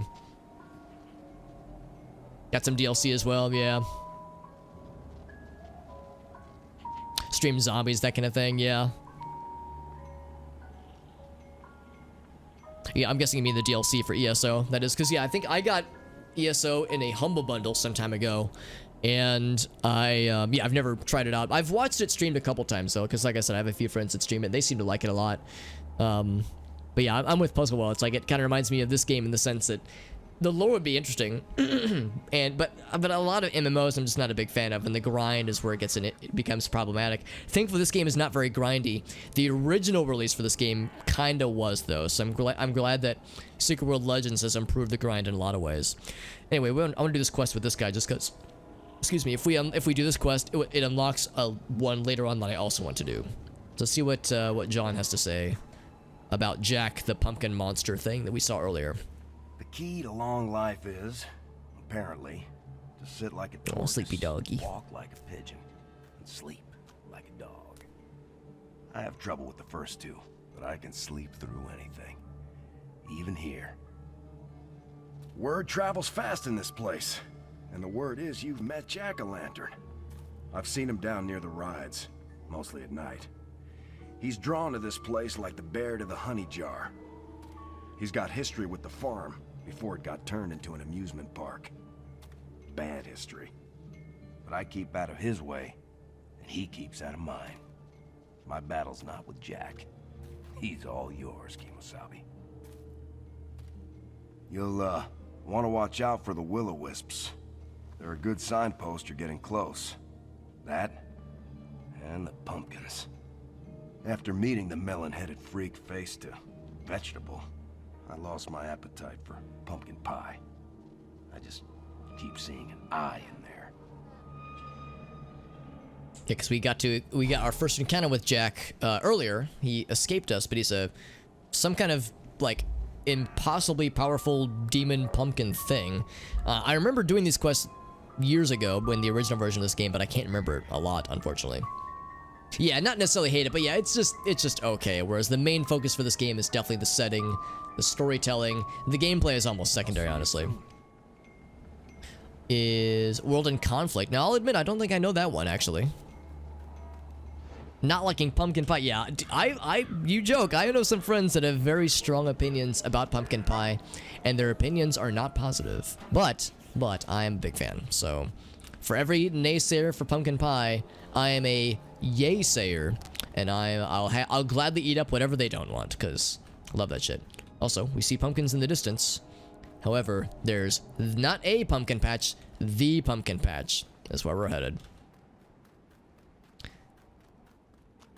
Well, this is a good opportunity to like do side quests and that kind of thing, because we also have a main quest that I should maybe also be doing. Also, we're very much doing these quests later on than we should have been, so I'm very much over-leveled for a lot of these side quests, which is just how it goes sometimes. This, of course, leads to the academy. Oh, actually, that's where we're going. Well, let's do this first, but we also can do the next part of the story quest. It's just the next ward, nothing crazy. Clear the field of ghost lights, or ghost lights or ghost flights. These things. And we can pretty much one-shot them because we're like 12 levels or like 14 levels higher than we ought to be. Wouldn't be your first choice. I would say like pumpkin pie is in like my top 3. It's not my favoriteest of favorites, but I would say it's pretty up there for sure. But I'm spoiled in that I've had a number of like pretty darn good like homemade pumpkin pie implementations. Store-bought stuff, it's good. You know, store-bought stuff gets the job done. But homemade pumpkin pie is always something special. But like I said, I will readily recognize that I'm very privileged in that sense. Also, they drop some lore. Let's read about the wisps. Alternate universe. Oh, to preserve the Soviet Union. Interesting. Blackmail Europe. Wow. That sounds interesting. Yeah, real-time strategy. It sounds cool from a lore perspective, at least. I tend to enjoy real-time strategy games, but I am awful at them. So yeah, it sounds pretty dope. Elgaso's got an emote ready. I was gonna say, he's got an emote ready to go for this. That emote is very good, and Elgaso gets a enjoyable amount of mileage out of it, and it never fails to amuse me. I always love it. Wisps obey the will of the Jack, yes. So Danny Dufresne, and also Deputy Andy. So they will tell us versions of the story. Stingy Jack, the sinner who tricked the devil? Jack of the Lantern. I don't know. It's not at all what we learned. Apparently, Jack is somewhat related to... Also, is there something else we can pick up? There was like something about how there was a kid, like a migrant had like 2 kids, and his kids work at a farm, and something awful happened to the boy, and the boy's spirit became manifested in a jack-o'-lantern somehow. Oh, thank you, Woodstock, for that follow, by the way, man. That's very nice of you. Doesn't take too much skill. That sounds like my kind of game. Now, there he is. So it says to defeat him. He's only level 17. We saw him earlier. He was like level 50. So now he's moving this way. He's just this big pumpkin demon thing. So yeah, now he's much less scary. In the previous quest, he was like, he had like 36,000 hit points. I was like, no fucking way, dude. To the field of the scarecrows. Right, these mobile scarecrow things that have, you know, shotguns and other wild shit that they wield. This one's got a chainsaw. Here, let's summon our little fire buddy. He'll help us out. Living Flame's always a homie. And again, we're able to pretty much one-shot them. I like these guys that have the dolls that they hold up by the hair that they use as, like, voodoo foci, I guess. So, yeah, weird shit all around. But again, we're very over-leveled for this particular mission, so we're able to kind of steamroll them, honestly. That is a good combo. That's a very good combo, Timmy. I do like that emote. Let's see. So that guy we couldn't knock down. There's at least one more scarecrow. If it wants us to destroy more of these lads.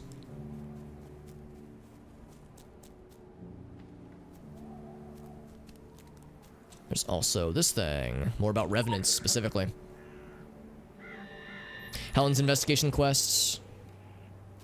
Helen's investigation. Helen... I can't remember. Who's Helen? Puzzle. I can't remember the name on its own. Because that was the one that, like, really drew you in.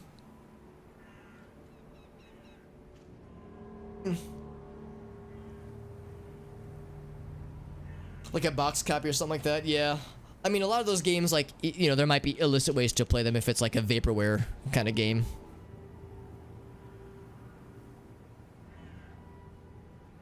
Oh, that one. Yeah, Bannerman, right? She does an investigation quest. I did the sabotage quest, but I don't know if I've done an investigation quest for her.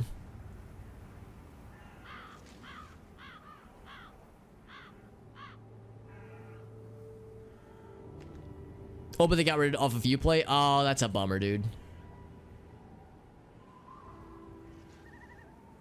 Hobbs, I'll admit, I'm not exactly sure I understand what you're getting at, man.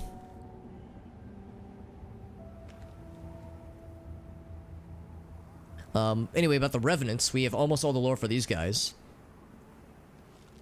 Consumed by a drive to spread misery. Very nice, yeah. They're born from messy, violent deaths. Yeah, it's like something like really bad dies horribly. They might turn into a Revenant. She does the sabotage quest. It's possible that she does have a sabotage or an investigation that I just forgot about.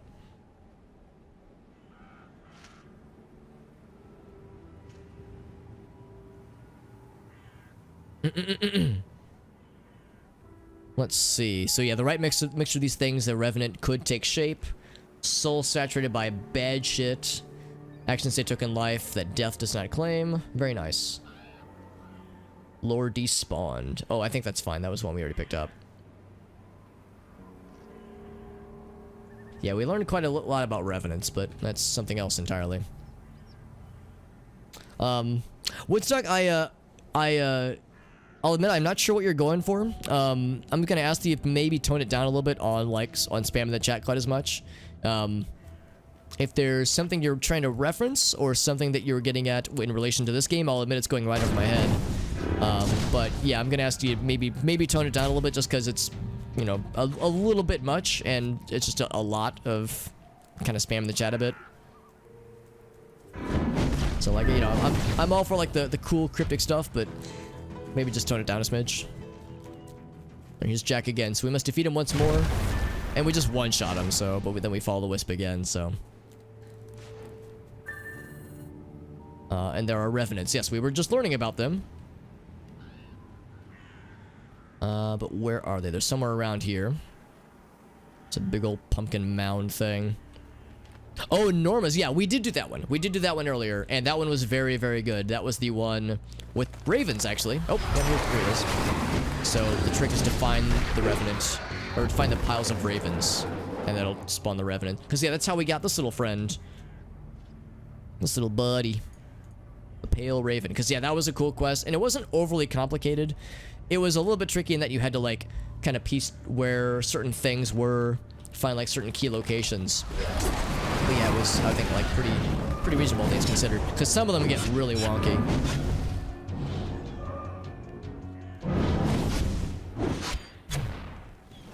Yeah, but again, the pets don't really do anything functional. They're just kind of there.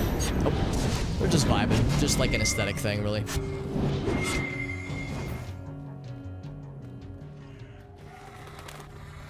Oh, there he is. Okay, I wasn't paying attention. There he is. All right. Jack once again must go down. Will I one-shot him? I did. Yep, we just one-shot his ass. And I want to get this lore, but we also need to follow this dude. So I'll check that lore in a second.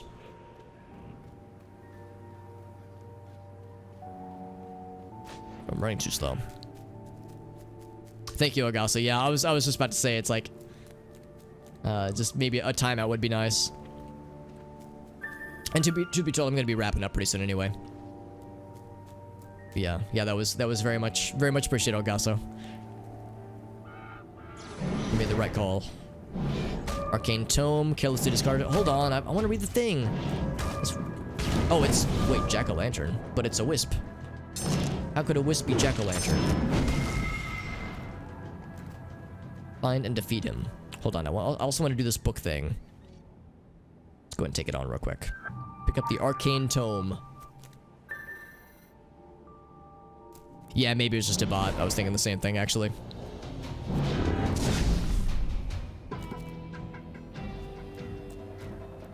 The Killer Wisps defending the tome. Oh, interesting. They were trying to defend it. Well, I will anti-defend them.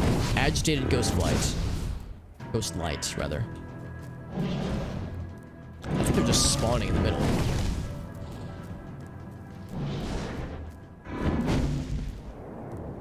Back here. There we go. Gonna use the oh yeah, no worries. And like I said, like I'm probably gonna be wrapping up fairly soon, just because it is getting quite late. And of course, I have work in the morning. I started the stream late, and oh, the tome knocked me backwards. Well then. Well, we didn't get anything from it, I don't think. We got some juicy bits with more items added to our inventory. But yeah, the tome itself we couldn't actually pick up.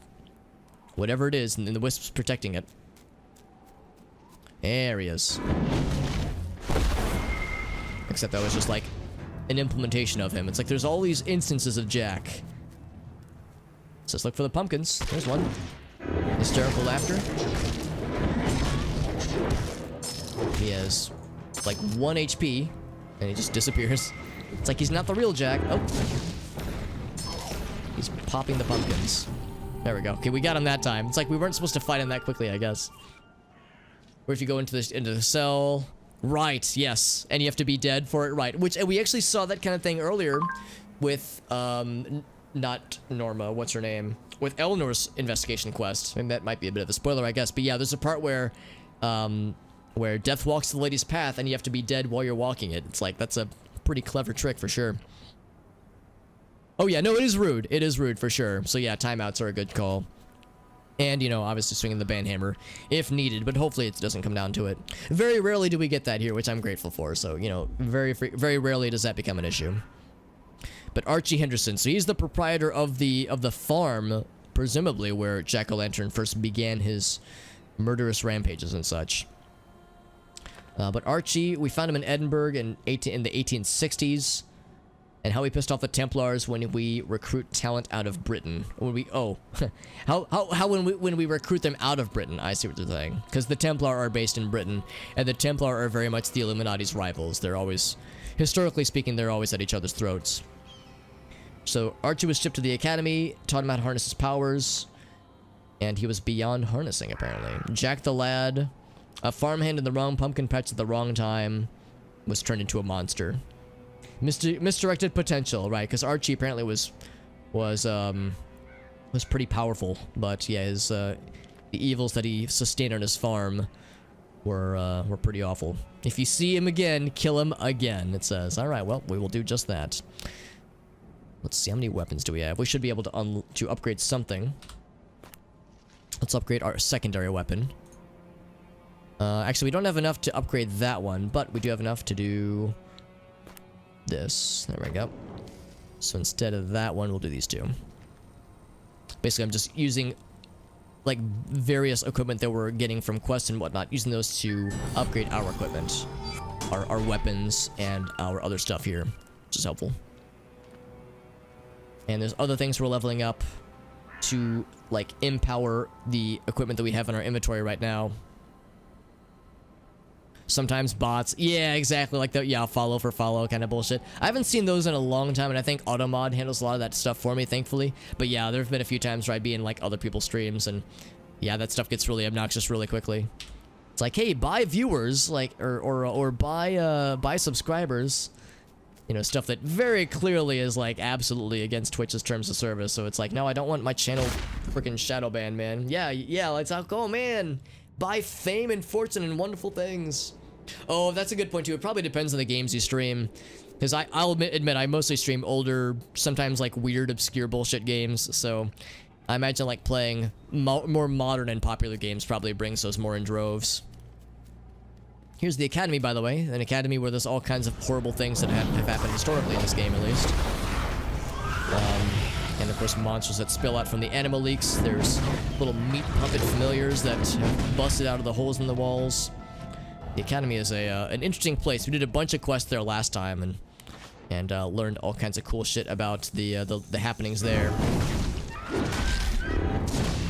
However, there's a ward just outside the academy that we also need to reactivate, kind of like the one we did earlier.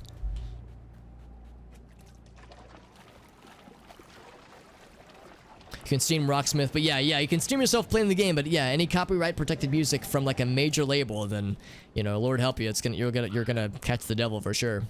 Hey, Monscow, what's up, buddy? Yeah, Minecraft, I'm sure, Fortnite, I mean, any of like the top 20 games on Twitch for sure at any given moment. League of Legends, I'm sure, like, yeah, I'm sure you get the bots, or people asking to like, oh, you know, like, oh, do you play with viewers, that kind of thing, which is not a bad thing.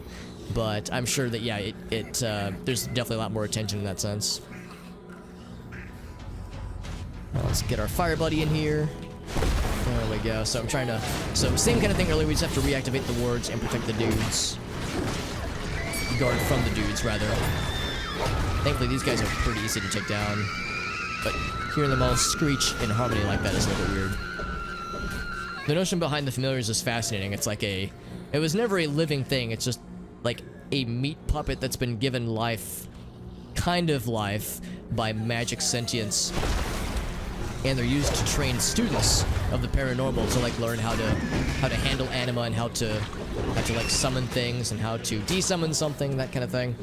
But when a familiar is left alone for too long, they will sometimes turn violent, and with the anima wells from the events of the fog causing so much destruction, and the fact that so many of the students just straight up died in the events of this game's lore means that the familiars were supercharged, but also left to their lonesome to become like ultra violent with each other and like kind of feed off of each other's energy. So as a result, all the familiars in the area around the academy are like super murderous. And yeet. Sadly, we can't eat all of them, but we can eat a good number of them. Let's also do this one. That'll slow them down a little bit. There's a lot of them, too. Thankfully, they're pretty weak on their own, so even a gob of them isn't too bad.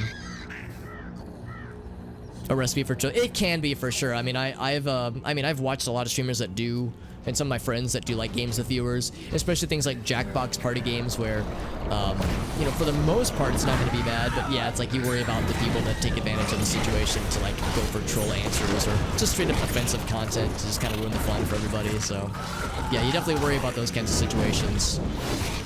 Although I did see that it sounds like Jackbox is going to be implementing measures to allow you to like blacklist certain words, so that way, like, you know, the really offensive shit can be protected against. I imagine they probably protect against their own, like already against like the really bad stuff, you know, certain slurs and whatnot. But I like the idea of them allowing more fighting control. Also, these monsters here, these Akab creatures, these guys are fun too. They are, oh, I guess we already got the loot bag. They're these like moth-like creatures that came from the desert originally, but yeah, have like basically mega moth-like tendencies. They're kind of brutal. Also, this dude, we've seen this dude plenty of times. Beast of corruption. Not the beat of corruption, but the beast. These guys are pretty easy to fight for the most part, as long as you're like decent level. We're level 31, so we have no trouble for the most part, but he's a little scary. So then there's one in the Blue Mountain as well. Not surprising. Oh, you had your turkey leg weed power. Nice, man. Do some viewers on zombies. Yeah, exactly. Like, that can be fun for sure. Haven't streamed in a while, though. What kind of stuff do you like to stream right now, Horse Corvidae? Do some like Warzone with like the friends, that kind of thing. Yeah, that could be fun. Like, yeah, for some games, I think like playing with viewers makes a lot of sense. Games where like it's a lot harder for like viewers to troll people, because it's just like Elgas was saying, man. It's like it just takes one unsavory instance of somebody to like kind of ruin the fun for everybody else by trolling people, or like you think about Minecraft, you know, people like griefing other players and their creations, or like we were saying with Jackbox, people just like trying to be offensive shit starters. So, you know, you worry about the unsavory effects for sure. Oh, you're right, Corey. Thank you. Thank you for pointing that out. That's a thing I keep doing, admittedly, because I just don't notice these things. Let's do that now, actually. All right, because we said we were going to work towards... Not this one. There was one I was going to work towards. I think it was... Is it this one? Not this one. I think it was this one. Unlock that. And that. And that. Okay, so now we're doing much better with our SP. Thank you, Corey, for pointing that out. So we unlocked the passive skill for more rage management, which is nice. Better movement speed and increased damage with hammer attacks for a little bit when you become enraged. I want to get to this one. This one seems really nice, because where repeated blows with any kind of hammer ability do a lot more damage, cause more damage to like kind of build up, which is nice. So that sounds pretty cool. Just any 4 hammer abilities, not like a specific one, which is nice. Rainbow Six at the moment, yeah, that's a good one. That's a good one. Corey and myself and Britt and a bunch of our friends used to play the game a bunch back in the day. And loved it a bunch, but I was never very good at it, even though it is a lot of fun. Hey, Nightmare Protocol, by the way. Holy shit, thank you very much for that raid, buddy. Holy shit, that's very kind. How you doing, friend? Thank you very much. My goodness, that's a lot of people, too. Thank you very much. We're doing some Secret World Legends, more of that spooky game from a couple days ago. And thank you very much for that raid. How are you doing, dude? And how was your stream? Kind of build that community. Yeah, exactly. Like, you know, like playing with randos is one thing, but like playing with people that you're at least somewhat familiar with does help. Especially if you stream and like, yeah, you have people in your community and such. Getting straight into a team on Rainbow Six. That would be awesome, man. That'd be really cool. Get like a squad going. Do you like the story games, that kind of thing too? Yeah. Yeah, thank you. By the way, Nightmare Protocol. Nightmare Protocol is one of the individuals on our stream team. There's a little link there for anybody who's curious about the other streamers on the team. But Nightmare Protocol, thank you very much for that very, very generous raid. My goodness, that's a lot of people too. So there's our friend right there doing some ESO. Funny. You were streaming some ESO. We were just talking about ESO. We were kind of comparing it to this game, and that so much of this game is playable as a single-player experience. And apparently with ESO, there's a lot of that as well. Granted, I think there's a decent bit of also like raids and dungeons that involve multiple people. So there's stuff for the squads for sure, but there's also people for solo players, solo queuers and whatnot. Still aren't good at Rainbow Six. It's a fun game, but yeah, it's like I have no ambitions to get good. But thank you very much for that raid. How was your stream, by the way?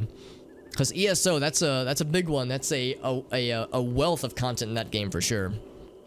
We're playing more of this game. Similar kind of vibes. It's an MMO that's very story heavy, very single player heavy in particular. And what I was thinking I was going to do was wrap up the stream in a little bit. However, with that raid, I've become empowered to try an investigation quest. Because there's a quest I've had in the back of my mind for a while. There's this quest that this guy offers.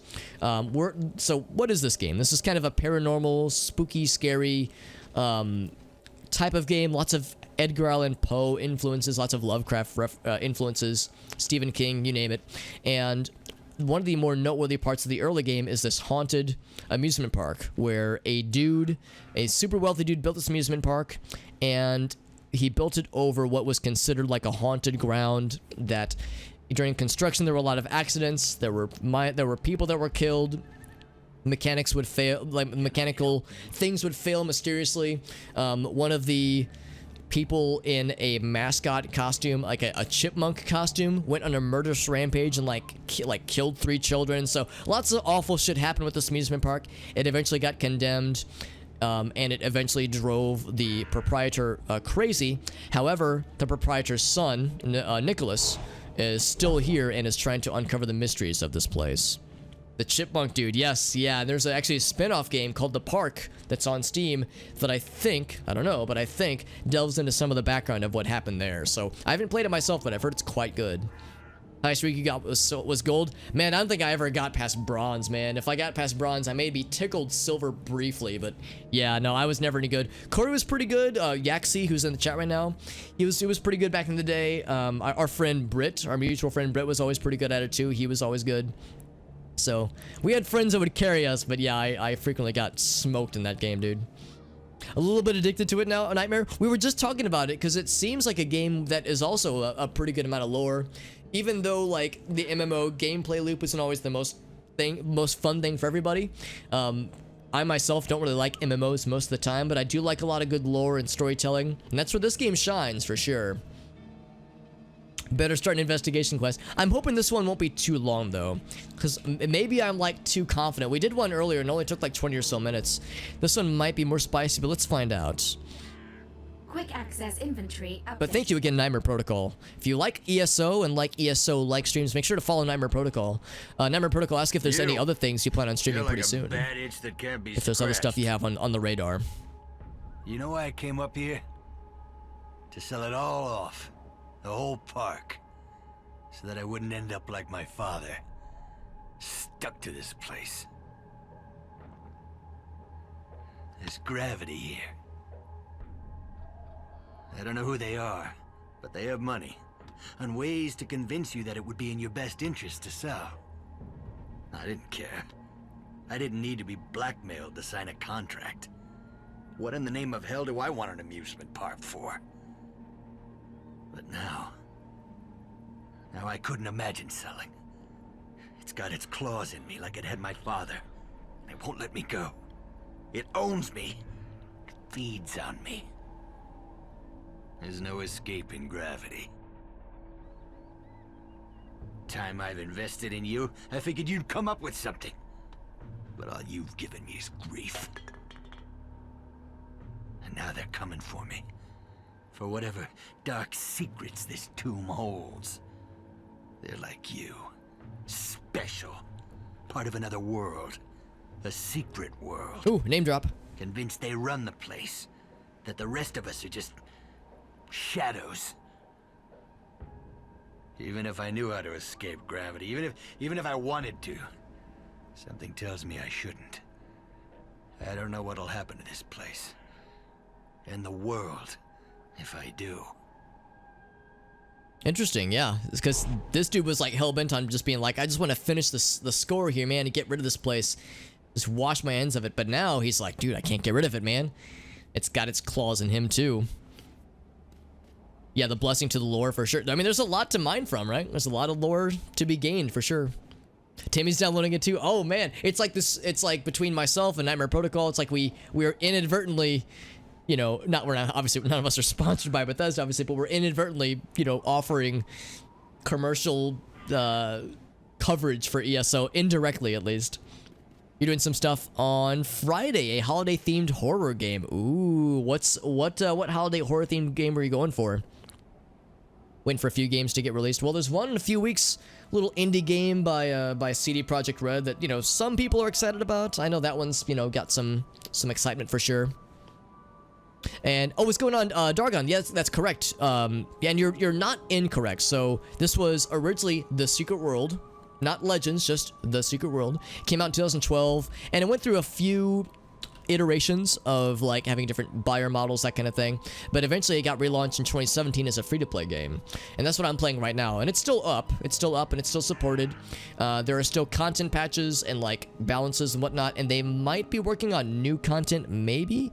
But for the most part, I mean, it's not a very popular game. It doesn't have a large player base, so it's not super popular, and it might go away eventually, but it is still going right now. And I was saying earlier that I love this game a lot for the lore and the story. The gameplay is just kind of so-so.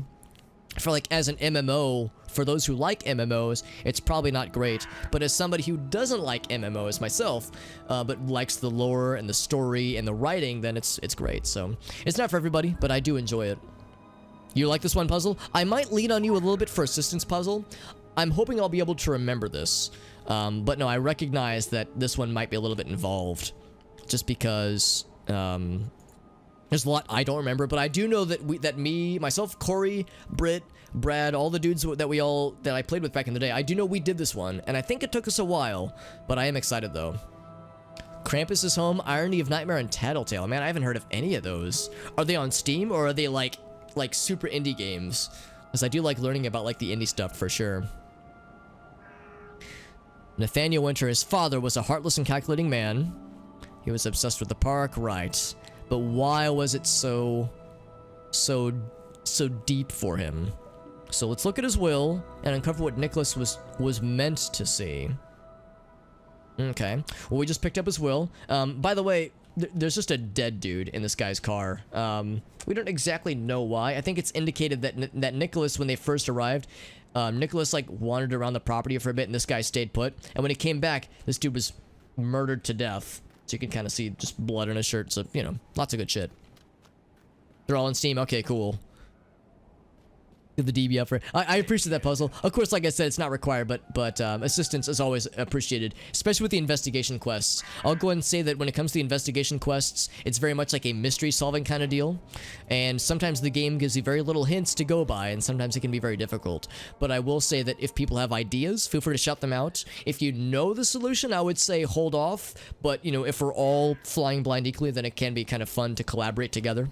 So also, I got this earlier. This is for, I don't know. Oh, okay, here we go. A power activity. I might look into that later, because I don't know if that's something that we get. A power activity. I'm kind of curious, though. I'll come back to that in a second. Let's look at the will. The will and testament, and also a monocle. An ornate monocle used in gravity. Alright, so Nathaniel, this guy's dad's last will and testament.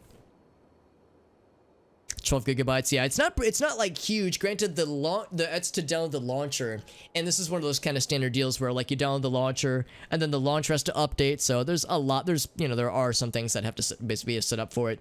But yeah, I mean, I'll go ahead and say, I mean, I love this game, and I love this game's, again, the story, the storytelling, the cutscenes I think are good, the voice acting.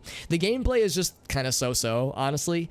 I don't really have a good way to sell the gameplay, just because it's MMO light, like not even very good MMO necessarily. Also, there's a player character here, so there's other people that play this game, not just me. But yeah, I mean, I like it a lot. I like it for what it does, and if you like the spooky shit, if you like, again, like Lovecraft and Poe stuff or Stephen King stuff, then by all means, it's very, very good. And the main story is superb. The side quests are cool. The side stories are frequently good. The lore you read through is good, but the main story is awesome. Kind of some Stalker vibes. Definitely here, you think about like the rusted chains of this fence. You think about just frick, man, there's a giant Ferris wheel in Stalker, the first game at least. So you think about like, yeah, there's the machinery that's clearly derelict and past its prime and haunted by paranormal forces, allegedly. Well, actually in this game it's pretty explicitly, but yes, definitely seen better days. It's pretty hard to ignore, for sure. What bot do I use? So yeah, I just use Stream Elements. Hold on. I can get to the exact name. Streamlabs. Oh, I'm sorry, Streamlabs, not Stream Elements. So Streamlabs chatbot is what I use. And it's a local client that I run on my computer. I have some friends that use Nightbot and a few other things, and that runs off of a server. And I think Streamlabs chatbot still uses servers, so I mean, you can't just run it fully locally. But yeah, it's the Streamlabs chatbot is what I use, and it's an app I have to open in order for it to do stuffs. Nightbot, Moobot. Yeah, I just use Streamlabs chatbot, and that's it by itself, and that works pretty well for me, I think. Be lurking knowingly. I appreciate that, Puzzle Wall. Your assistance is always appreciated, and just your general presence is always appreciated. And for that matter, that goes for everybody, man, because we have had a lot of people raid us tonight. There's a lot of people here, you know, more so than we usually do. Thanks in significant part to all those who have raided. So thank you all for being here, guys. Fewer bots with auto yeah. I mean, of course you can curtail it to your needs. Obviously, you can like, you know, have certain auto notifications set or certain events to react to certain things happening in like on stream and whatnot. And also there's sound effects. Hold up, I'll give you the pizza ball. You guys want the pizza ball? Here's the pizza ball. Boop.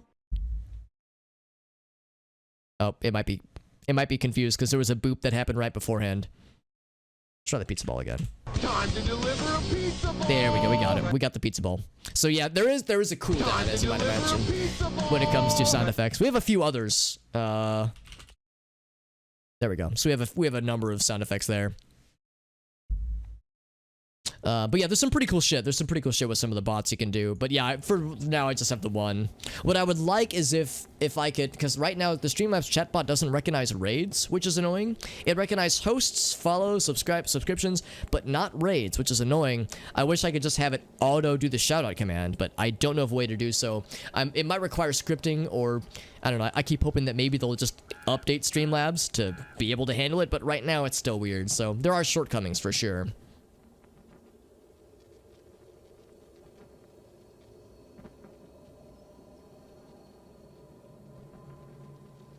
Oh, really? That's kind of cool. Toad. What was the Toad command? I can't remember what that one is. Did it not do it? Here, let me try. I can't remember what Toad is. Oh. From Mario Kart 64, of course.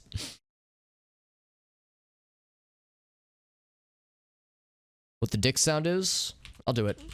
No, man, these are dicks. Corey, it's exactly the one you were thinking it is. Yeah, I couldn't remember which one it was. Yeah, Corey knows that video. He was the one to introduce it to me. That one, that's the one, dude. Yeah, Google Sheets, dude, it works so well. I love it. I lean on Google Sheets heavily for stream stuff. It's weird that it's not working for some people, but I think there's an intrinsic cooldown sometimes. It's not working for Elgaso either, though, man. I want to hear goofing and free real estate. Yeah, big mad. Let me try. It's free real estate. There we go. So sometimes, yeah, I don't know. There's something going on. I know I don't have it locked behind mod or caster privileges. It should be anybody. Should. Elgas did the boop earlier. I'm just goofing. New boot goofing. Okay, so that works too. When I do it, here, let me double check. Now I'm curious. Sound files. Yeah, group general. No restrictions. And I don't have a cooldown set, but I think there is an intrinsic cooldown that it's like a limitation of the tool. But you can set a manual cooldown too. Timmy did the pizza ball, yeah. I just use OBS Studio. That's it. I don't use it with it built in. I've heard differing things about the different versions of OBS with different plugins and whatnot. So yeah, I just do the standard OBS Studio. Yeah, I think that might be it. Is that there's definitely a limit on how many can be queued up at once. But that being said, though, I have some friends that use there's Slobs, Streamlabs OBS, and then there's Stream Elements OBS, which is called OBS Live. So I have other friends that use those and they love it. So really, it's you get pretty much the same experience regardless. So it's not that big of a difference really. But yeah, there's different tastes, or different strokes rather for different folks. Different tastes for different pastes or something. Also, a zombie friend is here. I'm kind of surprised he's not trying to fight us. Oh, yeah, that's right. He's one of the extra fancy guys. Yeah, he's one of the story dudes for a different quest. Maybe I should look at this quest, by the way. I'm just kind of fucking around. But I do enjoy chatting with people, so it is always enjoyable. Yeah, just stock OBS. Yeah, it's nice. It's nice, and being able to pick and choose what plugins you want is nice versus having it bundled together. And they're all free, exactly, so it's just playing around with one. There's also super simplified streaming things. There's a proprietary Twitch streaming service thing, which I'm sure some people like, but it's so bare bones. I don't really like it. So there's other ones out there. There's XSplit. There's a few others. So, but with XSplit, it's not free. But honestly, I don't know. I've not been very impressed with XSplit when I've looked at it previously. There are some features that are nice with XSplit, but with OBS, it's free and it does pretty much everything. Some even better. So I don't know.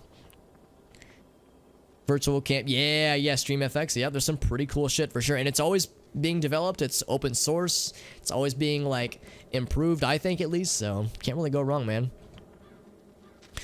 But anyway, so Nathaniel's last will and testament. So he was married to Elizabeth Rachel Knox. 3 children whose names who are still living: Madeline, Nicholas, and Caroline. Nicholas is the dude over here. 2 deceased children. So Hardin Ogilvy is the sole executor. Give my son all real and personal property including the park. Okay. Now, out of curiosity, we have a monocle. Temporary abilities acquired. Temporary abilities, it says. So our vision is like monocleified. Glimpse into the world through Nathaniel Winter's monocle. Oh, there we go. So if we look at it with the monocle, the will that is, we get to see something else. Do I have to reach affiliate to access? I don't believe so. Let me think about this. Yeah, with affiliate, of course, that gives you the sub button. That gives you the ability to, I think, to like receive bits, that kind of thing. But the stuff with bots and getting all that set up, that's just something that I just did on my own. With the Streamlabs chatbot utility. It's just a utility you can install on your computer. So I don't think there were any affiliate requirements there. There are some features in the Streamlabs chatbot app that wouldn't really be available for non-affiliates. Things like Twitch subscriber notifications, stuff like that. But yeah, just for various usage of, like, I don't know, follower notifications or the sound effect stuff that we were messing with earlier. This one. No, man, these are dicks. You know, for very, very intellectual moments like that. Yeah, that's just built into the bot, and I don't think there's any limits on who can use it and who cannot. Run as administrator. Yeah, I can't remember why I run OBS as administrator, but there was a point in time where I realized at one point that, like, I was having some kind of issue, and I looked something up online, and someone said, try running it as OBS as an administrator, and whatever issue I had has resolved itself, at that time at least, and I've been too scared to take it off administrator privileges since. And there are sometimes that can be annoying, because on Discord, for instance, if I don't run Discord as administrator, and I have OBS running as well, in administrator mode, it means that I can't have push-to-talk active, or I can't get push-to-talk to get picked up if I have OBS as the focus. So if OBS gets focus, it, like, it doesn't delete, but it disables push-to-talk functionality. However, if I have OBS and Discord running in administrative privileges, then push-to-talk gets picked up universally by Discord. So there's weirdness where OBS kind of steps on other utilities or other tools sometimes, other applications, I guess.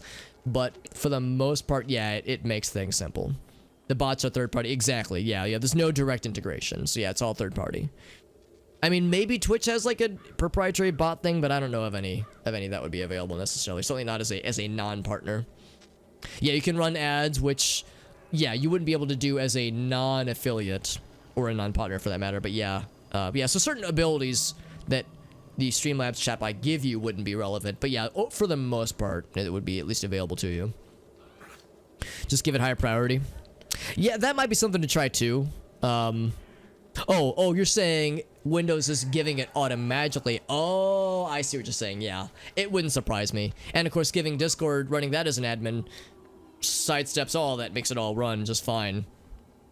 It can be annoying, sure, yeah. Because, like, yeah, you're pushing the button, it's like nothing's happening. What's going on? Oh, yeah, we got the zombie friend. Now, this guy's alright. He's a named zombie dude that you have to kill for a main quest, but he won't attack you if you don't attack him. So we have a mutual understanding, me and this gentleman. But anyway, for this quest, though, yeah, so we're looking at his last will and testament with the monocle as a way to kind of get some more intel, some stuff that was meant to be seen from his perspective, so to speak. So the ingenious design was acquired from a very rare architect at great cost. I outbid the sailors for it on a steamship to Cairo. That would probably be either the Council of Venice, which is a mercenary group that is kind of on our side, and the Phoenicians, which is a mercenary group that is very much not on our side. They're, I think, bad guys, kind of. The design was worth every penny, and I attest the mechanics work. That is why the sailors continue to hound me. They will stop at nothing to acquire the plans. For this reason, they have been divided and concealed. The plans, that is.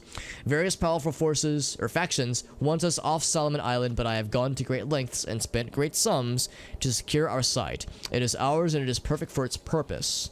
Only a small piece of Henderson's farm remains. Those who know me will understand why I didn't have the heart to tear it down. Son, if you're reading this, I can only assume you have inherited something essential from me. I dare not reduce it to a name. Well, it sounds like there's some stuff at the farm to go look at, so let's go take a look-see. Also, yeah, let's zoom out a little bit. There we go. So, Henderson's farm. There's a lot to unpack here. Also, there's... Oh, that's right. I remember the runes, like, written onto the ground. So let's go take a look at this. But I remember this. I don't know if Corey's still listening in, but Corey, you might remember this too. How there's like runes written onto the ground here that definitely aren't here when you have the monocle off. Abilities acquired. How do I take the monocle off? There we go. So if we take the monocle off, the runes disappear.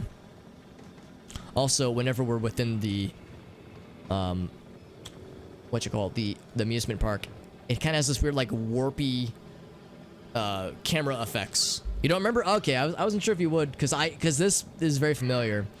What I'm gonna go ahead and do is I'm gonna mark on my map where exactly, we'll call this, like, a vertex of whatever the shape is going to be, because I think this is gonna come into play in some way.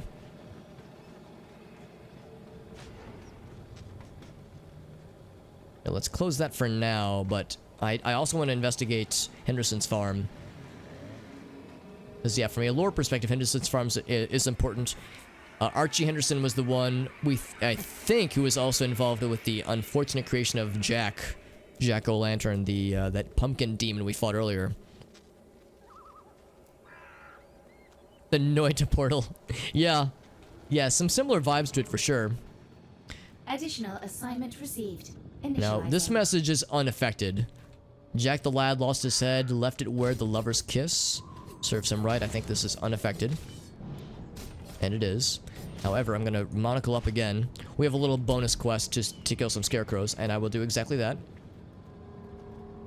Looks like there was some scarecrow lore that was meant to spawn, but we actually can't see it here, and I can't seem to interact with it.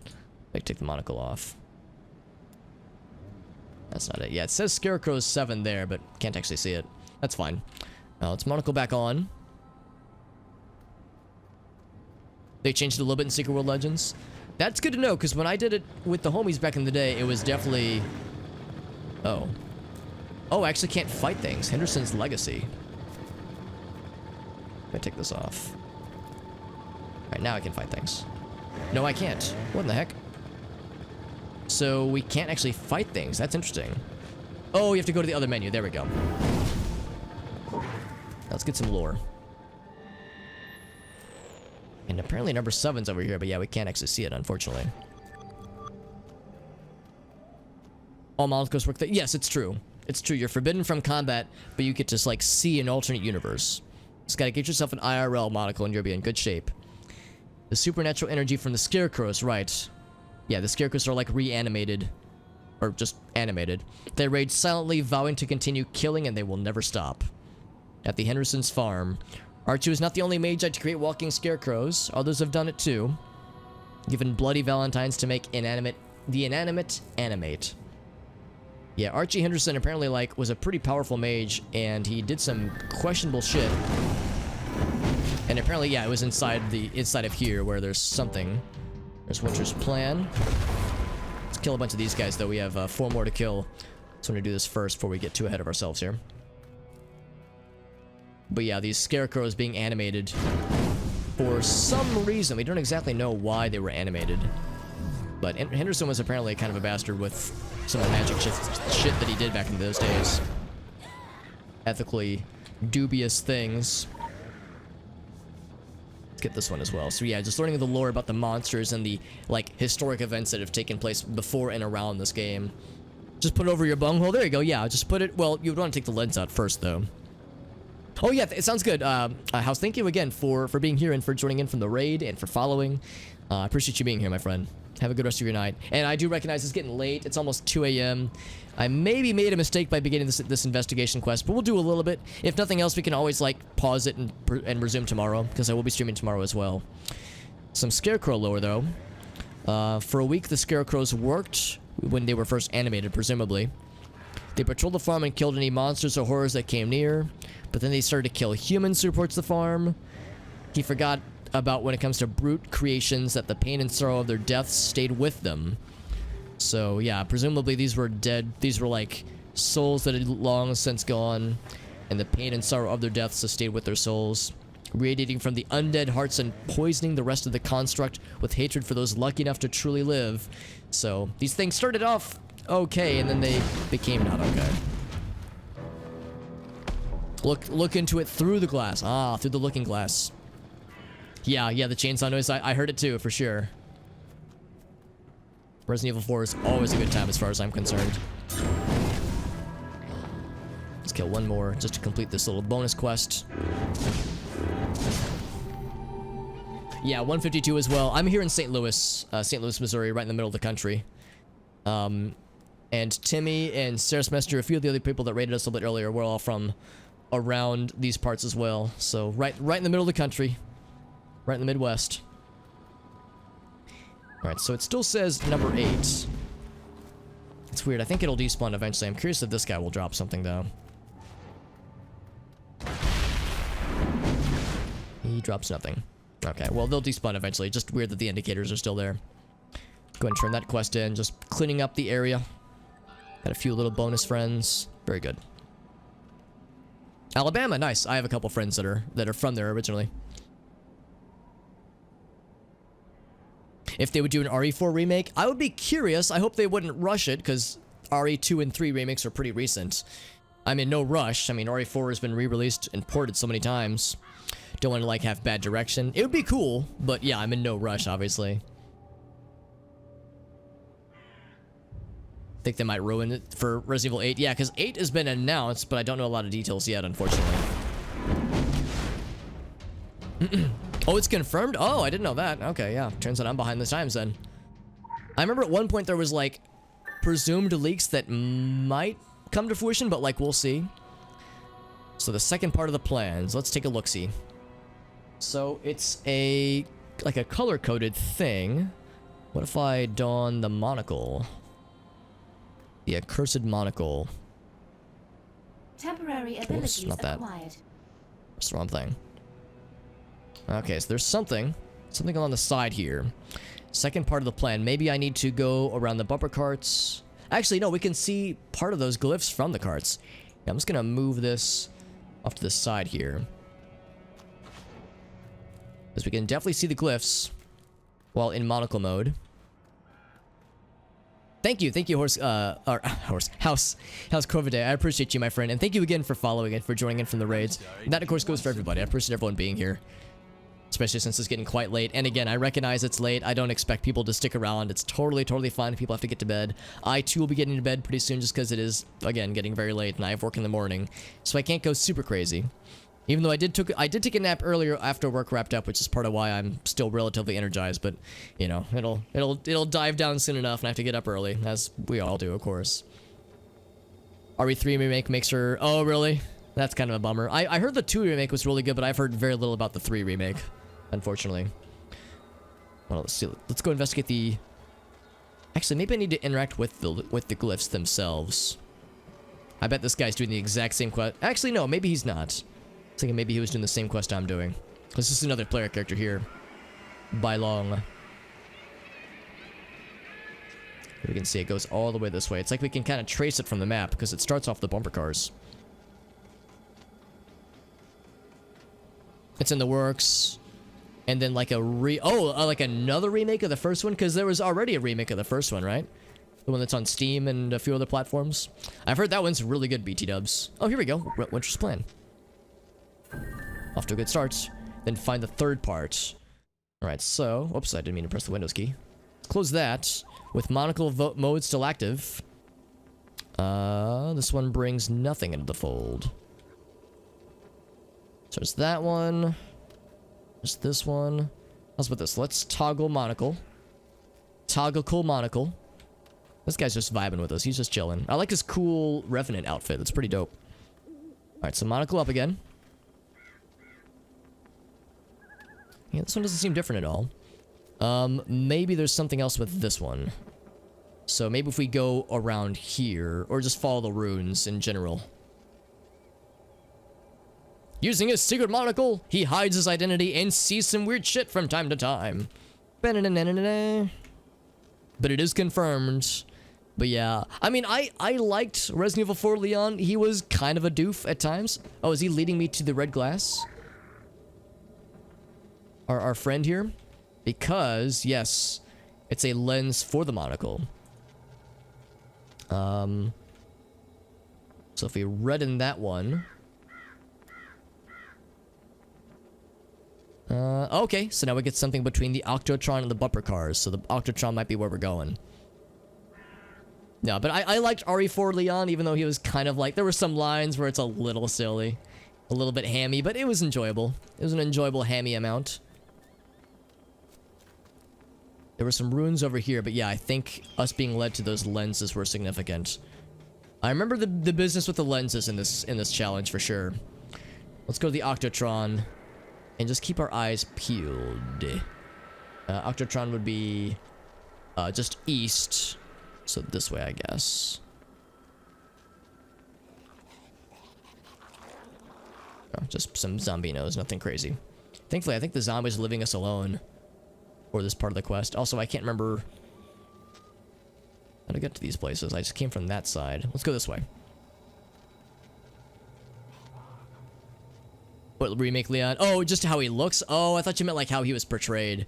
I mean, yeah, I don't know. The whole thing with like his appearance doesn't really bother me too much. I know that with RA2, it makes him look very young, like almost absurdly young.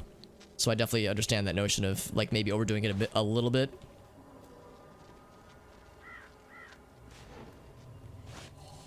Okay, so we do have this one going, right? Also, yeah, I'm getting turned around. I can't remember how to get to the Octotron. Maybe it's gonna be back this way. Here it is. Here it is. Yeah, lots of remakes. I'm just surprised the notion of them wanting to do a remake of the RE1 remake that was already done. That sounds very strange, but not bad. Just an odd thing to focus on. Also, I'm going to go out of investigation mode so I can take these things out. So this guy will stop launching fireballs at me so I can look around. Alright, let's put the monocle back on. Temporary abilities acquired.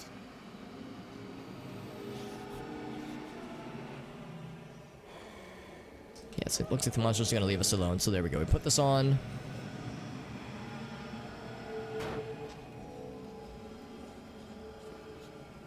Is any of this significant? I don't think it is.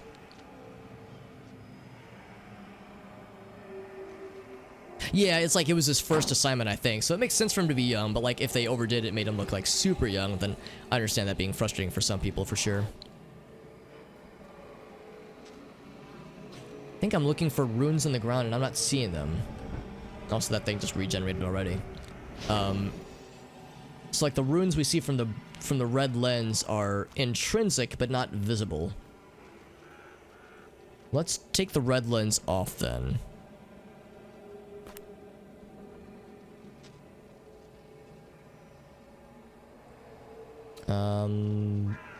Here, let's do this. Put the regular lens on.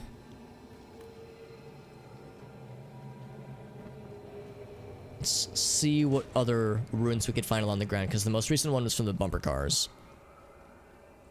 The Nemesis was cool. It looked cool for sure.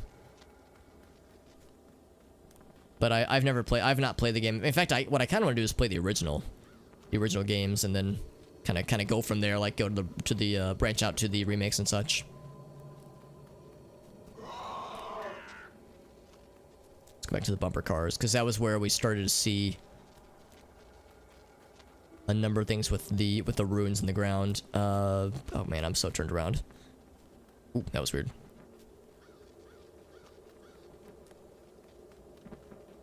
There's another vertex here. I'm gonna go ahead and mark this on the map. I don't know if it's gonna come in handy or if it's gonna be important, but I have a sneaking suspicion it might be. So a vertex right here. It's like creating a shape. So there's one here and one here.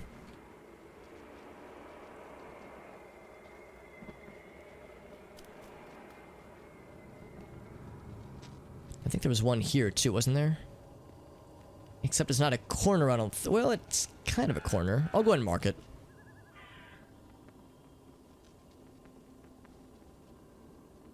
I might be overdoing it, though. Stomp it, Leon. Oh, yeah. Yeah.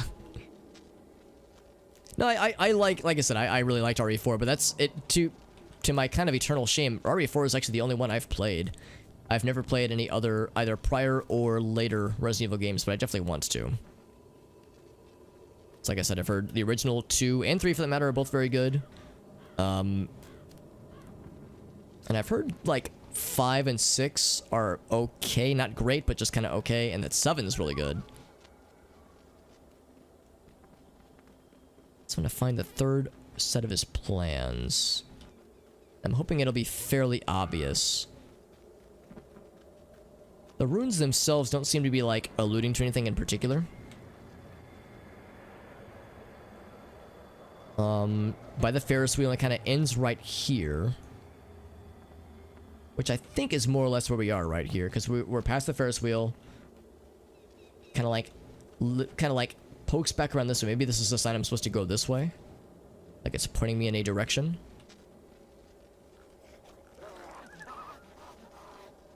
So the plans should be an object we could find on the ground. But then we also found the red lens, which is significant.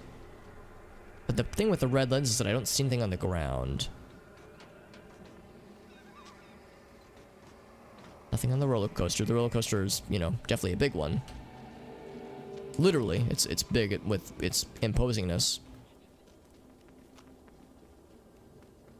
Lover's leg. Let's put the red one on again. Hoping there's something else maybe we could find. Not a big fan of 7 though? I don't know, I heard 7 was good. I heard 7 was like really good in VR. Also, the red lens doesn't stay lit, I don't think. Let's look at this at the third plans again.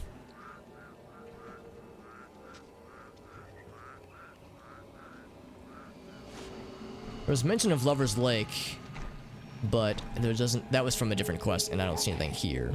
Obvious, at least. It definitely calls out the Octotron. Maybe there was something else there I just didn't notice. And I'm so glad that the monsters aren't trying to fight us now. There's some boogeyman lore. Now, I don't know if that's part of the quest. That's a little bit surprising, actually, for him to just pop up there suddenly.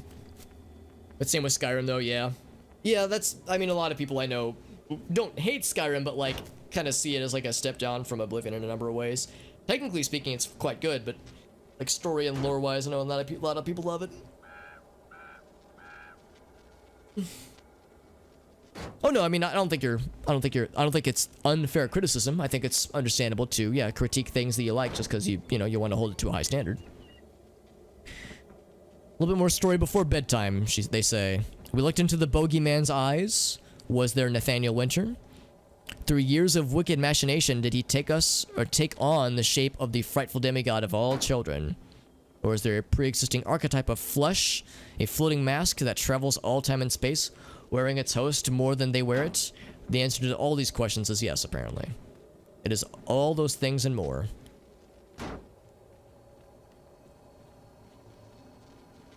Let's go back to the Octotron. There's clearly something there that we probably need to interact with. Or just something that we didn't see that I need to find. But the lack of glyphs on the ground is surprising, because I was thinking it would function the same way.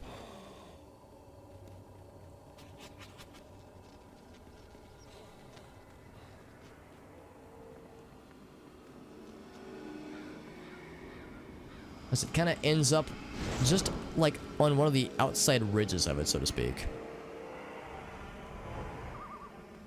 So it's like maybe there's something in the periphery of the Octotron. Well, this thing lobs fireballs at us, which is very annoying. Very rude if you ask me. TBH. Nothing in the garbage. Nothing on the kind of like the outsides.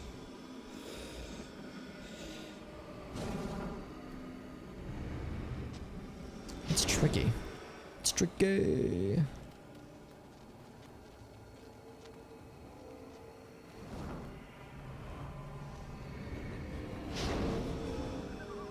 Oh, I thought I saw that light up and I got excited, right, just from the fireballs. This guy's spewing towards us. Everything else is ignoring us, though. It's just this guy that's being a dick. And I can shut him down temporarily by blowing his shit up. Actually, no, I can't because I'm... There we go. So I can do that to piss him off for a bit, but it'll only just... It'll calm him down for, like, only the slightest amount of time. Temporary abilities acquired. Alright, so we got the red monocle. There's like a red glow, but then it kind of goes away after a bit, which is a little bit strange. Out of curiosity, what if I look at the first stuff? This one's still the same. This one's still the same, or still unchanged, rather. So this is the only one that's different. I think there's another lens we can find, too. I think there's like a blue lens we can also find, if memory serves correct. But we know that this one's been changed up slightly from the original version of the game. Third part of the plans.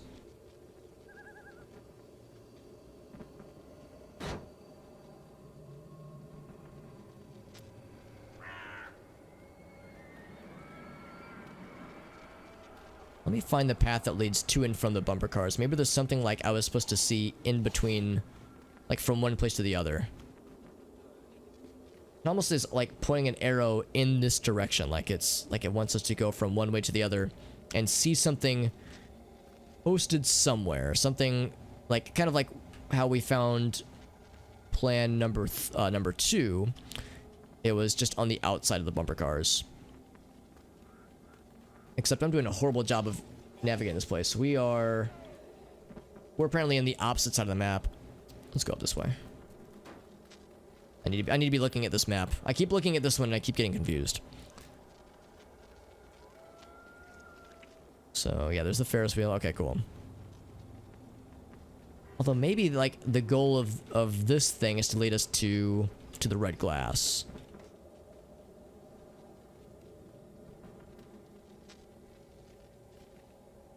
So if we follow this path up here, actually, yeah, if we go up this way, maybe I was going the wrong direction. So it's like kind of follow. Oh, now I can see the runes. Oh, okay. That's a little bit more encouraging. So there's some up here leading into the bumper cars, not surprising. Surprised I didn't see them from the other side, but yeah, maybe I just didn't go far enough. Aha, here it is. Plan numero tres. And of course, looking through this right now does nothing, but probably another lens. Oh, that wasn't the Octatron. This is the Octatron. I'm an idiot. Why did I think that was the Octatron? That was dumb of me.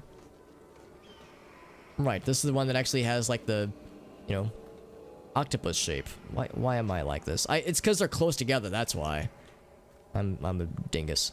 All right, so there's something else we need to find somewhere around here that should enable us to be able to see more things. I'll go ahead and mark this right here. I don't know if I'm looking too much into this, but I'll mark this as a red vertice or vertex.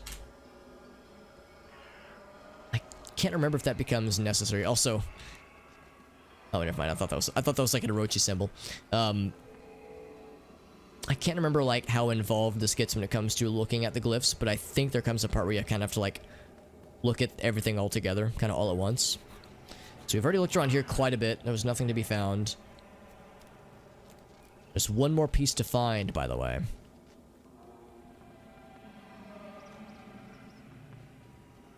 I think there's another lens we have to find somewhere. Oh, is that this over here? There's the blue glass. Perfect. There might even be a third glass, maybe. Actually, unlikely. So we can't wear both simultaneously. So go to the start from the Octatron. Same kind of thing. Thank you, zombies, for not fighting me. Also, Living Flame for not fighting them either. If it hits you in the theme park, don't forget to tip your waitress. Let's follow this all the way down.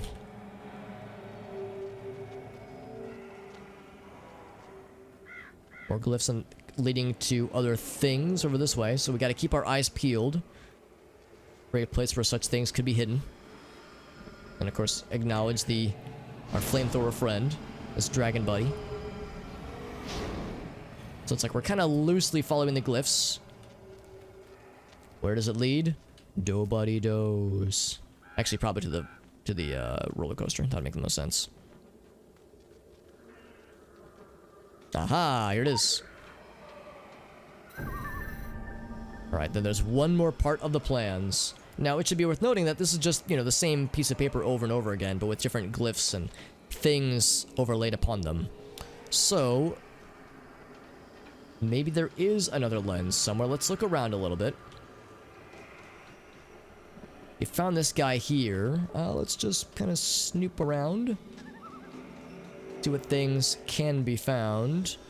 But I don't remember there being more than 2 lenses. I think it just kind of ends here, doesn't it?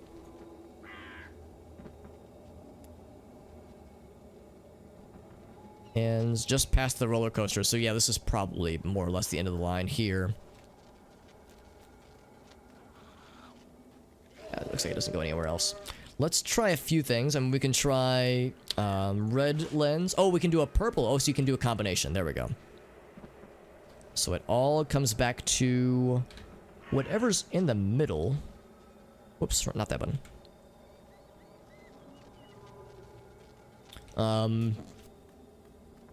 What would be the item in the middle? It's not named. It's something. And apparently you'll be able to see the runes fairly well. Hopefully. It's the park has been described as an engine. An engine of like occult energy. So if these plans are like schematics for how the engine's power lines are organized, so to speak. I don't know of a good way to put it. Should be like right around here, right? But yeah, we don't see anything in the ground. Be right around here, in between. Actually, well, let's see. Let's look at the actual map up this way. So it should be. So if this right here is the Octotron, so we need to go. We need to go a little bit south. Yeah, I keep not looking at the right parts of the map, or looking at the wrong maps rather. Let's cut through here. Oh, it's the farm. Oh, okay. Here we go. So there's a circuit diagram we have to complete. And then we have to overload the circuit. Oh, this is gonna get, overload the circuit. Well, if this is this, like, the power source, so we can use the various inductors and resistors. Oh, just one of each. Okay, inductor, resistor. So if we want to overload it, then we want to turn off the resistor, right?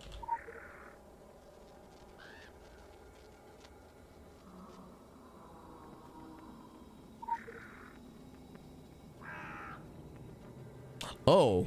Oh, I see. So this is the...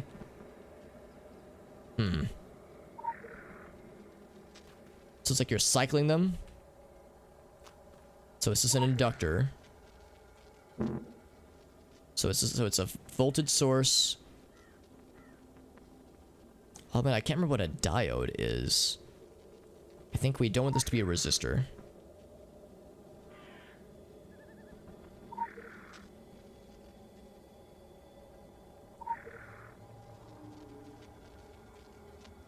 We can't turn that one any further, it seems. In fact, I can't even interact with that one anymore. Oh, wait. Yeah, I think the idea is that we have, like, these different components. So there's something else that I'm not missing, that I'm not seeing here. It's an anima capacitor designed to accumulate monstrous amounts of occult energy.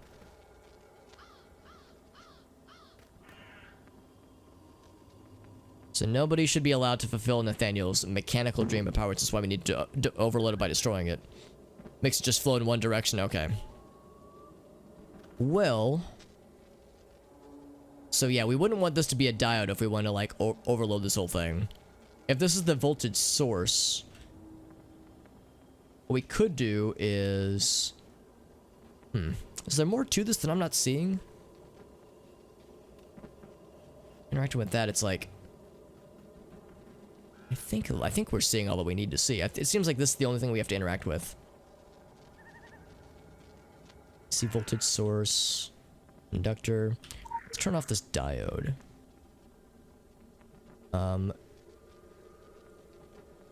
Maybe I'm not understanding this. It's for a second there it seemed like I was like making this from a resistor into something else, But it's like, depending on where I'm looking. Oh, maybe it's like each thing has multiple pieces.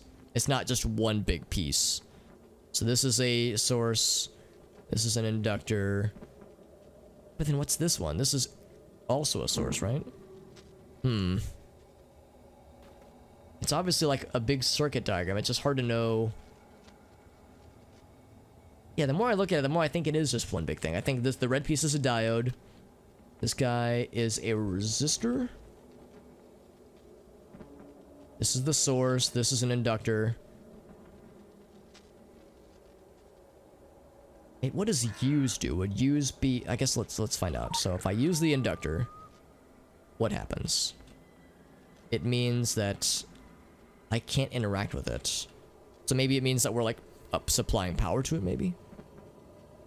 So we'll do that. We'll do the voltage source as well. Oh, maybe you have to do it in a certain order. Yeah, that's probably it.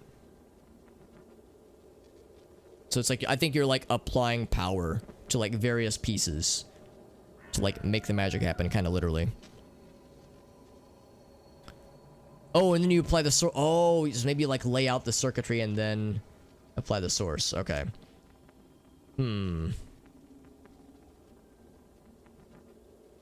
Like maybe that makes sense. I don't know.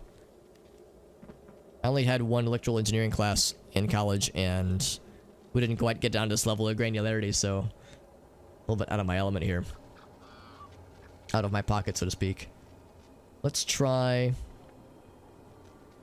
It's like you have to interact with all pieces, I think. It's not like I could just not deal with the resistor. So presumably it's all coming from this guy. From the middle guy.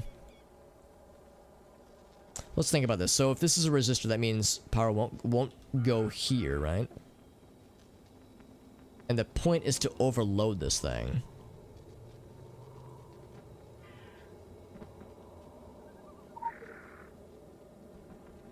So if I do the AC conductor first,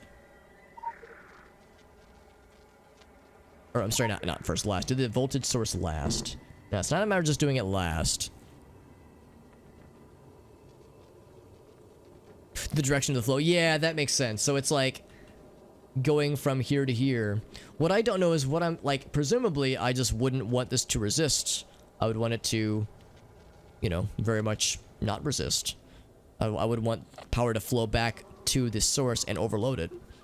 So like that part makes sense. I would say AC voltage source. I would say inductor. And I would say diode. But then I don't know. What could I say? AC? I can't say AC source again. Alternating current source. Maybe there's something I have to do around. That'd be the roller coaster, right? Roller coaster and or sideshow alley. Like what else would I need to do here? And this guy's still just vibing with us, yeah. I wonder if this person is in the middle of this quest. Although if he's fighting things, he probably doesn't. Yeah, so it reset. Also, we only have the will and testament now. We don't even get the plans anymore. We still have the monocles. Out of curiosity, what if I take off the monocles? Q. There we go. So if we take off the monocle, it goes away, but you can still interact with things. Put it back on. Temporary abilities acquired. So red, nothing shows up, and then of course with blue, both things up, pop up. I think we almost did it right. Maybe I need to go in the opposite order. So we'll say diode, inductor, AC voltage. But then the resistor. Yeah, that's... I don't know what to do with this resistor here. If it's a matter of doing things in the right order. I feel like I'll feel bad if I just luck my way into it. Maybe... if we start with the diode... maybe there's like a hierarchy here, or like an order of operations so that we can kind of get in front of. Maybe the diode could like... overload the resistor. Oh, maybe it's like whatever you select first gets the most power. Maybe that's what it'll be. And the source. And that wasn't it.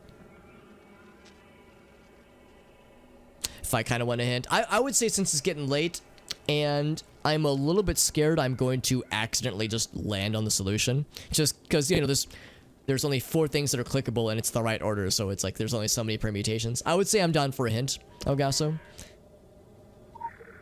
Because I'm worried if I just keep trying random things, I'll just, you know, rando into the solution, then I'll feel bad. Maybe the resistor should be last.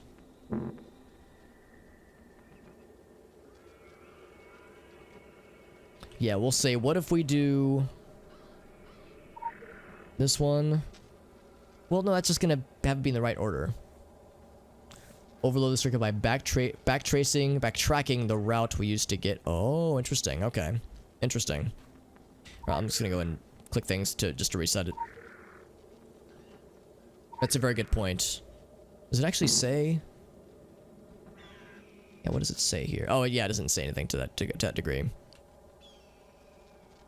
Backtracking the route we used to get here. So let's see. So we started with the bumper carts, which were this guy. Well, this is just gonna... oh, let's go in the opposite direction. So AC voltage source. And then it would have been, yeah, then it would have been blue and then red and then... okay, so just the opposite.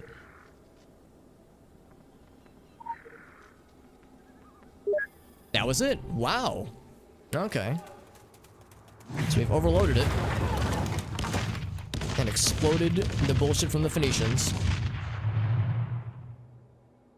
So from a lore perspective, we've disabled this engine. Okay, thank you for looking that up, Elgaso. Yeah, I'm a little bit worried that we would have just stumbled upon it and I would have been like, what? Why was that significant? So yeah, so I guess, yeah, we were... I was reading too much into the whole circuitness. I was like getting lost in the sauce on why on the circuit boardness, like, you know, how to overload something. Thank you, Agos, for looking that up. That was the exact key that we needed. And of course, this place is still evil. It's still horrible. Like, you know, in the overworld sense, this is unchanged. But like for our local lore version of this, we were able to like disable the evil shit. So it's like we've neutralized it. But again, it's, you know, the zombies are still here. It's not like it's gonna change anything in the overworld. But the lore was interesting. Thank you, Puzzle, and thank you again to Elgaso. That was very helpful. Yeah, that one was tricky, and it was significantly different. I remember that one took us hours when me and the boys did it back in the day. Myself and Corey and Britt and all those dudes. It took us a long time because there were other things you had to do, other messages you had to read on the sides of walls, on the barn with the different lenses. It was a lot more involved. This one was very simplified, and I appreciate that because I'd like to think I would have been able to piece it together, but doing it for the first time would have been maddening, in the original version at least. So he wanted to harvest the occult energy and fuse it into himself, which is interesting. Usually that kind of power would require years or multiple lifetimes of secluded study, but, and a little thing called talent, yeah. He tried to bypass it with cash and lots of it. Yeah, I guess this area drew him to it, and somebody with that much power and prestige, they could do it. Pay to win, but at some point you cut your losses. Occult powers are like strings in the present, you either wield them or you don't. The capacitor plans are nice to have. Amusement park is gouche and expendable. Never a bad time to kill Phoenicians, she says. Well, those dudes did explode pretty readily. And we got high top sneakers black. Hell yeah. We keep getting, like, you know, very mundane cosmetic things for all of our hard work. Alright guys, it is 2:30 a.m. I went a good solid hour later than I meant to, but I started a good solid hour later, so I guess it all comes back around. Any cool titles I have, by the way? Lava Game Champion is by far the best title we have, and probably the best one in the game, so there's still that. Let's find ourselves a raid target. I can tell you that next time we do this, we will continue with more Blue Mountain shenanigans. In fact, what I think I'm going to go ahead and do is warp over there and put ourselves right in front of... Actually, I'll go and enter the Blue Mountain. That way we'll be able to jump right into it next time, because there's more wards to activate and more cool shit to be done. But thank you all who joined in. Thank you big time from Timmy, as well as Sarah's Messenger, and Nightmare Protocol for those very generous raids, and a Hydrate, and a Boop. Thank you, Wheat Power. Find ourselves a raid target and keep the party going for anybody who wants to stick around a little bit longer. But indeed, that is it for the night, my friends. But I'll be back tomorrow. Be back tomorrow with more video game fun times. Streamy times, specifically.